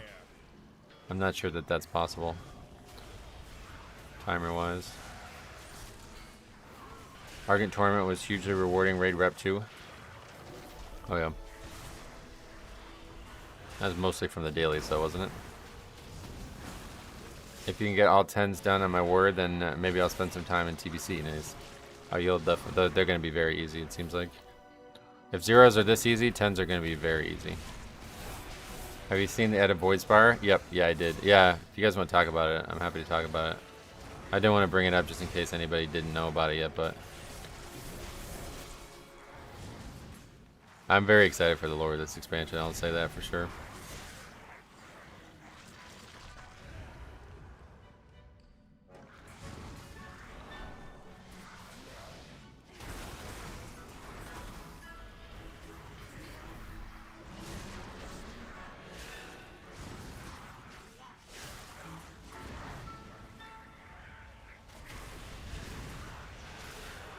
The way it changes the world is amazing. Oh yeah, so it does what when you beat the raid boss, it changes That's pretty cool. I didn't know that.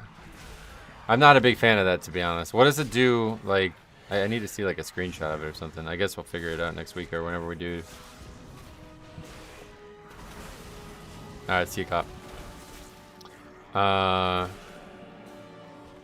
The Sunwell is now a Void Well. Yeah, I get that. But what does it actually do in the world? Like, is it just in the city that it looks different, or is it the whole... I guess I need to see what it looks like.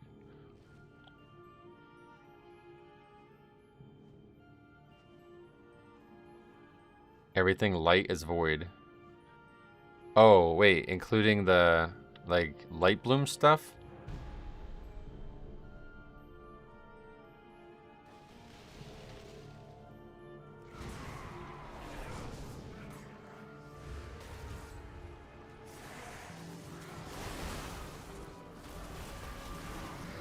Just stuff near the Sunwell. Oh, okay.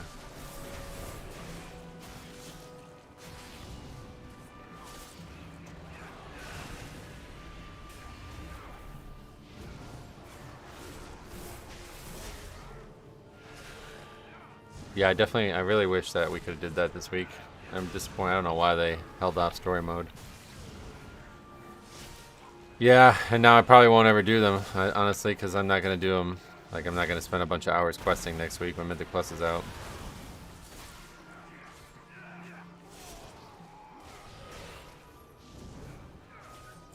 Yeah, is there any difference in the Void Storm Zone?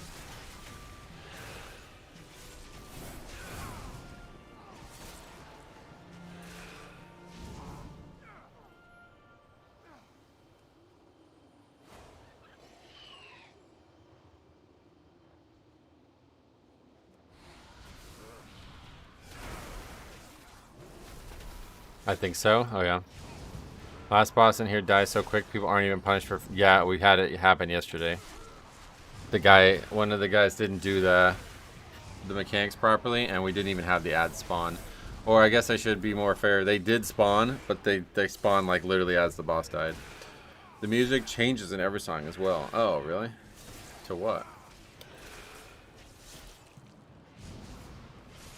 After March, I'm pretty sure Voidstorm is going to go to a new phase. Oh, really? Why?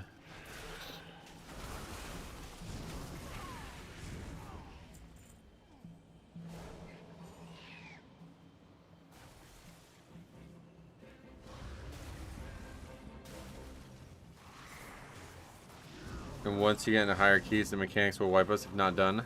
Well, yeah, but the point is, like, this is the time to learn this shit for all these people who didn't prepare. As people, like, have no shortage of arguments with my, like, topic on this. They're like, well, this is the time to learn the mechanics. Why are you saying they... And okay, great. Well, then fucking learn them. Why are you still doing them wrong?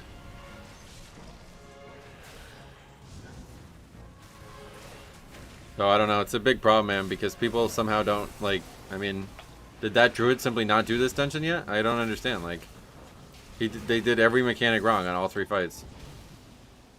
It's now, like, I mean, this is the 5th time I've done these dungeons on my main. And that's just on Mythic. Like, it's not like they're new mechanics either. TCU up 15 at the half? Oh yeah, I forgot about that. I don't remember who I even picked in some of these games. I don't know why, but I ran 4 Bountiful Delves yesterday, and all the gear it gave me was stuff I already have. I've heard people suggest that there's some kind of RNG bug, yeah. Somebody said they got 4 staffs. It's because no one has a macro telling them what to do? No, brother. That's not acceptable. That's not. You're causing it to be worse for these people because they're not learning this shit on their own. They need to learn this shit on their own, dude. If they can't play this fucking game and figure it out, then they need to quit. Like, that's all there is to it. If you can't identify that there's mechanics happening and you're failing them, then you should not be doing this game. Like, this is a different... Go play a different game. This kind of shit absolutely plagues this game, and I don't know how to fix it. It's like, I said this to this guy yesterday. I was like, do you guys want to fail? Like, I don't know. Like, how else do you not prepare for a dungeon? And, like, all of this time in, you still don't know these mechanics. And then say, like, oh, it's okay that you don't know them. What do you mean? Do you want to fail, dude? I don't want to fail. I don't have time for that shit, dude. There's only so many hours a day. I don't have time to be wiping to a fucking 0.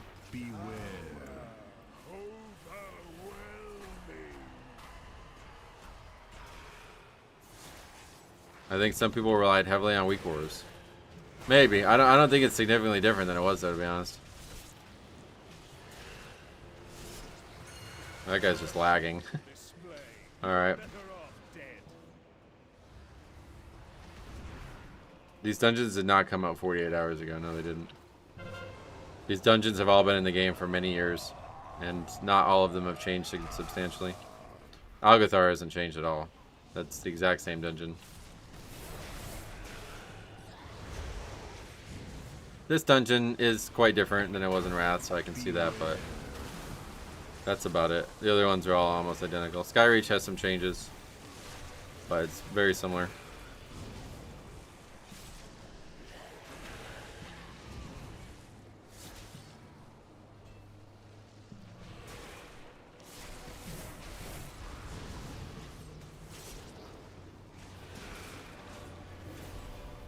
It doesn't matter. It's not about them playing for 20 years. It's about them using the resources they have to learn the shit that they don't know. Like you raid, right? Like, what is it alright if people just go into the raid and one person doesn't know the raid and everybody else does? Like, no, dude, that's not fair. That's cheating. You should not do this. It's one thing to do it if you're like a very capable player and you're like, I'll figure it out, don't worry. But if you're doing this shit like we showed in the video from last week, that's fucked up, man. That's really fucked up. You should not be doing that. Like, there's no way that if you can't learn these mechanics on your own, you should be looking things up. Why would you not do that? Like, it makes me think like these people literally just want to fail. It really feels like they just they're totally fine failing. They don't care at all. You just said you didn't do it, brother. What the fuck? I really don't like you, man. I really don't. You say some fucking weird shit, and then you get in an argument, like argumentative mindset over this stuff. Brother, it's not okay. That's all there is to it. If you guys don't learn shit within 2 or 3 attempts of doing something, you're fucking everybody else over who did take the time. That's it. There's no arguments here, honestly. I don't see any points for arguing here. It's like, it's just silly. Like, you're just being fucking ignorant. If you can't figure out these fights after 5 resets of doing it, then you need to go figure it out. You need to go take your time, watch a video, learn what you don't know, and then come back. That's all there is to it. Yeah. Failing with progress, totally fine. 100%. That's how it should be, like I said. But if after all this time, you still haven't figured it out, there's a bigger issue here. And you need to identify what that issue is, and you need to solve it before you waste any more people's time. It's not hard. It's really not. Like, the game is filled with resources. Like, fucking filled with resources.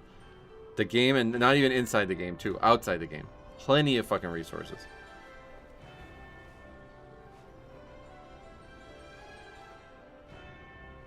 Spent all that time making a 1-sentence macro, dude. How many bosses are there? Where do you put them on your bars? Like, what are we even talking about here? Holding hands like that is why people get away with it. It's not good.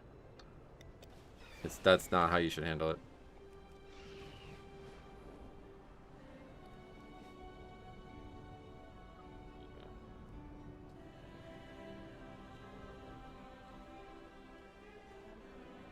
That's why it's gotten to this point in the first place, because these like resto druids can just come in, not be needed for a single time in the dungeon, and then get completion, you know? And that person's like, yeah, there was nothing I needed to learn there. Perfect. That's not good for anybody. Yeah, and they're also the easiest zeros ever. I mean, that's the real big issue here, to be honest. We didn't invite a last so well.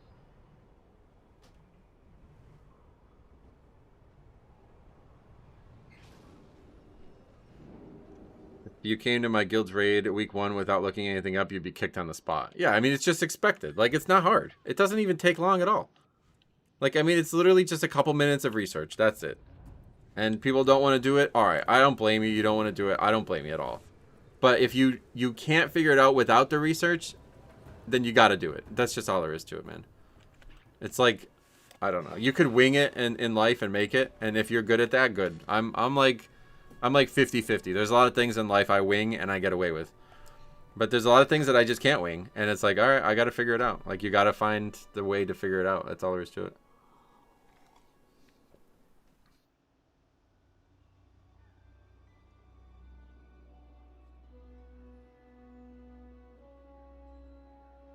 I mean, what proof do you have that you're 90% success rate, man? Like, I mean, I don't believe a fucking thing that comes out of your mouth, dude, honestly. It sounds like you just lie about half the shit that you say, and it makes the other half, like, it makes it really hard to understand what we've been talking about half the time. Let me see them. Let me see the receipts. Nobody has a 90% success rate. That's just fucking asinine that you even say that out loud. Even the best players in the world fail constantly. No, I need a spreadsheet. What do you mean? When am I going to see that on the website? Needs to be a spreadsheet. Needs to be like my document.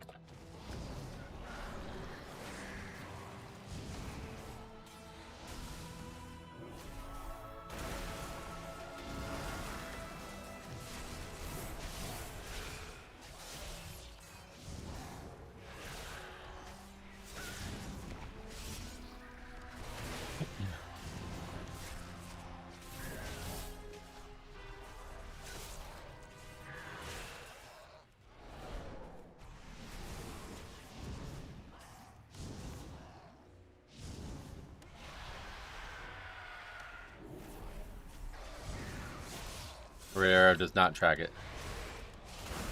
Raider.io does not tell you you have a 90% success rate. Because it does not track disbands.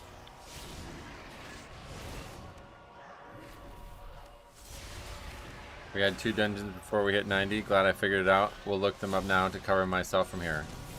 Yeah, let me know if you have any questions. Like I said, happy to help. Happy to be a part of that process. Extremely happy to be a part of that process. Financially happy to be a part of that. You know what I mean? That's the part of the channel.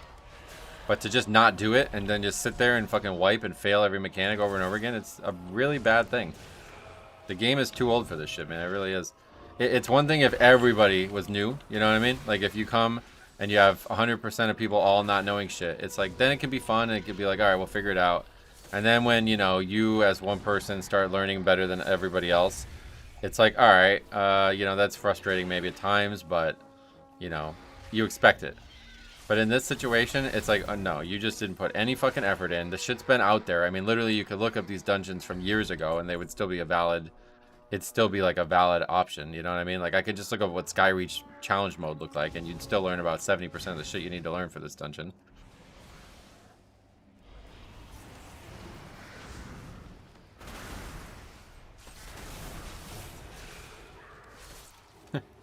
Damn, I didn't even look at it.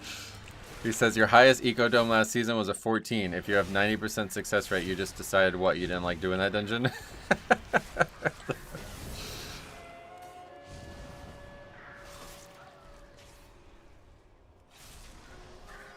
What's 1, 2, 3? The guy wants a summon. He ain't getting a summon. I will wait a little bit here though. This dungeon's really like, if you do this, you end up just sitting here and not getting, the person never joins. This guy's gonna make it here though. Give him a second. What else?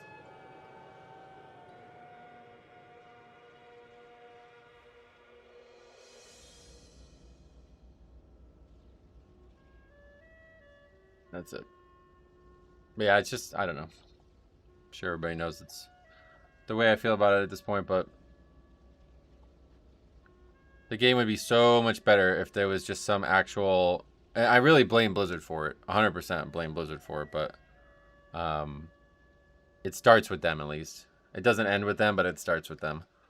They need to make this shit harder earlier. But they don't want to, because then these fucking crybabies, they just want their hands held, and then when they don't get their hands held, they leave, you know? It's a really unfortunate situation. Unfortunately, I think the game's, like I really think they probably shouldn't even have, like, difficult content in the game anymore. Because, like, there's no on-ramp to it.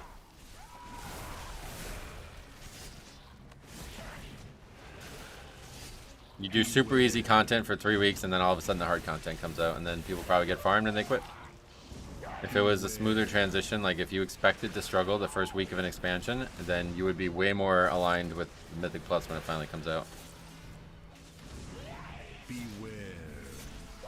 But you have no evidence that you haven't failed. I don't get it. How do you have evidence of that? Why do you even say it? You have, like, that's why I made the spreadsheet, because there's no way to say it otherwise. The game doesn't allow you to say that otherwise. There's no tracking of failing via disbanding. And that's, like, as you know on this channel, that's like 50% of the way we fail. People quit.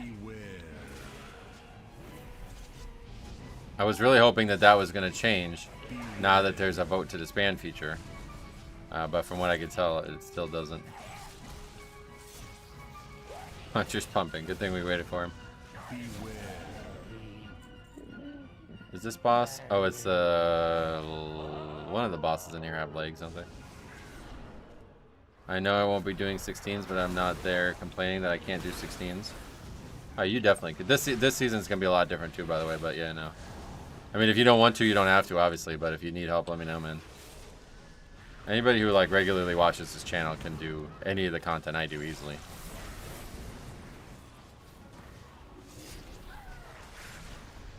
It's just, you know, hard as a pug sometimes. That's, you just gotta have the right mentality to get around. I think that's the only thing I actually do that a lot of people can't do. Getting around the pug wall, the social wall of pugging is not easy.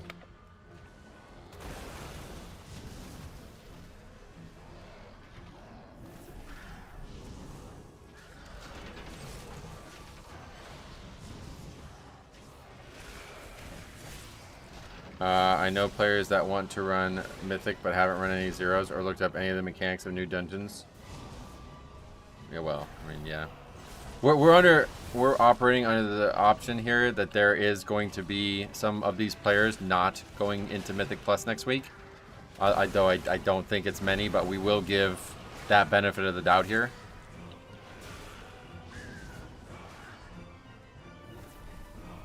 But besides those people, I don't think there's many, to be honest. But besides those people, everybody else has a vested interest to know these things by now. If you literally are only ever gonna do Zeros, and you're gonna stop at Zeros, then I guess it doesn't matter. You don't need to learn anything because it's a joke. But if you're gonna do even a few keys, like if you're gonna even try to just get your weekly 10s done, it's not good.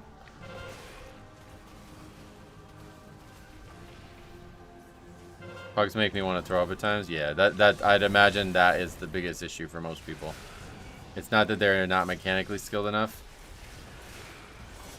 Oh, that's weird. It's not that they're not mechanically skilled enough. They just don't want to put up with pugging. I was messing around on Prop Pally the other day, and it was so nice having the Avenger Shield range interrupt. Prop Pally is really limited when it comes to grouping casters. Prop Warrior is limited. Yeah, that's been the biggest issue with both Bear and Prop Warrior for years. That they have no way to move mobs around towards them, basically. Like when I used to do tier lists, that was always like I'd always get in fights with warrior mains over it because they'd be like, "We don't need grip. We could line of sight." I was like, "Oh, okay. Yeah, you're right. That's way better than grip."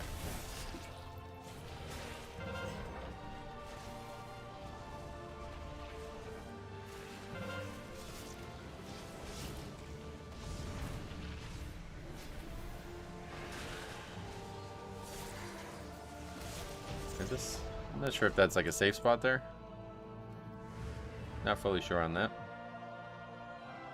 My completion rate of delves this season is 93%. Oh, that's pretty good. You haven't had too many disbands in.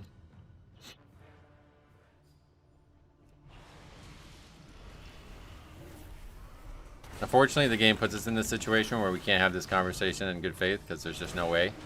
It's just impossibly easy to lie about it. But, yeah. I'd recommend everybody use the spreadsheet. It's fully updated and ready to go for next week. And if it's not, please let me know. I'll fix it. By the way, blood, pretty good damage nowadays.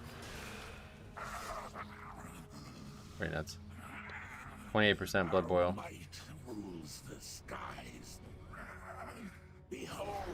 Like we're back in WoD for real.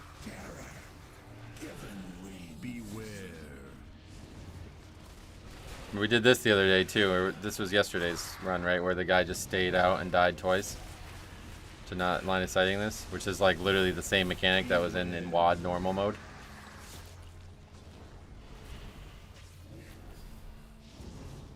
Now the amount of people I saw back in Shadowlands who would leave keys so an untime didn't show on their radar IO. Yeah, no, I actually had a bit of an argument with somebody a while ago about that. The guy was saying, he's like, my goal this season is to have 0 untimed keys on my spreadsheet, or on my my Radar IO sheet. I was like, well, isn't that just going to encourage you to leave keys that aren't in time? He goes, yeah, it is. And I was like, okay. He's like, I don't want to, but I will if I have to, because that's my goal. I was like, oh. well, what happens if it's close then? And he was silent. I was like, what happens if you get to the last boss with 3 minutes left? Are you going to try or are you going to leave? Because if your goal is to have no untimed keys and the boss takes 3 minutes and 1 second, you failed. Isn't your tier more blood boil damage too? Yep. Yeah, it's going to be even crazier.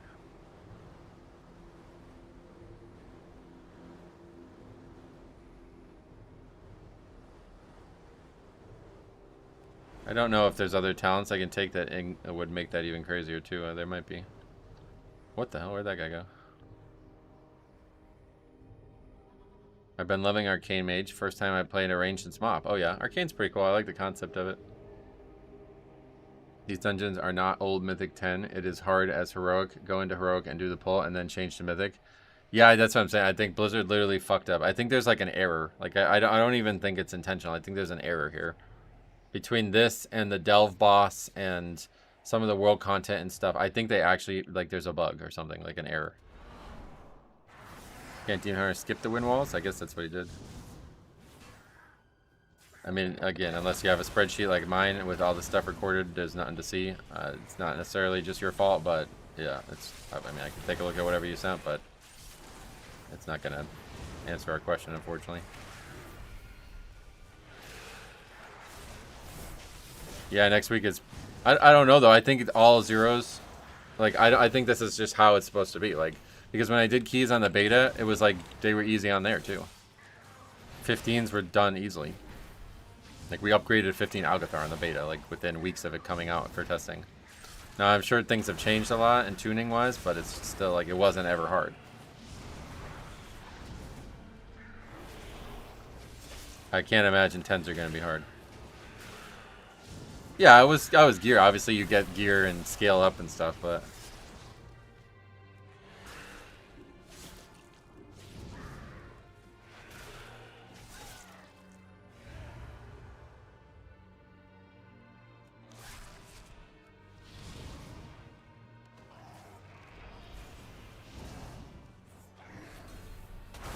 Then shouldn't be hard if you know the fights. They shouldn't be, yeah. I think, though... well, I mean, I don't know. I think that everything should be a little bit harder. I think Season 1 was perfect. Season 1 War Within was perfect outside of what happens 12 and higher. The difficulty to get to 10s and 11s was very good. Like, it was perfect. And the low keys were actually hard. And people failed them all the time, and that was perfect. That's how it should be. It should not just be a system that you just immediately get your vault done, like, instantly within the season starting. It was actually, like, I remember in Dragonflight and earlier, like, it was like a battle. Like, to get your first week's Mythic Vault clear, like, to get it, have all Mythic track or whatever, it was a battle. You had to put mad hours in.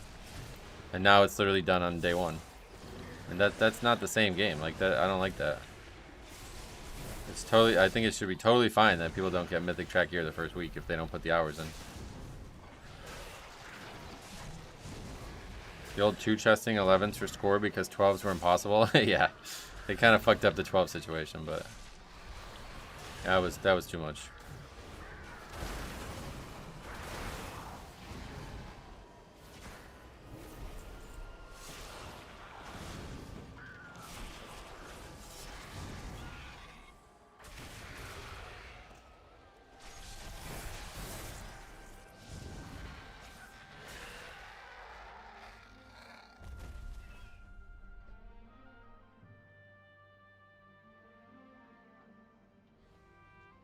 We will cast you down like the mongrels you are.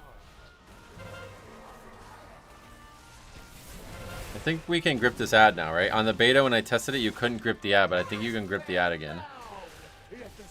I think I accidentally did it when we did this yesterday. Oh, no, you can't. Oh, yeah, no, you can. You can. Okay, so this fight's a joke now.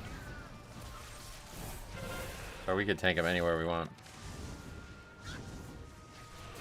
I think there was like a gaming... We used to do like a game thing. Like, we used to try to... I don't remember why.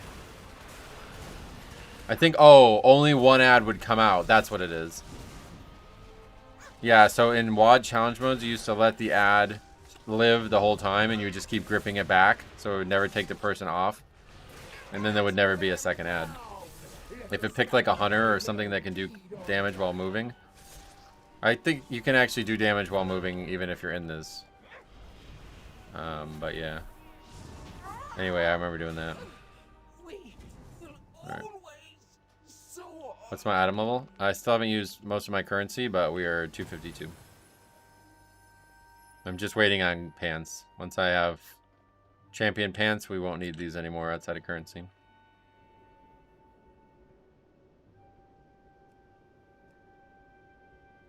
I mean, yeah, there's no real guaranteed way to prove it one way or the other, but yeah, I mean, I'm just gonna delete that message because there's nothing there. But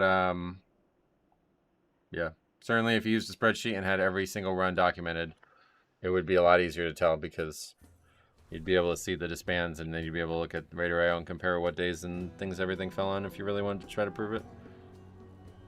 But certainly would be no guarantee that every single run goes on there without actually streaming it all as well.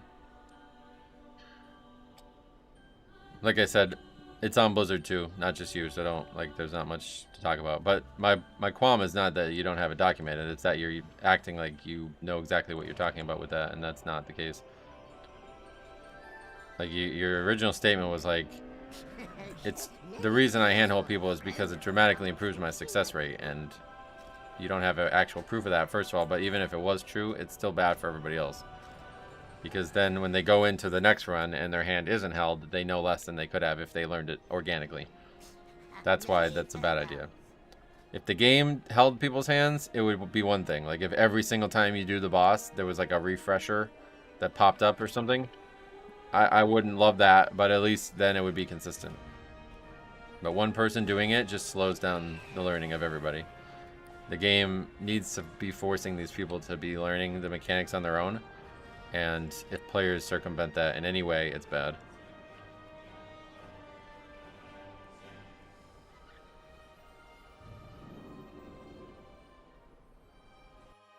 I raid tonight and I'm 240. Oh, well, that's fine, yeah. Raid's probably at least normal, I don't know. Probably easy mode.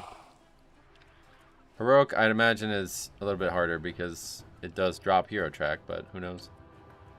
Haven't done it. Oh, I thought that was K-Maz for a second. K-Ma. Oh, and Faxi. I was like, ah, K-Maz and Faxi in the party chat. Look at this. What else do we need? I thought we invited an Invoker. He didn't take it?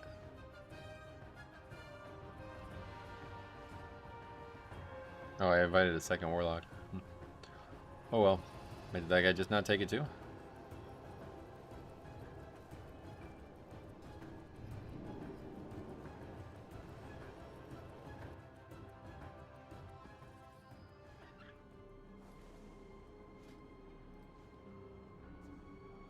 Oh, you can't actually fly here, yeah.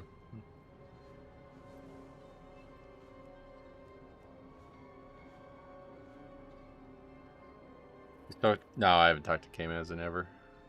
I never really, I mean, I have nothing against him at all. He was a great guy, but I never spoke to him in the guild either. He was wasn't very social.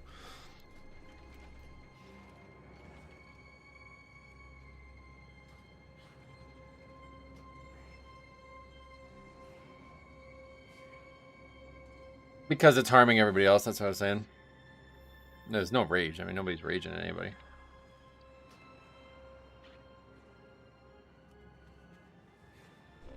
I have many lucky do's you like. If you want to teach people, start making videos. That's what you should do. Contribute to this culture of learning. Make it so there's even more resources.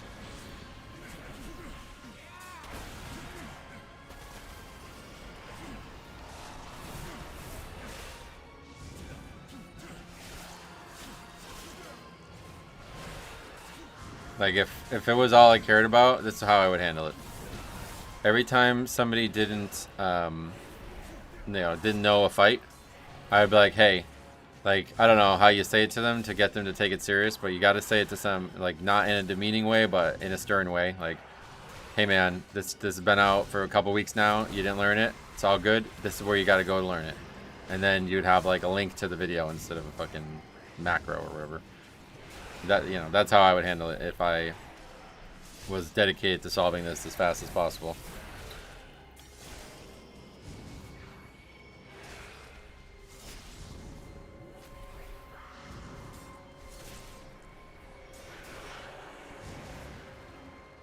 Well, there's we can't agree to disagree because you're not doing it for the same reasons that I am. That's what I'm saying.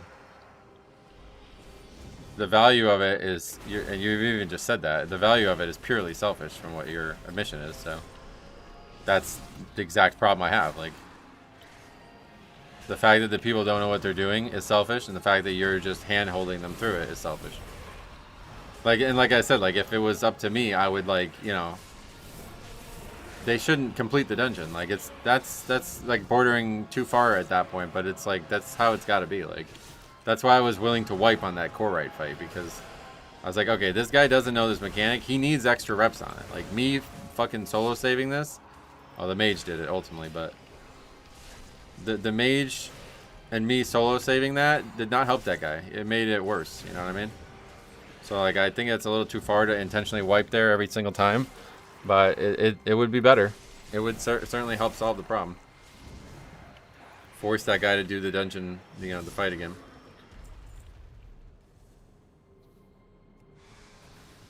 The raid's a total joke. Pugging it right now and breezing through it. Oh, yeah.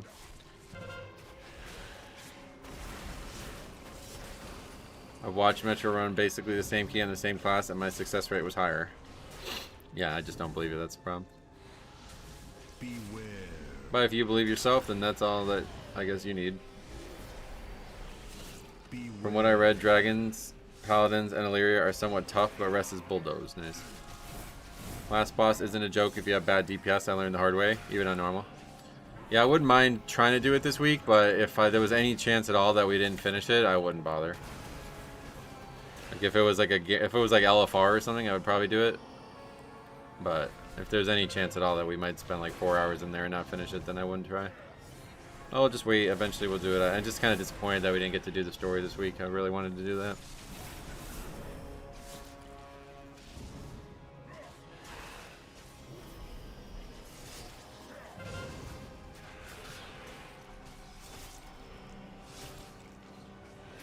I would take what you're telling me and go learn before going back in there to progress. The Shadow Guard is Good. building up its presence near the temple. A memorable statement that can stick to the pugs for next time helps people learn, doesn't it? Maybe, but like I said in the video from Monday, those people did not learn, even though the person was telling them how to do it. That's what I mean. Put a stop to their efforts. You would hope, but for some reason it's not happening. That's what we've been talking about this whole time. Like, you guys aren't starting with where I'm starting with in this conversation, and that's my fault there. There was a couple comments on that video saying that I was being, like, unfair to these people who, like, you know, whatever. You know, whatever you want to say about that. And I could see that point. I certainly can see it. But my counterpoint is that if they actually learned, there wouldn't be a video on it, right? They fucking disbanded it. Like, it literally was a disband, a 0 disband last week. I mean, not that they're any harder this week. But last week, when there's a weekly lockout on it, they chose to just quit. You understand that? Like, that's maybe not being understood by people making that counterpoint. Like, they can only do the dungeon once. They'd rather just quit. Instead of just learn. You know what I mean? Like, what? This is so fucking insane, dude. It's just real insanity. It really is. It's gameplay insanity. And the guy is constantly wiping them over and over again. He just puts sigil down every pull. All 5 pulls, he puts sigil down and wipes them. Sometimes it doesn't directly wipe them, like it doesn't instantly wipe them like it did other times. But he does that all 5 pulls of that run that we reviewed. And then people were like, well, you gotta give them time to learn. But why? He just did it wrong 5 times in a row. People tell him, oh shit, shouldn't have did that. People told him not to do it 5 times in a row, and he's still doing it. I don't need to. He needs to figure this shit out on his own, man.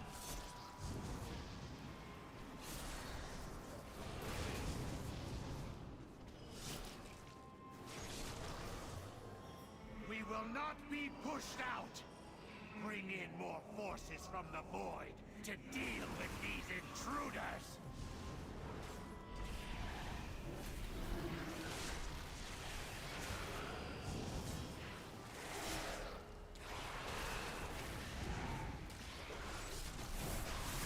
Yeah, last week they were weekly, yeah. Just an example. I mean, just using that as a exclamation point on the topic. Like, it's one thing if it's a daily. Like, these guys are like, oh, whatever, we'll try again tomorrow. I say that because, like, in Mythic Plus, people do this all the time. They just hop from group to group until they finally succeed. But you're not gonna do that in Mythic 0 when they're lockout weekly, you know. So if a person's basically like, yeah, I'd rather just not do this. Fuck it. I don't really care about learning and other people learning alongside me. I'm just gonna quit. And then some, like, that's bad. But then somebody's like, oh, you got to give them the time to learn, man. It's like they had the time, yeah. They have plenty of time, dude. This shit's been on the beta for fucking 5 months now. They didn't try. They didn't even look at it. Okay, I get it. Not everybody wants to do that. Whatever. Well, you're behind the 8 ball now. You chose not to do that, so now you're behind the 8 ball. We got to figure it out. Oh, you still didn't figure out? Oh, okay. Now, how is that my fault? I don't know. They said that, yeah. That was in the video. The druid was telling them how to do the mechanic, and they still weren't doing it. But I don't even think that's relevant. Like, I really don't even think that's relevant. If you put a fucking silent sigil down and you instantly wipe 3 times in a row and you can't figure out that you're doing something wrong, again, like I said at the very beginning of this, you need to play a different game. This is not, I mean, it's just, it's unfortunate. Blizzard doesn't want this either. I get it. But there's just some people who are just not, they're just not capable. Like, they just don't have the right mindset for WoW.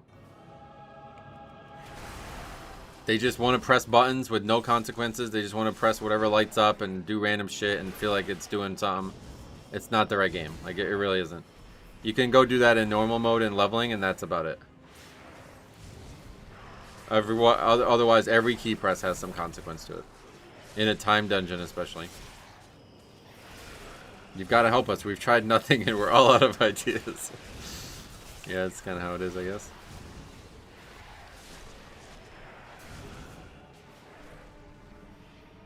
Yeah, and it's totally fine. Like, hey, it's not for everybody, man. You don't have to go do time dungeons. You don't have to go do content that resets once a week, you know what I mean? If you're not ready for it, hey, it's not for everybody, man. It's not the end of the world. But if you're going to do it, and you're not going to learn it, then, yeah, I'm sorry, but there's going to be criticism of that. Like, I can't not criticize that. That'd be silly.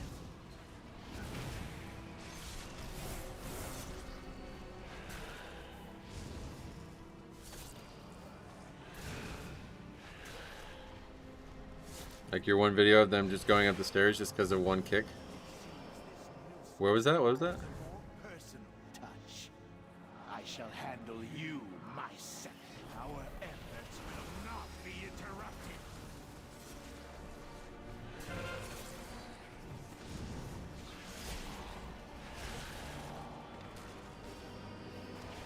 Oh shit, there's trash right behind us. Alright, we'll have to get the trash.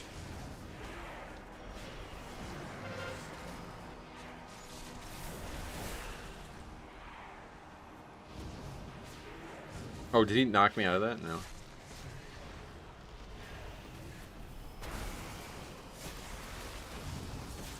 I just don't understand people who don't even attempt to learn from their mistakes. Yeah, it's a culture thing. That's what I was saying. Like, they're used to. I mean, I don't think many are doing it maliciously. There's some maybe.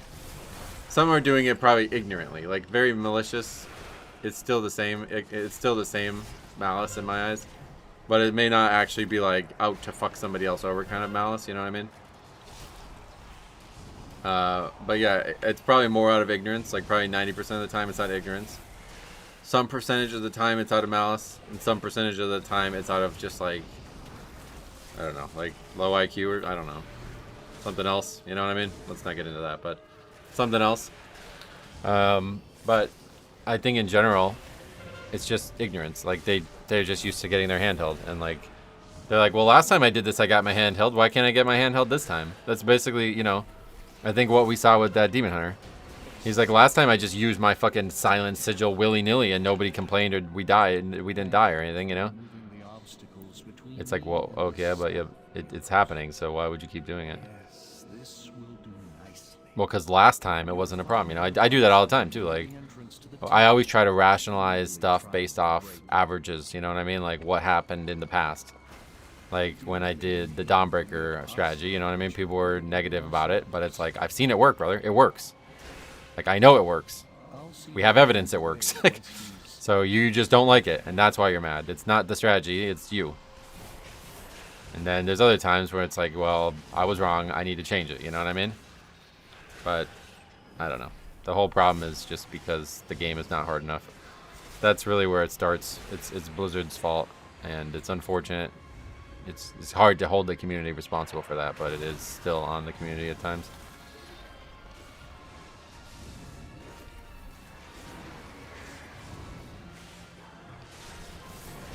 The classic "I died because it wasn't called out" always upsets me in raids. Oh yeah, oh fucking Christ! If somebody said that to me, man, I'd be so fucking mad. Luckily that when I raid leaded, that was not the way the culture was, but I bet it is now. We used to have this phrase that got said in the early years of the guild back in Wrath and Kata. We need a running commentary on this fight, please. That's what people would say. A couple people in the guild would say that. And I would always say, like, listen, I'm going to try my best. But if you don't know what this fight is, then you're not going to survive it, okay? Like, I can't tell you every single mechanic at every single time. I have to play my character, too.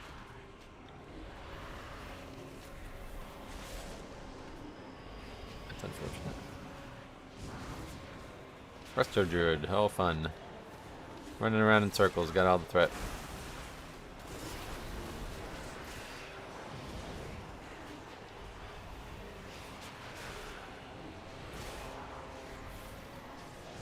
I actually used to love rage baiting people by it. Oh yeah. We had to learn and read about before getting into the raid group. Right. I mean, you still definitely have to do that, but that was just like, yeah, that's the only time it ever like actually happened. There was a couple people who would always be like, I knew they knew the fight, I knew they knew the mechanics, but it was like they weren't gonna do them unless you told them to do them. And I'm like, listen, I'm gonna try my best. Like, my goal should be to tell you every mechanic that comes out and when we react to them. But if I miss one, I don't want to. I'm not taking credibility here. Like, if you guys can only do mechanics because I told you, then you need to work on that. Why did I ever stop Blood Death Knight? It's a good question. Yeah, made a massive error. What were you playing? Vengeance? Was that you?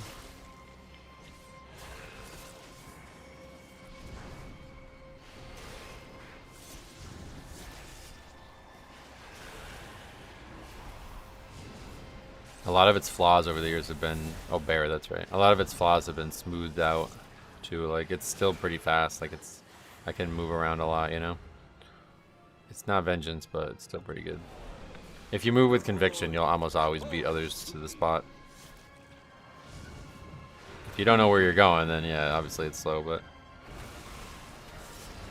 The biggest thing that sucks about the mobility is, like, if I go the wrong direction for a split second, then now I'm fucked.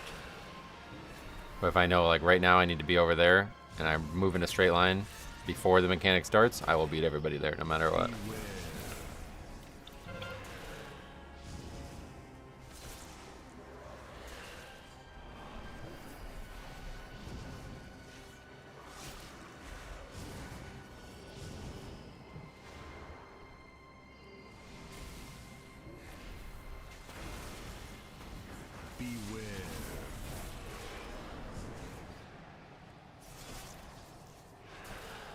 Prevent that knockback. The repulse, when you cast that, you can use Death's Advance to not get knocked back there. I think that's pretty good.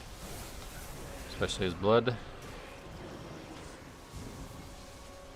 The trade-off, though, is that you're an immovable object, which is way fucking cooler. Yeah, that's what I mean. I like that. Like what I just did there, right?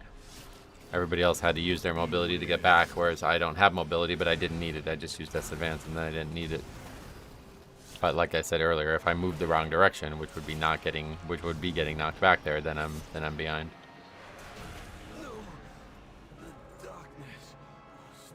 I just deleted the message. I didn't kick you. But it's not. I mean, that's not the channel to post that one way or the other. So. Yes, the Naru. We must get inside. Illyria, the skills you have learned can open the way. I'm standing here and the mobs are coming to me. No other class gives you that feeling. Yeah, no, definitely not. Yep. Brewmaster has a little bit of it. I like Clash and Ring of Peace and stuff. But for the most part, Death Grip is unparalleled. It is rare that a Naru falls falls into void. There's something just fucking visceral about it too, like, Cases I know of have occurred when you know what I mean? Like, were involved. you really are an immovable object at times. Fascinating implications. You're locked out of all channels for a different reason that's not related to today. This entity must die. But yeah, definitely Death Knight really feels great in that way. Beware.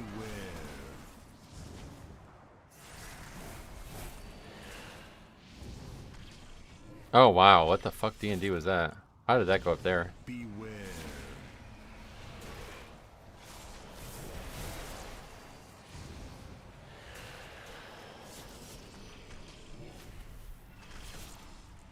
Run away, little girl.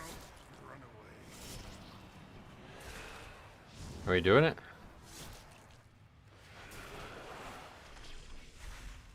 Yeah, we got 3. Wait, I'm so confused. Do you have to go to the ones that... Did they move or something? I don't know where those big purple circles are supposed to spawn. I thought they spawned on the ones that got destroyed, and then last time we did it, it looked like they spawned on the ones that didn't get destroyed. And then that time, it looked like they spawned on the ones that got destroyed again.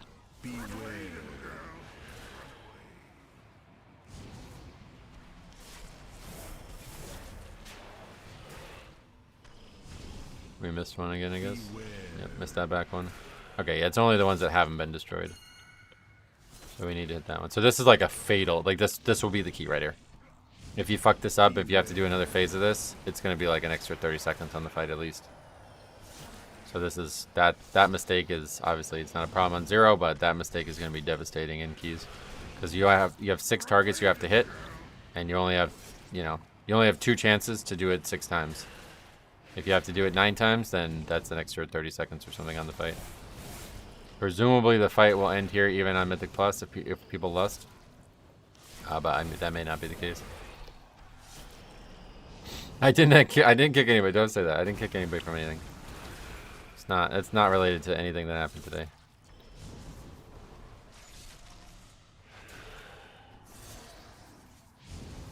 Alright.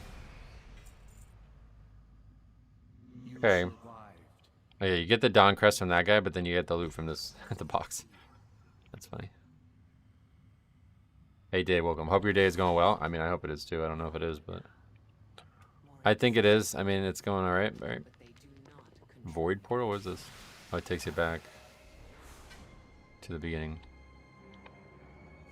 I usually come in late at season, cap around 16, hoping to stay with the pack this time. Blood gets 17, 18. I think we're going to be seeing 20s easily this season, to be honest. So we'll see how it plays out. Not me. Not just me or anything. It's not me. I'm not saying I'm primed and ready. I'm going to go fucking grab life by the horns. No, I just think it's going to be way easier. Yeah, thanks for coming, Faxi. Got one more to do. It is Algethar. And then we'll have about an hour or so to do a little bit more stuff. We'll do some more. Oh, no, I don't. Unfortunate. Alright, anyway,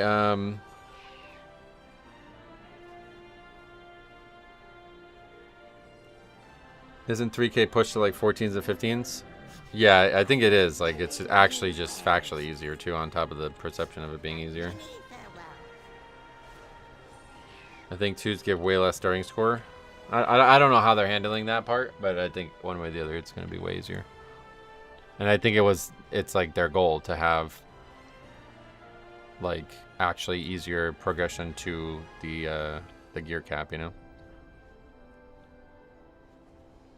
What is your first name, if you don't mind me asking? My first name is George. What about yours?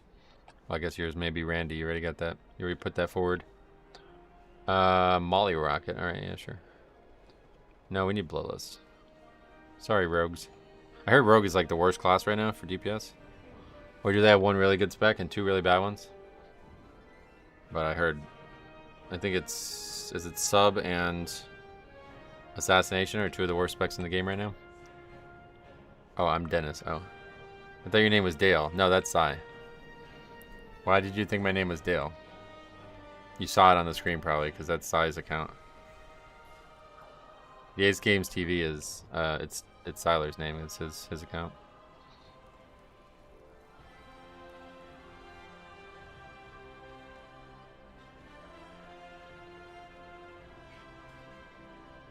I thought sub was better than outlaw. I don't know which one's which. Yeah, I'm not sure, but I just saw that they're like the worst. Is there a pure single target fight in the raid? I think you said there was only like one, right?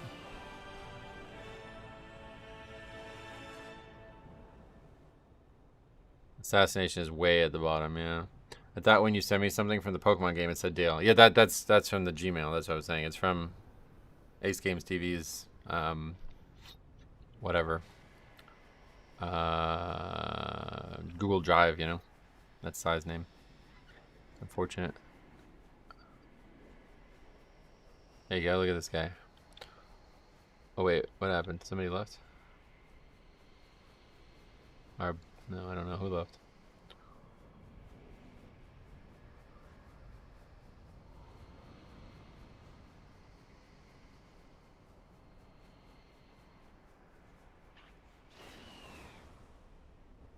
I did see it for the first time this morning. The tank dipped after the first boss. Their excuse was they already did the dungeon. I don't know that that's an excuse. They probably just didn't realize it didn't reset. Man, it's like there's not even people who are under geared either. Look at this. The lowest gear is 235. I was trying to invite people who might actually like, who are new or something, but they just don't exist.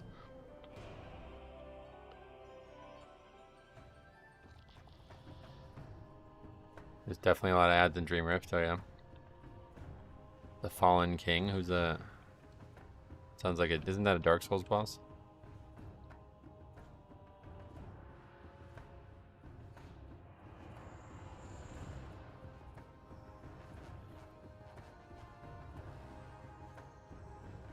Well, it's just that there's no proof, and you were saying it like it sounded like you were trying to use it as a counterpoint to what I was saying, and that was not needed. You didn't need to do that. That's not the way to counter my point. Whether or not you're succeeding with it or not, even if that was like objectively true, it's not relevant to what we're talking about. It's not just about me succeeding; it's about others, the community improving in my eyes. I want to see all of us succeed. I don't want people to feel like they're getting blown out in these dungeons and they don't know what's going on. That shouldn't be happening 21 years into a game. Thank you for apologizing, but you didn't do anything super wrong. Don't worry about it. Welcome to Algathar Academy. Yeah, we want to get the red one. No. Which one gives versatility? Blue. No, blue's mastery, isn't it? How wonderful. Is red versatility? It has been quite Must be red. It's been a while. the academy has been open. I think it's red. Come with us. Red is It only verse. take a moment to set up for a new lesson. Well, it seems like things are in further disrepair than we anticipated. You think Free All will come back this expansion? No. That one just came back.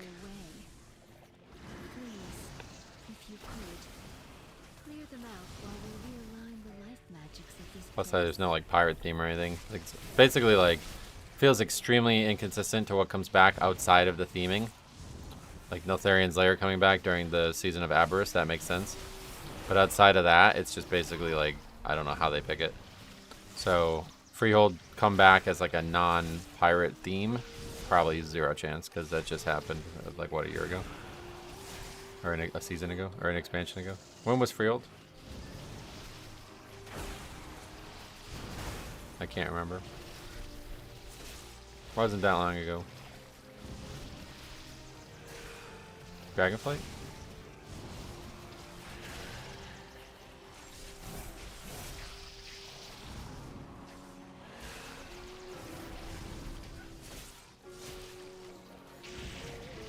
Three expansions ago. Oh. Was it really? You're saying Dragonflight? Is that what you mean by 3? Dragonflight Season 2. Ah, okay. Well, maybe then. I don't know. Perfect. We are just about... Wait! Ichistras, there is too much life magic. What are you doing? Is that guy here or what? What's he doing? Some new students have trickled in after you.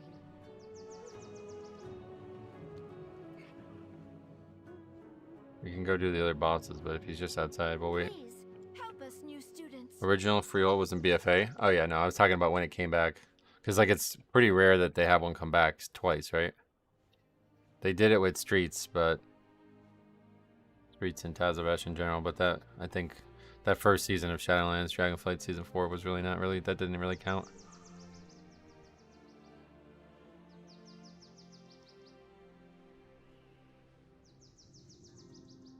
I'd say Dragonflight was 2 expansions ago. Since it's 3 ago, because it's 3 ago, then that would make it 1 ago. Yeah, Dragonflight Season 2. Workshop. Well, yeah, that's what I mean. Like, those ones came back twice, but like I said, Season 4 of Shadowlands, I don't really feel like counts. Like, that was like their first experiment with it, and they were just doing all mega dungeons for that one. That wasn't because of a theme or anything like that.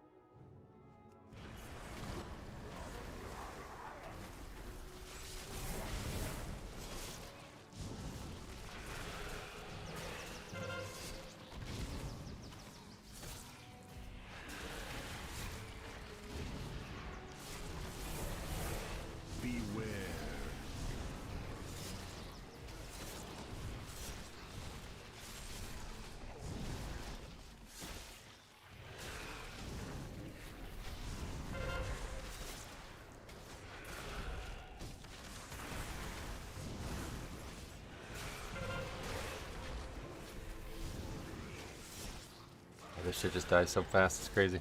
To not even see the ads erupt. That's wild. Dragonflight has some of my favorite dungeons. Yeah, me too. 2 or 3 of them are my favorite ever. Some of my favorite ever. Azure Vaults is definitely top 5. Algathar is really good Mythic Plus wise. I don't think I would like it that much too outside of it. It's kind of like charming, but that's about it.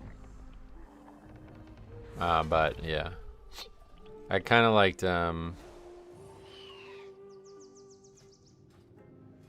the name of them now, I guess. Yeah, there's some good ones.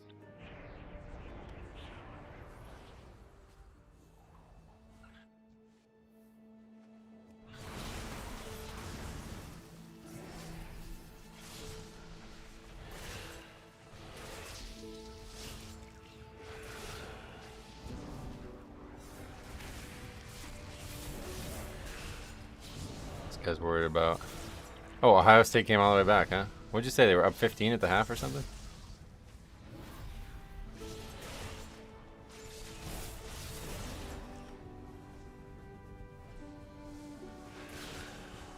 I'll have that up on my other monitor. 33-24 in the first. I need to refresh. Okay, I need to stop getting hit by that. They were down 15. Holy shit. I like Robot Love Pools, but I feel like a lot of people didn't really like it. I liked it too, actually. Kind of liked it.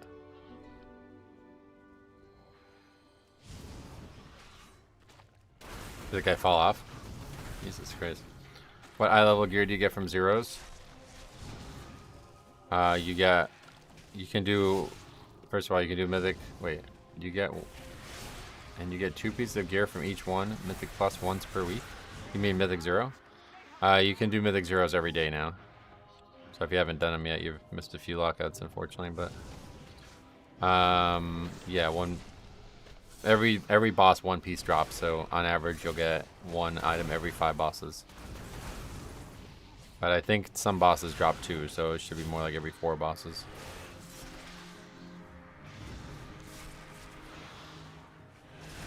I think not being able to prove how well the season went might have killed my motivation to push keys, so I'm sorry to hear that.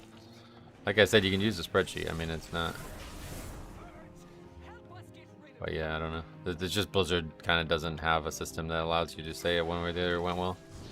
I don't think it should, you know... I don't think you should do it only to prove to me somebody else that it went well, though, to be honest. Like, if you're 100% confident that you're being truthful, then good. I just can't accept that as like an argument point, you know what I mean? Like there would need to be proof for it to have any actual weight in the argument. But for me, I know, you know, what it means to me and what it means to others is different, and I'm just about what it means to me. Use them to get her attention. Louisville's beating up on South Florida already too. 24-18 or 24-11. Huh? At least we know that works. Yeah, it's not. I mean, it's not guaranteed proof, yeah, but it's the best option, I think. There's no other way to do it better, I don't think. I mean, yeah, the videos obviously that should go without saying.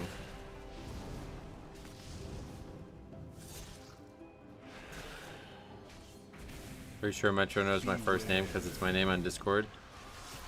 Oh, really? I don't think I paid attention to it if I do know it, but yeah, it's all good. We're all friends here, right? I feel like I don't really. I mean, there's so many people in the chat who literally just have their actual full name as their chat, their like YouTube thing. So.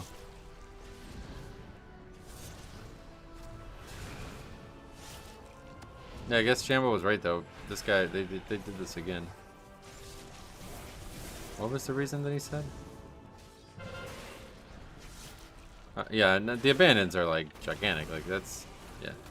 You do not have a 90% success rate. That's a fact. 100%. There's 0% chance of that. But yeah, I mean, it could be. You could still have had a great season regardless of that. But you're not gonna stop people from wanting to abandon, unfortunately. I wish you could. But there's many keys last season that we could have easily still tried to upgrade, and we just didn't even try. People just give up as soon as things go wrong. The new system really kind of actually encourages it too. It's kind of unfortunate. I thought it was going to be better than it was for that specific thing.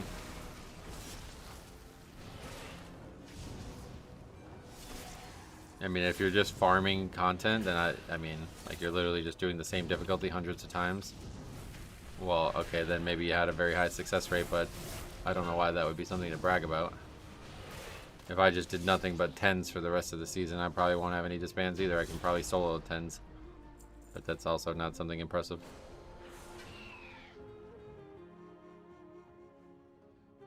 I think this is going to be the easiest of the returning dungeons. It's probably going to be the one that has like the most chance for success just because everybody knows it, it's recent, and it's very easy like mechanically, I think.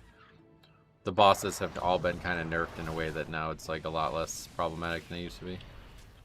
That Talentos boss or whatever, the bird boss there, that was a big problem in the past, and it's not going to be anymore. That'll probably be the easiest boss in here. That's my biggest problem with Pug Mythic Plus. People just leave after a single wipe. Yeah. And then I think what bothers me the most about it is that then they try to like make it sound like you're doing something wrong by not wanting to leave. It's one thing if, like I said, I've been saying this for years, since before they did all these changes. Like, if you're a fucking sociopath and you're literally just out for yourself, I mean, I really don't give a fuck, man. I actually don't care. I would prefer that that wasn't the case, but hey, I can't stop you, and honestly, you're not alone. So, just fucking own it, though. Like, just say, like, hey, I literally don't care about you guys. I'm leaving this key, and you don't matter to me. If you said that to me, I'd be like, fair enough. I'd be like, what do you say? You know what I mean? But these people who try to, like, make it sound like I'm wrong, like, why would you even want to stay in this dungeon? It's like, brother, it doesn't matter. I get a vote. Like, you don't need to know why I want to stay in the dungeon. My voice matters, too. Do you care about my voice? Like, I'm the tank. Like, you don't care about me at all? You can't do it without me. You have to care about me to some degree.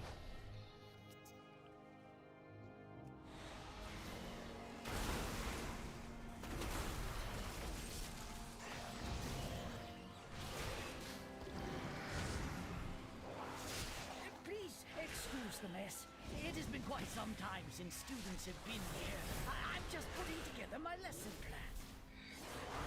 Yeah, just, I mean, hey, fuck it, man. Like I said, just be yourself, and that's it. Like, if that's you and that's who you want to be, I don't care. I really don't care. I mean, like I say, sort of do care, but, you know, we joke around a lot. Like, there's a lot of people who watch the stream that they are who they are, and that's fine, man. That's fine. Just be consistent and predictable, and then I don't have any issues with it.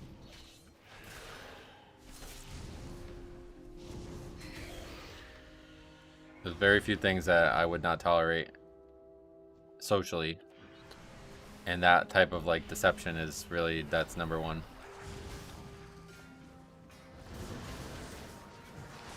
Where somebody's basically trying to make you sound like you don't know what you're talking about just because you have an opinion on something I fucking hate that.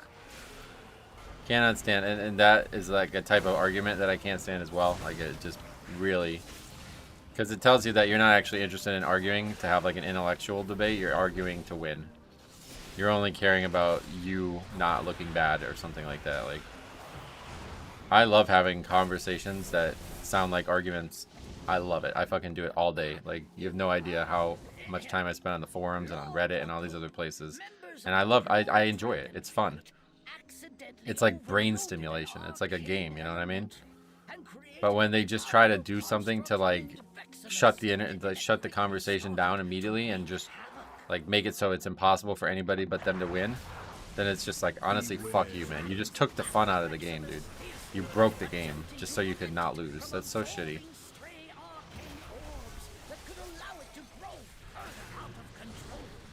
It's okay to lose arguments, man. Like, just sometimes you don't win, or sometimes you're just fucking wrong, and that's unfortunate. But hey, hopefully you learn something from it.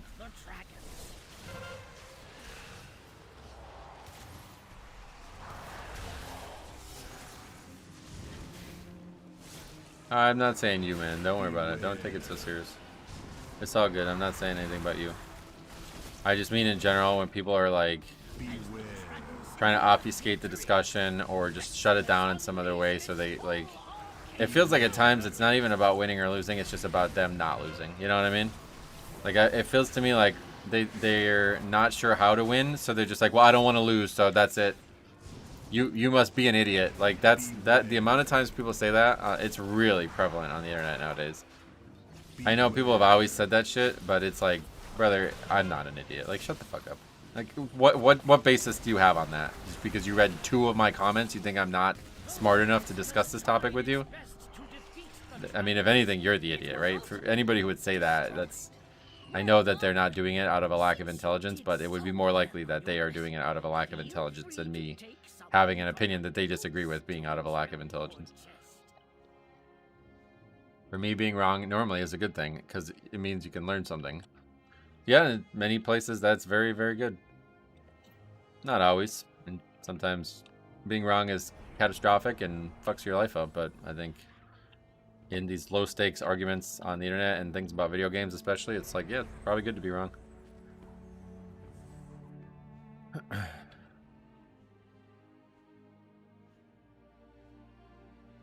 And it's mechanics. Like, it's not even just that though. It's like, you know, it's one thing to be stubborn. I'm a very stubborn person. I have to fight like very heavily to not be stubborn at times. But it's different than that, because it's like one thing to be like, you know, I think one of the ways that I argue that's probably not the most fun to argue against, and maybe is an unfair way to argue, it's like these people who try to like, once I feel like the argument's taken shape, and then they try to change it into something else, I always just immediately be like, brother, I've heard what you said. Like, I understand what you're saying. It's not, you're not helping. Like, don't do that to me. I don't care. Like, I really don't care. I know what I'm talking about, and I disagree with you, and that's totally fine. We can stop talking about it if you want. We don't have to carry this on by changing it into some new argument. You know what I mean? That's frustrating. But that's understandable. It's just when they do stuff like, oh, you're not smart enough to have this conversation with me. You're just wrong. Like, I mean, where'd you come up with that?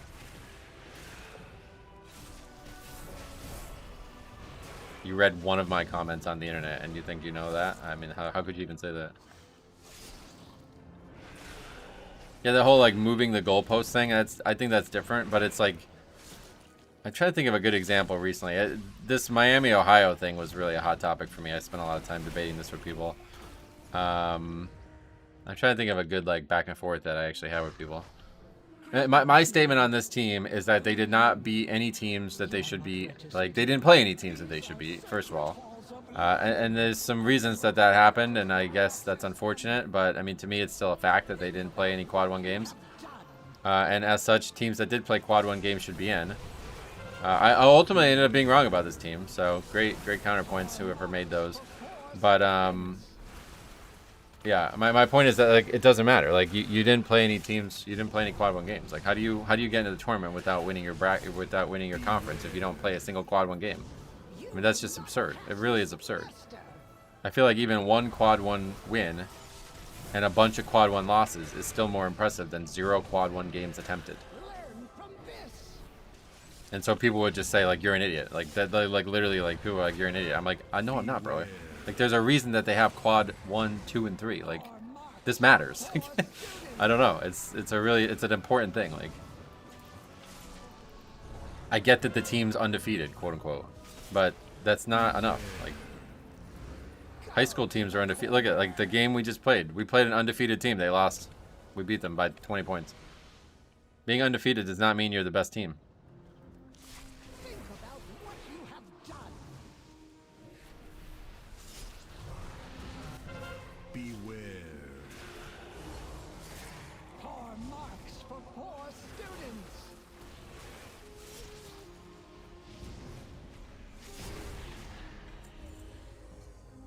Alright, no legs today. So yeah, tomorrow, or, well, we're not going to stream tomorrow, but the next time we stream, probably Saturday. I'm not ending the stream yet, but that's it for the dungeons. The next time we stream, we will be doing only dungeons that give legs, presumably. I'm going to try to get the rest of the Bountiful Delves done right now, so that's going to be my goal. I have about 45 minutes left until the Duke game starts. I'm undefeated at Rock, Paper, Scissors, but I played it once. Yeah, that's a little different than this, but yeah, still, I mean, that kind of thing can be said for sure. What else? What other arguments have we seen? I come up with a good one. I think what you're describing is called a red herring, distracting from the original topic argument with a different argument. Yeah, I guess that's a good way to put it, yeah.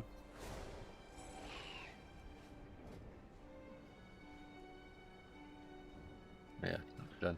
Alright, let's see. Bountiful Delves. Over here.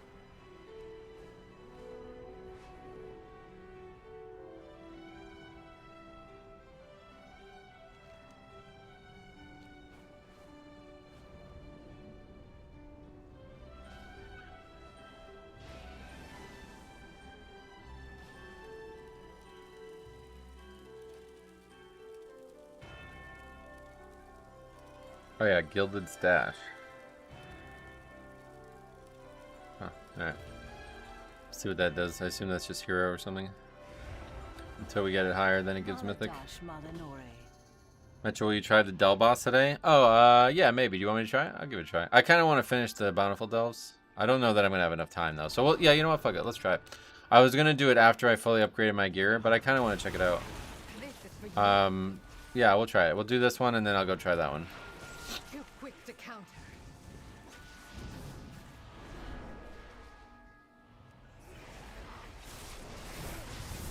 Make haste. They won't know what hit them. I just need to find a leg piece, and then we're done with gearing. And then we just need to get currency, so... We're probably not going to have much content on this character. We might actually end up playing the Paladin then, just because of that. There's really not... I mean, unless there's some reason to go farm prey, I don't think there is. Other than getting achievements. What does this do? Oh, it's like a buff. I did the Del boss on a single question mark, first try. Haven't tried the double question mark. Yeah, we did first try as well. I mean, maybe DPS struggle with it, but it seems like it's just ridiculously easy as a tank.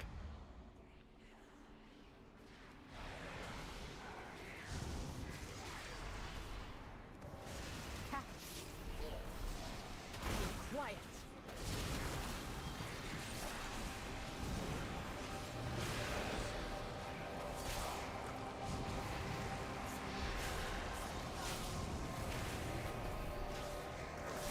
Who is this guy? Speak no more. Travis Tentoven? Just attacking for some reason.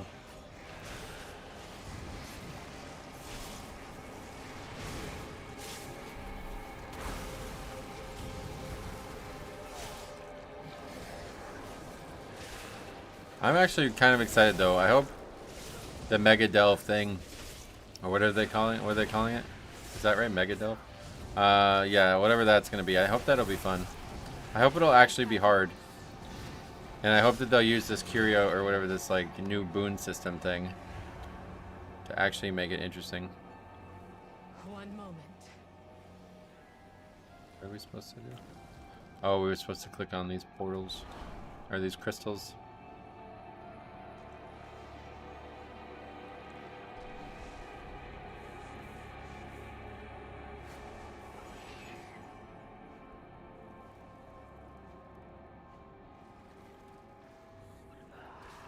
I hope that they'll do like kind of like a Torghast thing where there's like an infinite like something that is meant to be actually like hard and it's just not for anything and it's just for fun or something, because I would love to do that again. I desperately wish there was something like that again in the game. Torghast was great for that reason.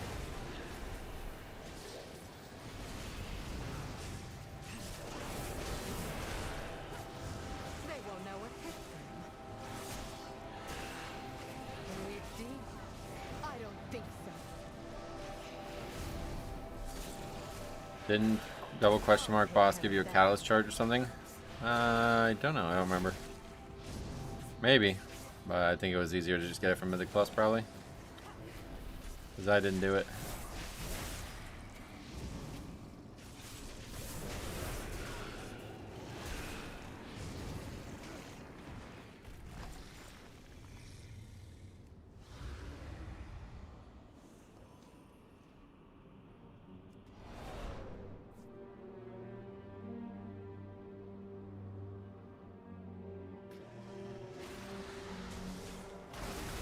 This is for you. Does anyone else, now that Cop's gone, does anyone else think Valeria is overly sexual? That was a fucking comment. I'd never heard anybody say that before. Too quick to counter. I've never heard her say anything that I would even consider sexual. What is that? I have no idea where he got that from. Speak no more.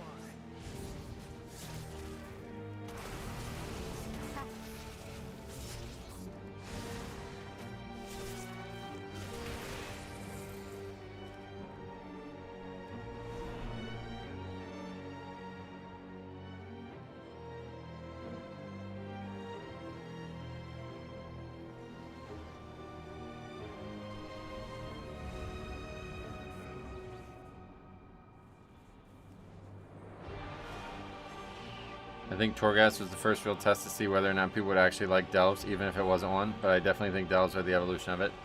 Yeah, I guess so. I think they had to go backwards on the, like they couldn't do the anima power thing. I really like the anima power thing. They couldn't do it though. It's just too many, like, you would just end up having the same ones year after year, I guess. I understand where he's coming from. She has a very dominatrix compatible voice line, so really.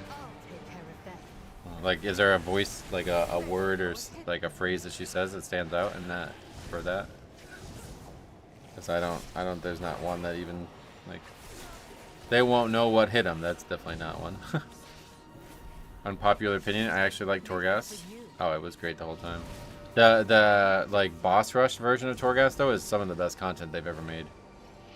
The reason I like it so much, though, is because it gave us, like, a lot of the very good powers very quickly, and it didn't feel like you were like slogging through it or anything. That was the main reason I think I liked it the most. But Be quiet. Torghast might have been the most overhated piece of content they ever released. Yep, and you know why? Because it's fucking entitled shitty players again. The #1 complaint with Torghast was that they were forced to do it and they didn't like it for legendaries, which is like, you know, it's forced. Again, I always take issue with this word, but if you're gonna say you're forced to do it, that would be the time you would say it, because you're obviously not gonna play without legendaries for the whole expansion. But besides that, it was also actually hard, and all these people, they're like, well, I'm forced to do it, why should it be hard? What do you mean? Like, why would it not, like, why should it not be hard? So not only does Blizzard nerf it, but then people still continue to complain because they're just like ingrained in complaining, basically. Like, well, I complained before, I should keep complaining. That's right? So they keep complaining, and then they just basically, Blizzard's just like, oh, I guess we shouldn't do this. People don't like it. The pleasure is mine. I think it's her interrupts. Oh yeah, speak no more kind of thing. That could be like she's like pegging you, and she's got her hand over your mouth or something like that as you're screaming, because you know, like getting fucked in the ass, basically. They probably bring Torghast back at some point, just like they thought they brought back Visions, and make when it makes sense, since it's easy content. Yeah, maybe. That would be cool. I would love like a second version of it. After Valeria's Caltrops thing, it's giving me some gnarly tropophobia vibes. What does that mean? Torghast had great potential. I wanted an endless mode and a leaderboard. Yeah, I think they could have did a class leaderboard or a spec leaderboard or something. Speak no more.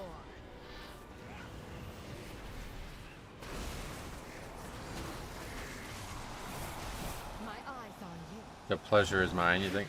I think that's her being like more like I don't actually like that in games. I think it's kind of fucked up when like characters are like overly confident in their ability to like murder something. I don't think that's like clever or interesting. It makes the character look stupid, to be honest.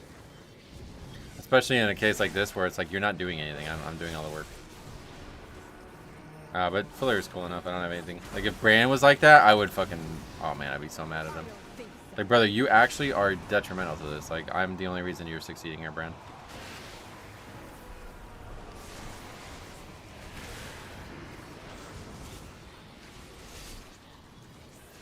Oh, fear of holes. Yeah, that really? I've seen that. That shit is like, I don't know. It's kind of freaky, to be honest. I wouldn't say I'm scared of it. I guess that's not always what a phobia is, but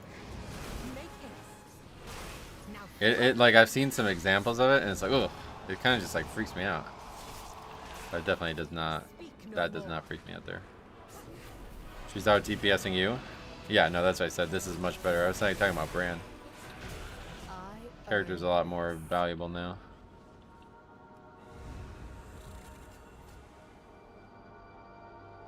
Seems to be some DPS bug with this boss. He dies so fast. Oh, really? It's just unsettling. It reminds me of Rashes, I think. Oh, yeah. Oh, Veteran Axe. Strength Axe.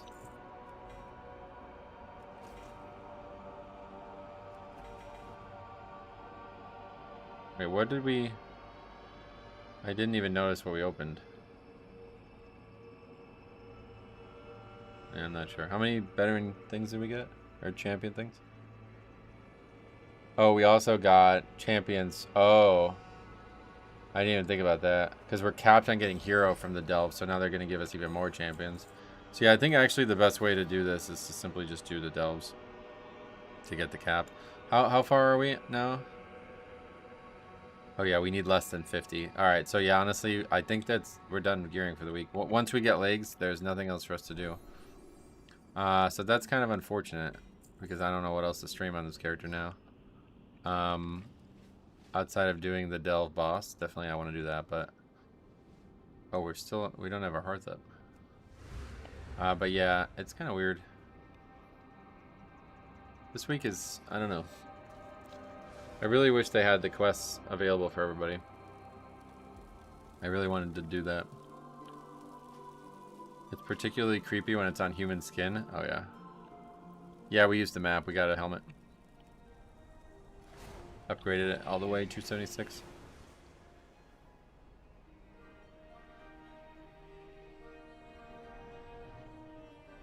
Is this the delve that's in Silvermoon? Yep. Did you get your... Yeah, we got the hero piece. Alright, let's go do the delve boss. We're going to do that for the next 30 minutes, and then I got to go watch the Duke game. And then, yeah, we'll have some thinking to do over the next 2 days or so. I'll probably do at least one more stream on my Death Knight, but... Honestly, I don't know that there's that much to stream. I really want to get legs. I don't want to leave this week without having all the gear, but... Yeah. Outside of doing the 3 dungeons that give legs, I don't know what else there would even be to do on our main right now.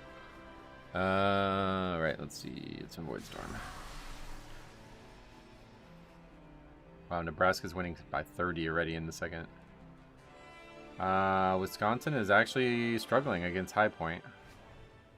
Oh, that TCU Ohio State game's a banger. Coming down to the wire with 2 points. 2 points with seconds left. What's the Dell boss? Is that princess chick? Oh no, it's like a Dominar guy.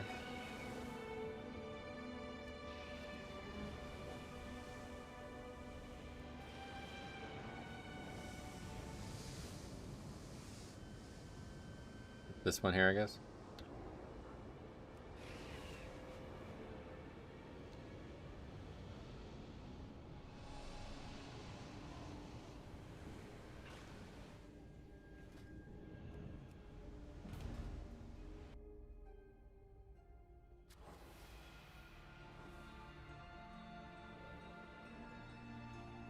Oh, we'll get that.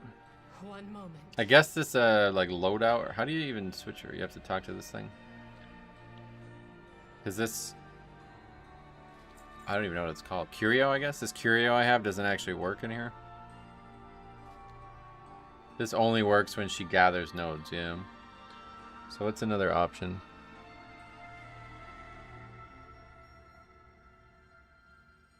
That one's kind of cool.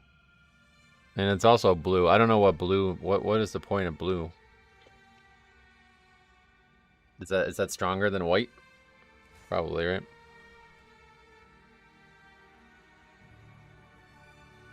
People are saying that this one's the best one too.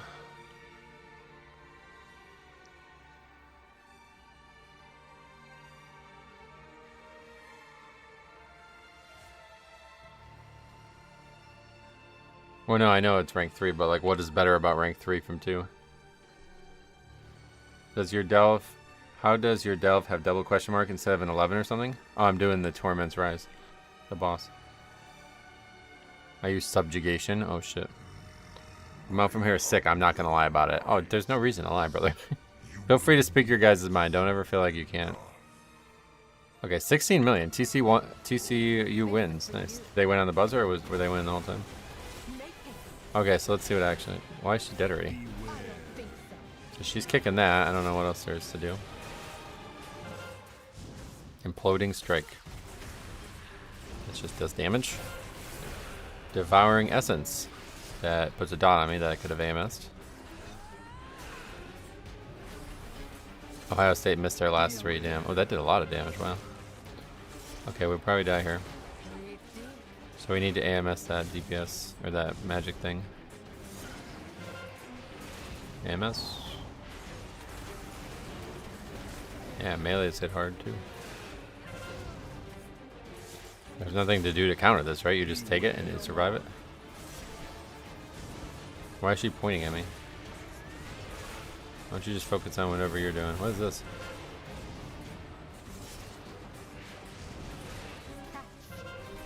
Basically just have to use defensive CDs. Holy shit. That was a lot of damage.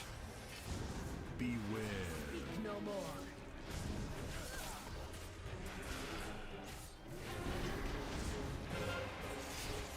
If she's set to healer, I think she dispels it for you. Oh, nice. Yeah, I could AMS every other one, so that's fine. That imploding strike is crazy, though. Does it do more damage every time he does it or something? That's a one-shot mechanic? Oh, yeah. The combo there, I think, is really bad, so we'll save the trinket for it. This is actually solid, I mean, in terms of... Oh, wow. In terms of actually surviving, it's quite hard.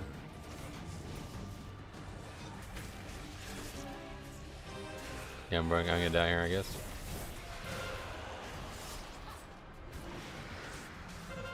Okay, this is gonna kill me.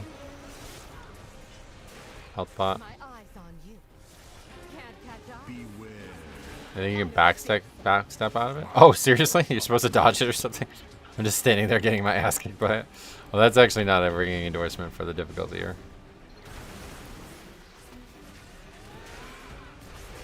Oh no, you can't do that? Oh, okay.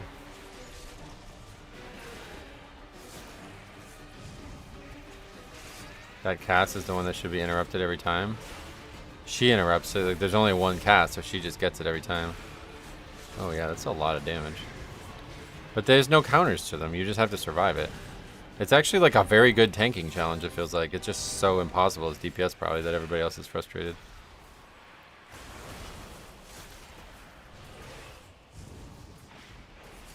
AMS. Imploding strike. Yikes. Yeah, I'm dead. I mean, I just don't have a tool for that. I don't have any like flasks or anything either. This would be a lot easier if I upgraded all my gear though.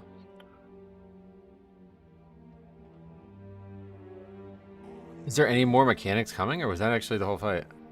I can dodge it as Brewmaster, which is why the last 10% I was like a lottery whether I'd survive or not. Does it get harder as the fight goes on? I basically just have to save a defensive for when it overlaps with the dot, basically. Too quick to counter. I don't think so. That she just kicks on for me, so I don't have to participate in that.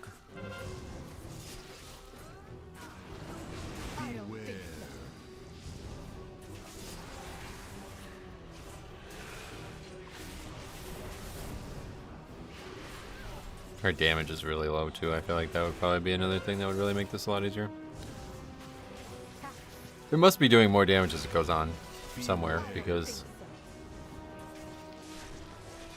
those were not dangerous.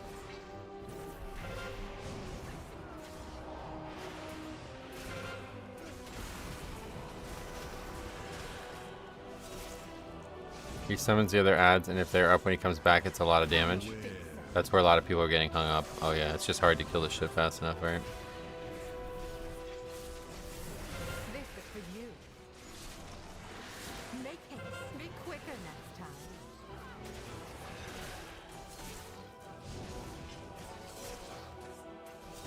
Beware.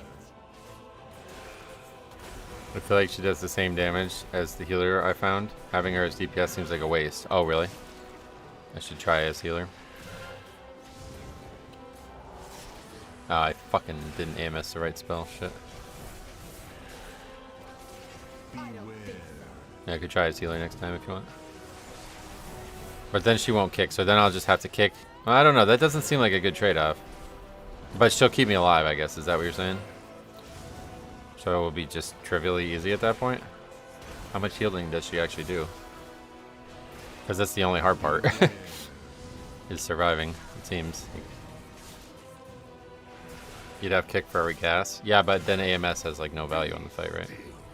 I feel like it'd be better to let her kick and maybe get a little bit more DPS than me just AMS.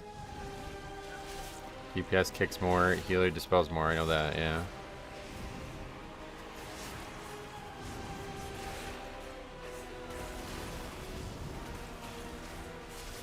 My voice is almost fully recovered from the game last night. Oh, what game? I lost my voice last Saturday. I was screaming like crazy. Now struck, they will know it hit them.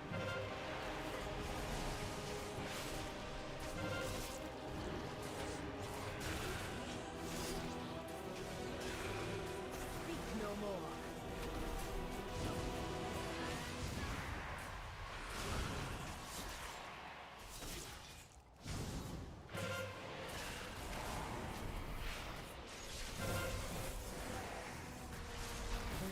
Oh, you see, he just one-shot me there. I was at full health. Something's wrong. What are we missing here? The Hurricanes versus Penguins. Oh, nice.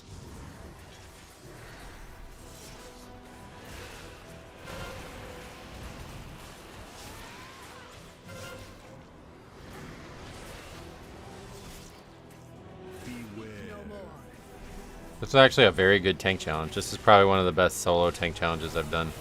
Of just raw survival. This may actually be my favorite of these.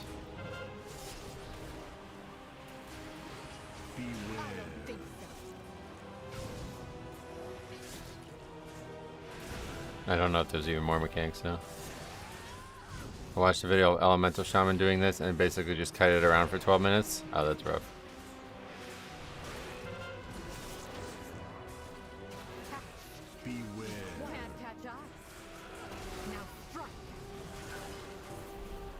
I was wondering if you can only get 600 copper keys. Yeah, you can get 8 keys right now because they give you 2, but then you get 6 from just looting them.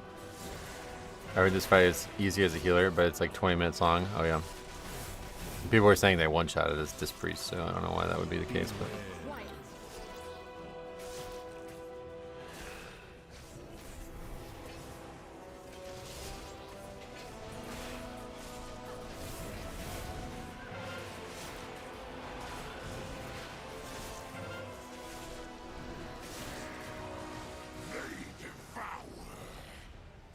what do these guys do? They probably do something that we don't want. Stop poisonous spit.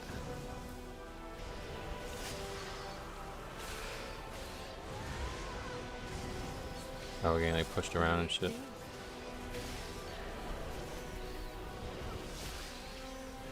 Be quicker next time.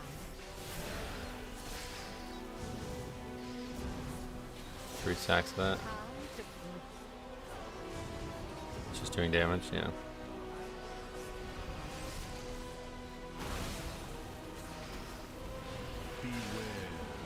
We can grip them though.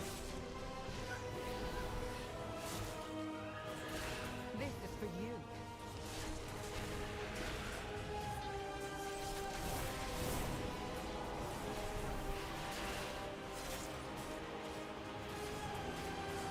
Jesus.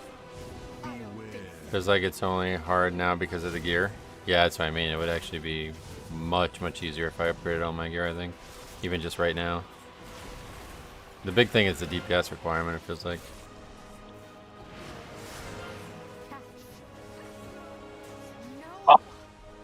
Really?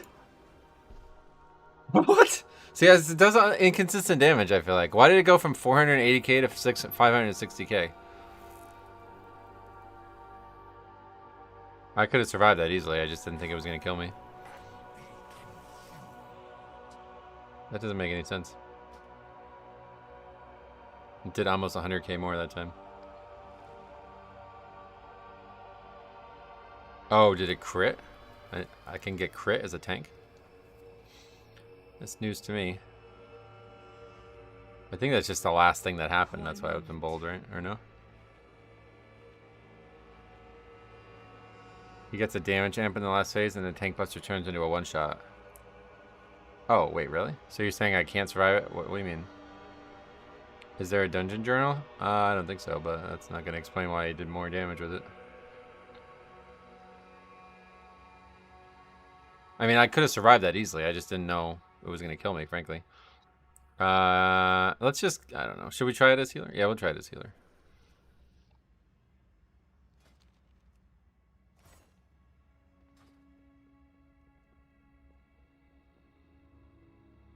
Tried this on my hunter yesterday. Every other global was revive pet. Oh, I can imagine. Doesn't seem like it would be very fun. This is basically a tank challenge. This is actually a very, very good tank challenge. At least right now that we're under geared. And a very, very bad DPS challenge, I would imagine. Very unfun DPS challenge, I would imagine. Okay, so those heal me. Is that what those things are? Oh yeah, now we need to kick this. What happens if we don't kick it? What does it do? Don't waste this. This might be too easy of a healer, to be honest. This might take some of the fun out of it. Stay here and recover. The time-based Valera Curio would be overpowered. Oh yeah.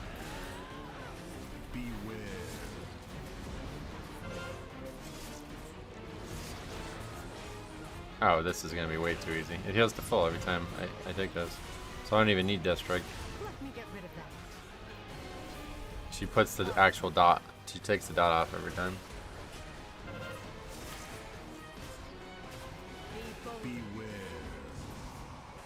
It one-shots you if you don't interrupt it? Oh yeah. Oh, what the hell just happened? That was the interrupt. No! You have a kick, don't you? Oh, no she doesn't. They removed all kicks. Oh. The guy says if you don't kick it, it's only 300k, but it was a one-shot for me. Yeah, that was a one-shot.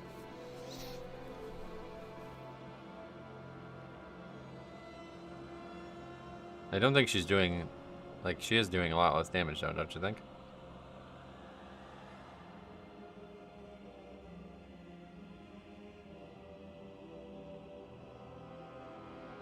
But yeah, I don't need that. We don't need her healing me.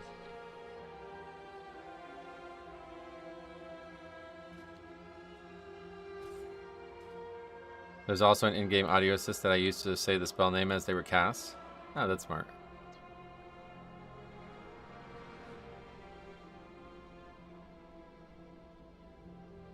I mean, I don't even have enchants. I don't have... Yeah, this could be made very easy, I think. It's kind of sad. Can't catch us. Even his auto attacks hit hard, though. I don't think so. It's weird that they made the DPS version ever kick though, because that's not how it works. The DPS don't ever kick, right? Isn't that right?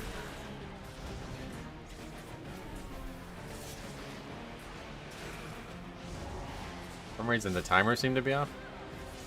He didn't cast Devouring Essence. Oh, I guess he cast it on my pet or something before.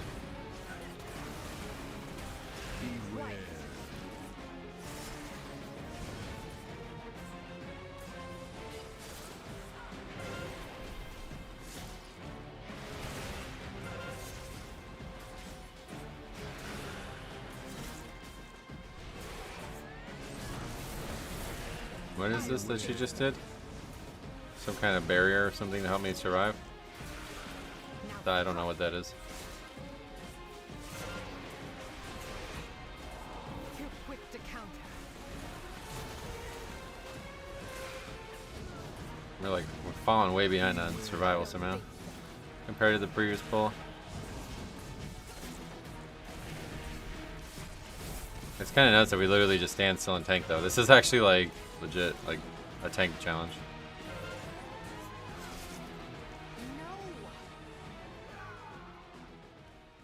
There's something wrong here. Something wrong here.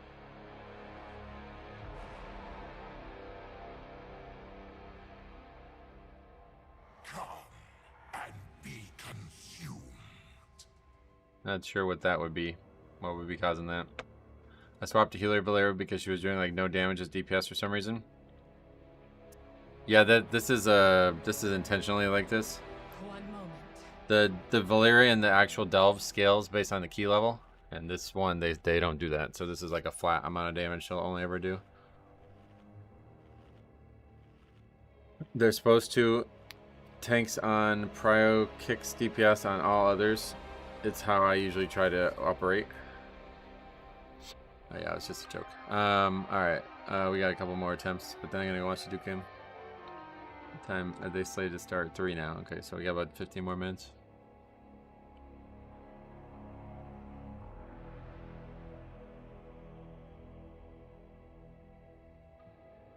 It looks like it hits hard after you have the debuff. Yeah, I don't think the debuff does anything. It doesn't say it does. It's just like I'm lower health than I normally am. This is for you. Make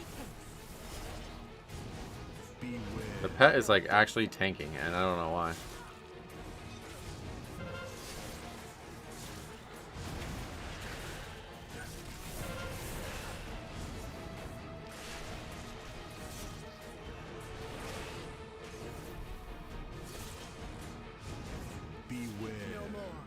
Kicks like a fucking bot though, it's kind of crazy.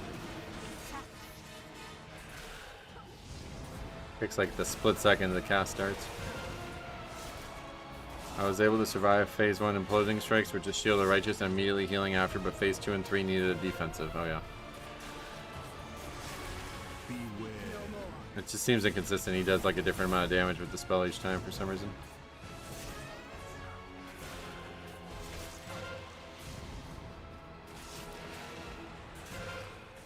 Not quick. Breathe deep. Beware. I don't think so. Yeah, the pet off tank is helpful. Bit of a strategy there, I guess. Shit! I didn't get AMS off in time. So that was just a wasted one.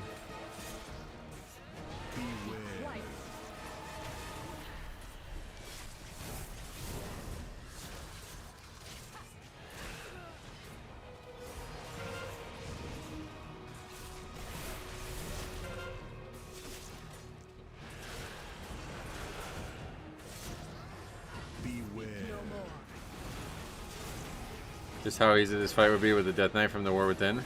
Why?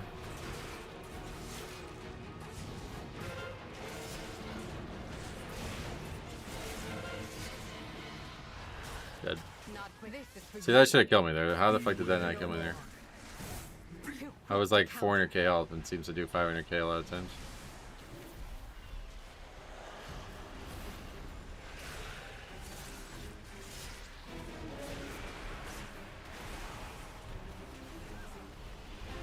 We can stop the Jagged Rip. Oh, it looks like we can also kite the Jagged Rip.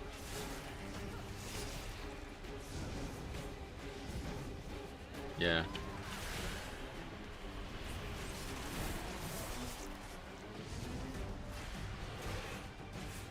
But then it just dies slower if we do that. Tomb and better dancing room open? I don't think that would help much, to be honest.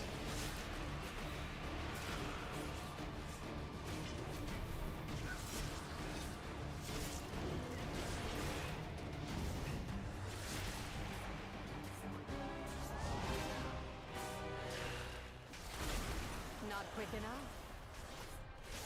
Be quiet. Make haste.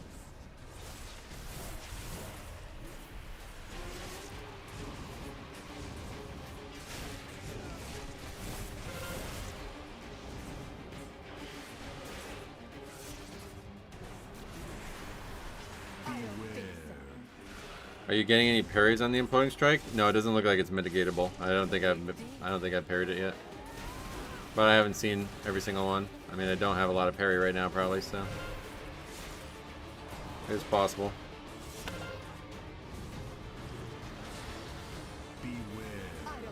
Okay, that's unfortunate. He's just stuck in there.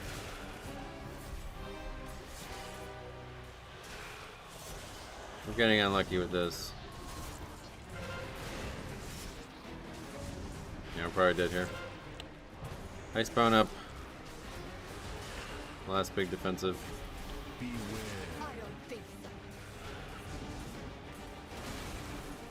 Now we're just behind.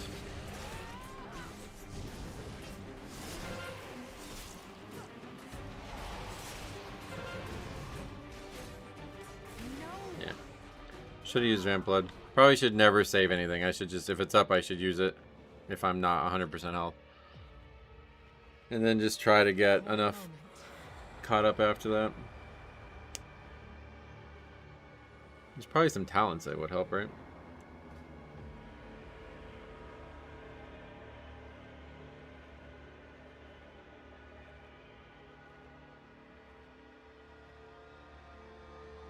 Not really. Maybe Death Pact? Probably not.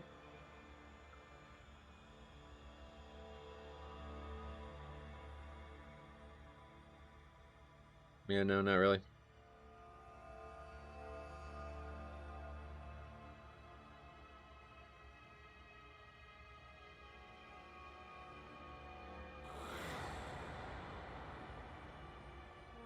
That would be good, actually.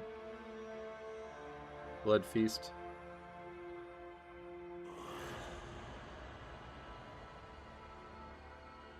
What is that smoke debuff? Doesn't that increase your damage taken? I don't know. I had a few where I took 0 damage and I definitely got hit across the room while testing. Alright, so yeah, we're gonna get off. We're gonna do one more, probably maybe 2 more, but gonna get off soon to watch the Duke game. Starts at 3. Oh, it's on fucking CBS though. Not from him, it's from Valera. I think it's one of her abilities. Oh yeah. Breathe deep.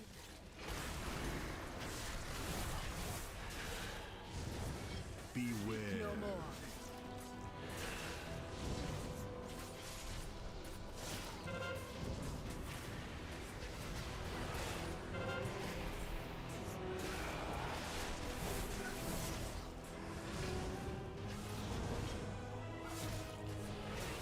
Beware. No more. This is for you.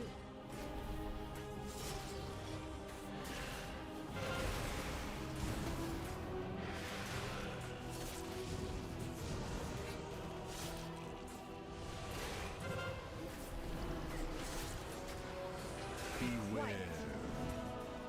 Oh, this? Yeah, it's a buff from her, yeah. Damage that increased by 10%. Be quicker, Naka. Can't catch us. Beware.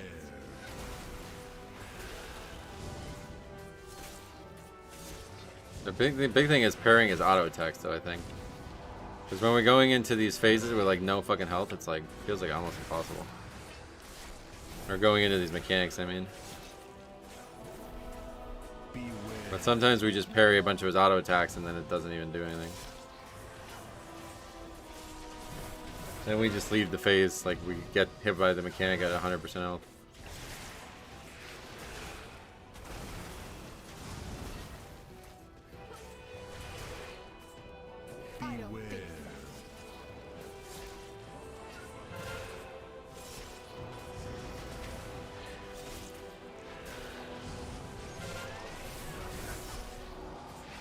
My eyes on you. Make haste. Beware. I don't think. He left the phase. Okay. The leap is not going to do anything. We just dodged that, right?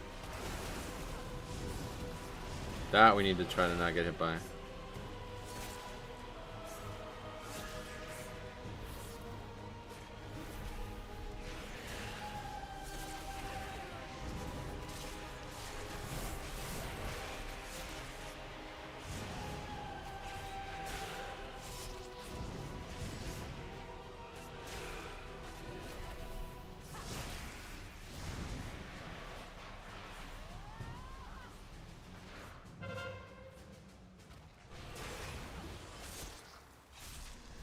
Sometimes they die easily and other times they don't.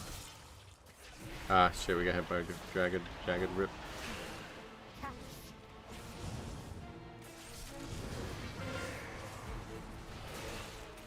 Speak no more.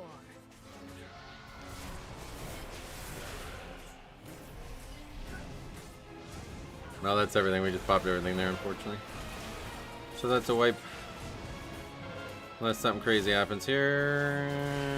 No. Oh, we have a health stone. Where do we get a health stone from?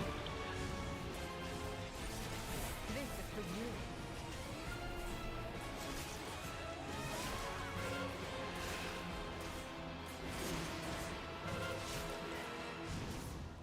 No.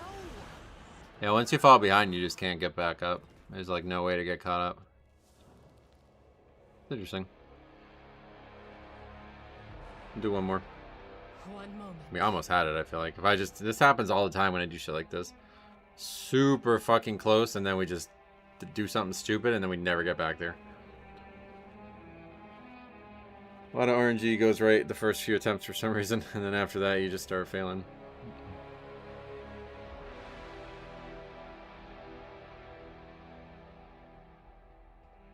I guess if we just went and upgraded all of our gear, it would be a lot easier though.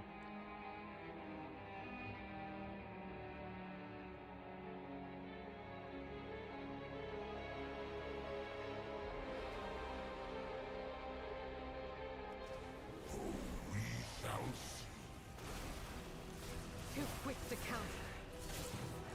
Beware. No more.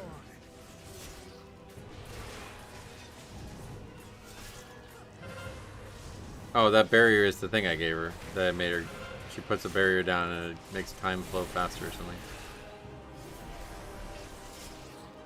You're right about that, Metro. First attempt it was me, sub 30%, and every attempt was 70 or higher.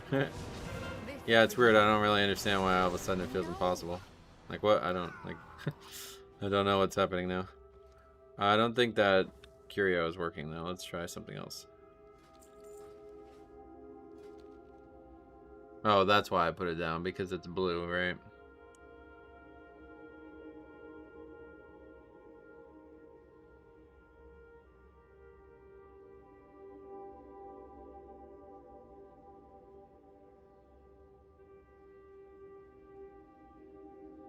Yeah, I'll try that one.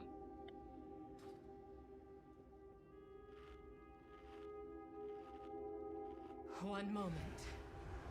Maybe.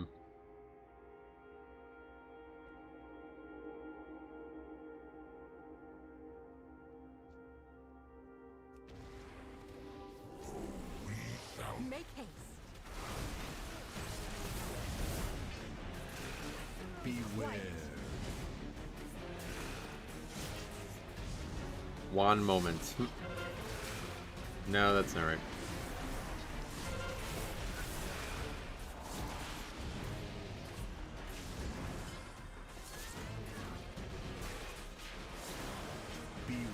White.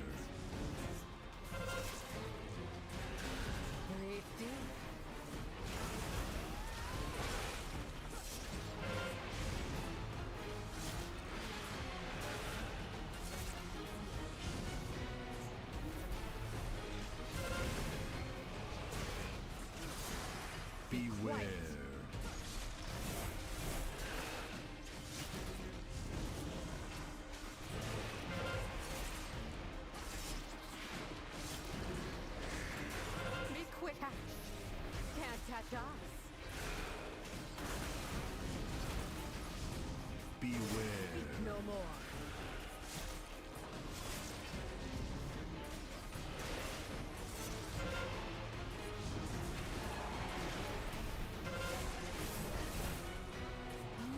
Oh, see that doesn't make any sense. I don't. But did Bone Shield fall off or something? I don't get it. How do I die from 489k there?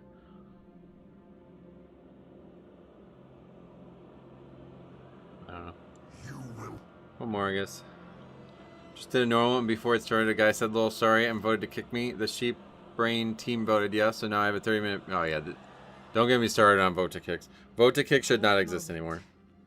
It has no purpose in the game. At no point does any of the content that uses it after, like, really at any point, once the dungeon starts, should you ever be able to kick anybody who's not actually AFK. Because it's not hard enough. Like, I've been doing fucking zeros with 4 people and it's still fine. You know what I mean? Why would anybody ever get kicked out of a normal? You should never be kicked out of a normal. I don't care. Unless you're actually not in combat, you're AFK. That's the only reason you should ever be kicked. This is for you. Too quick to counter. Beware. No more.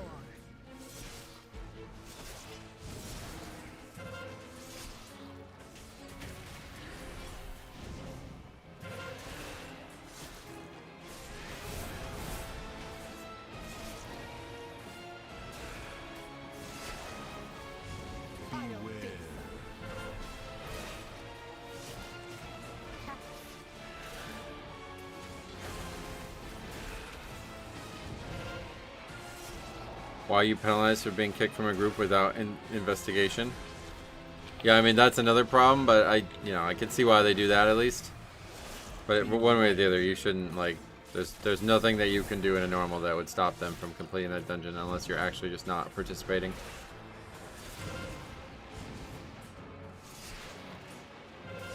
Not quick enough. 30-minute debuff for normal. Yeah, I mean, that's not even, like, how long does 30 minutes? It's like 3 dungeons or something probably, right? If you had an instant queue, you'd be able to get at least 2 dungeons done in that time. Probably 3.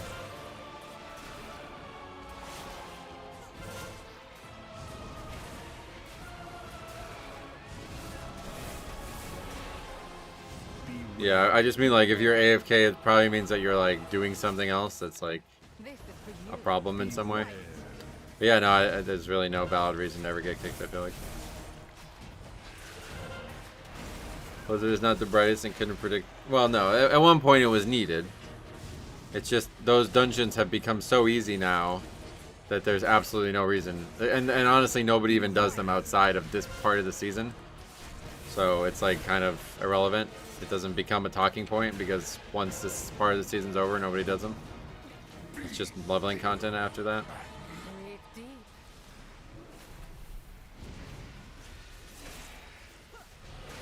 Can't catch on.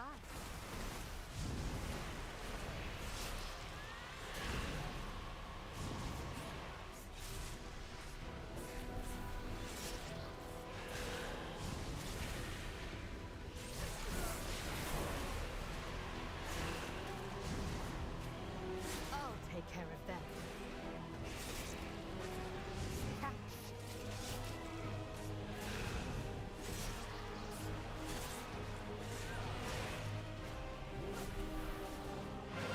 They won't know what hit them. Yeah, it's only for vote to... Yeah, maybe. Mythic Plus does not have that system, obviously. It's only for queuable dungeons. And nobody really does normal and heroic after this part of the season's over. This is for you.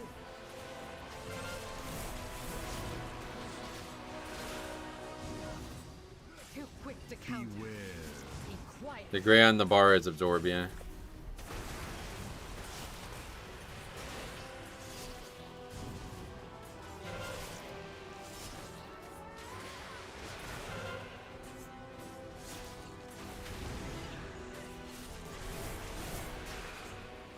I don't think so.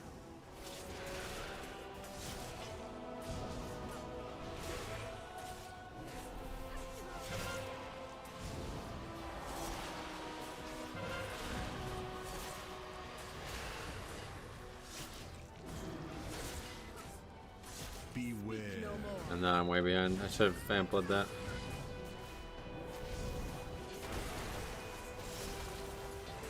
Be quicker next time.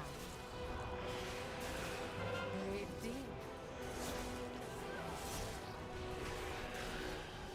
Beware. Speak no more.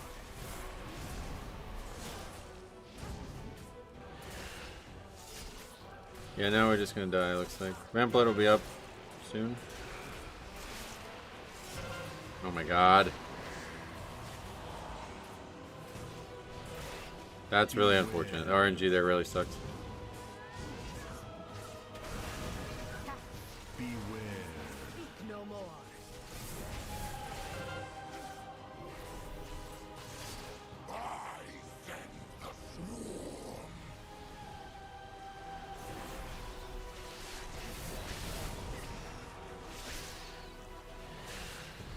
I assume that's a chaos, right? A ranged spell.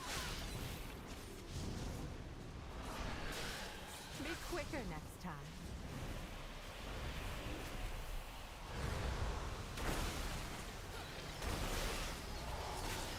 Guess we'll just AMS this.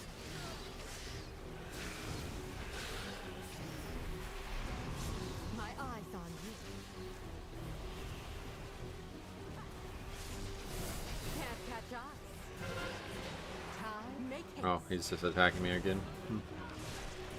Alright, we're gonna die here. I need to pop trinket probably. Or maybe not. Be quiet. I'll pop it just in case.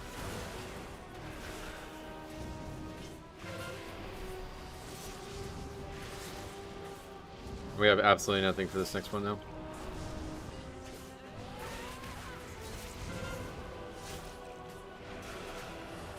Beware.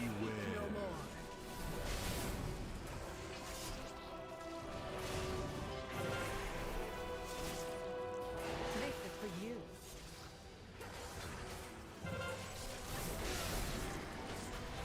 Vamplood wasn't even enough for that. That's crazy.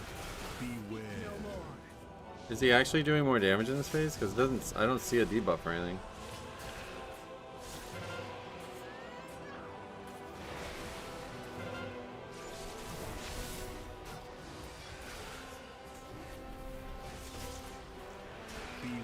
Quiet.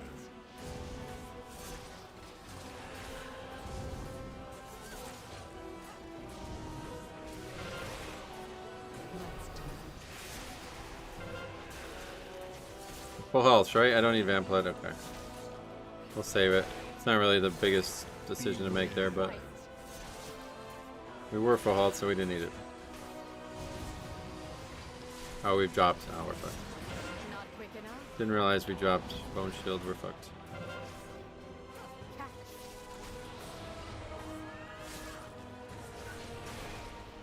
Beware.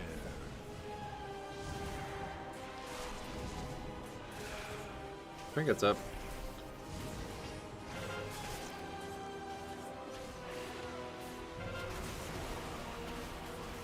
Again, we probably didn't need that there, though. Beware. No more.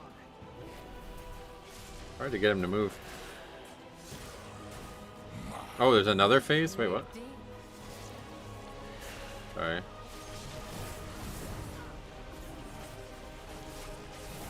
What is this? Oh, a movement speed thing.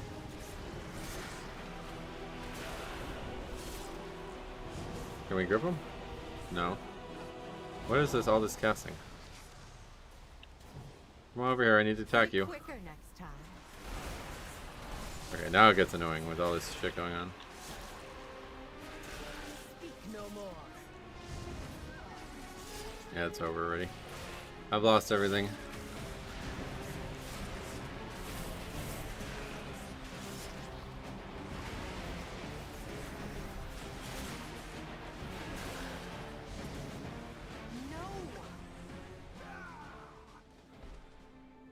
Alright, well, that's very doable, I think. Yeah, we'll definitely do it.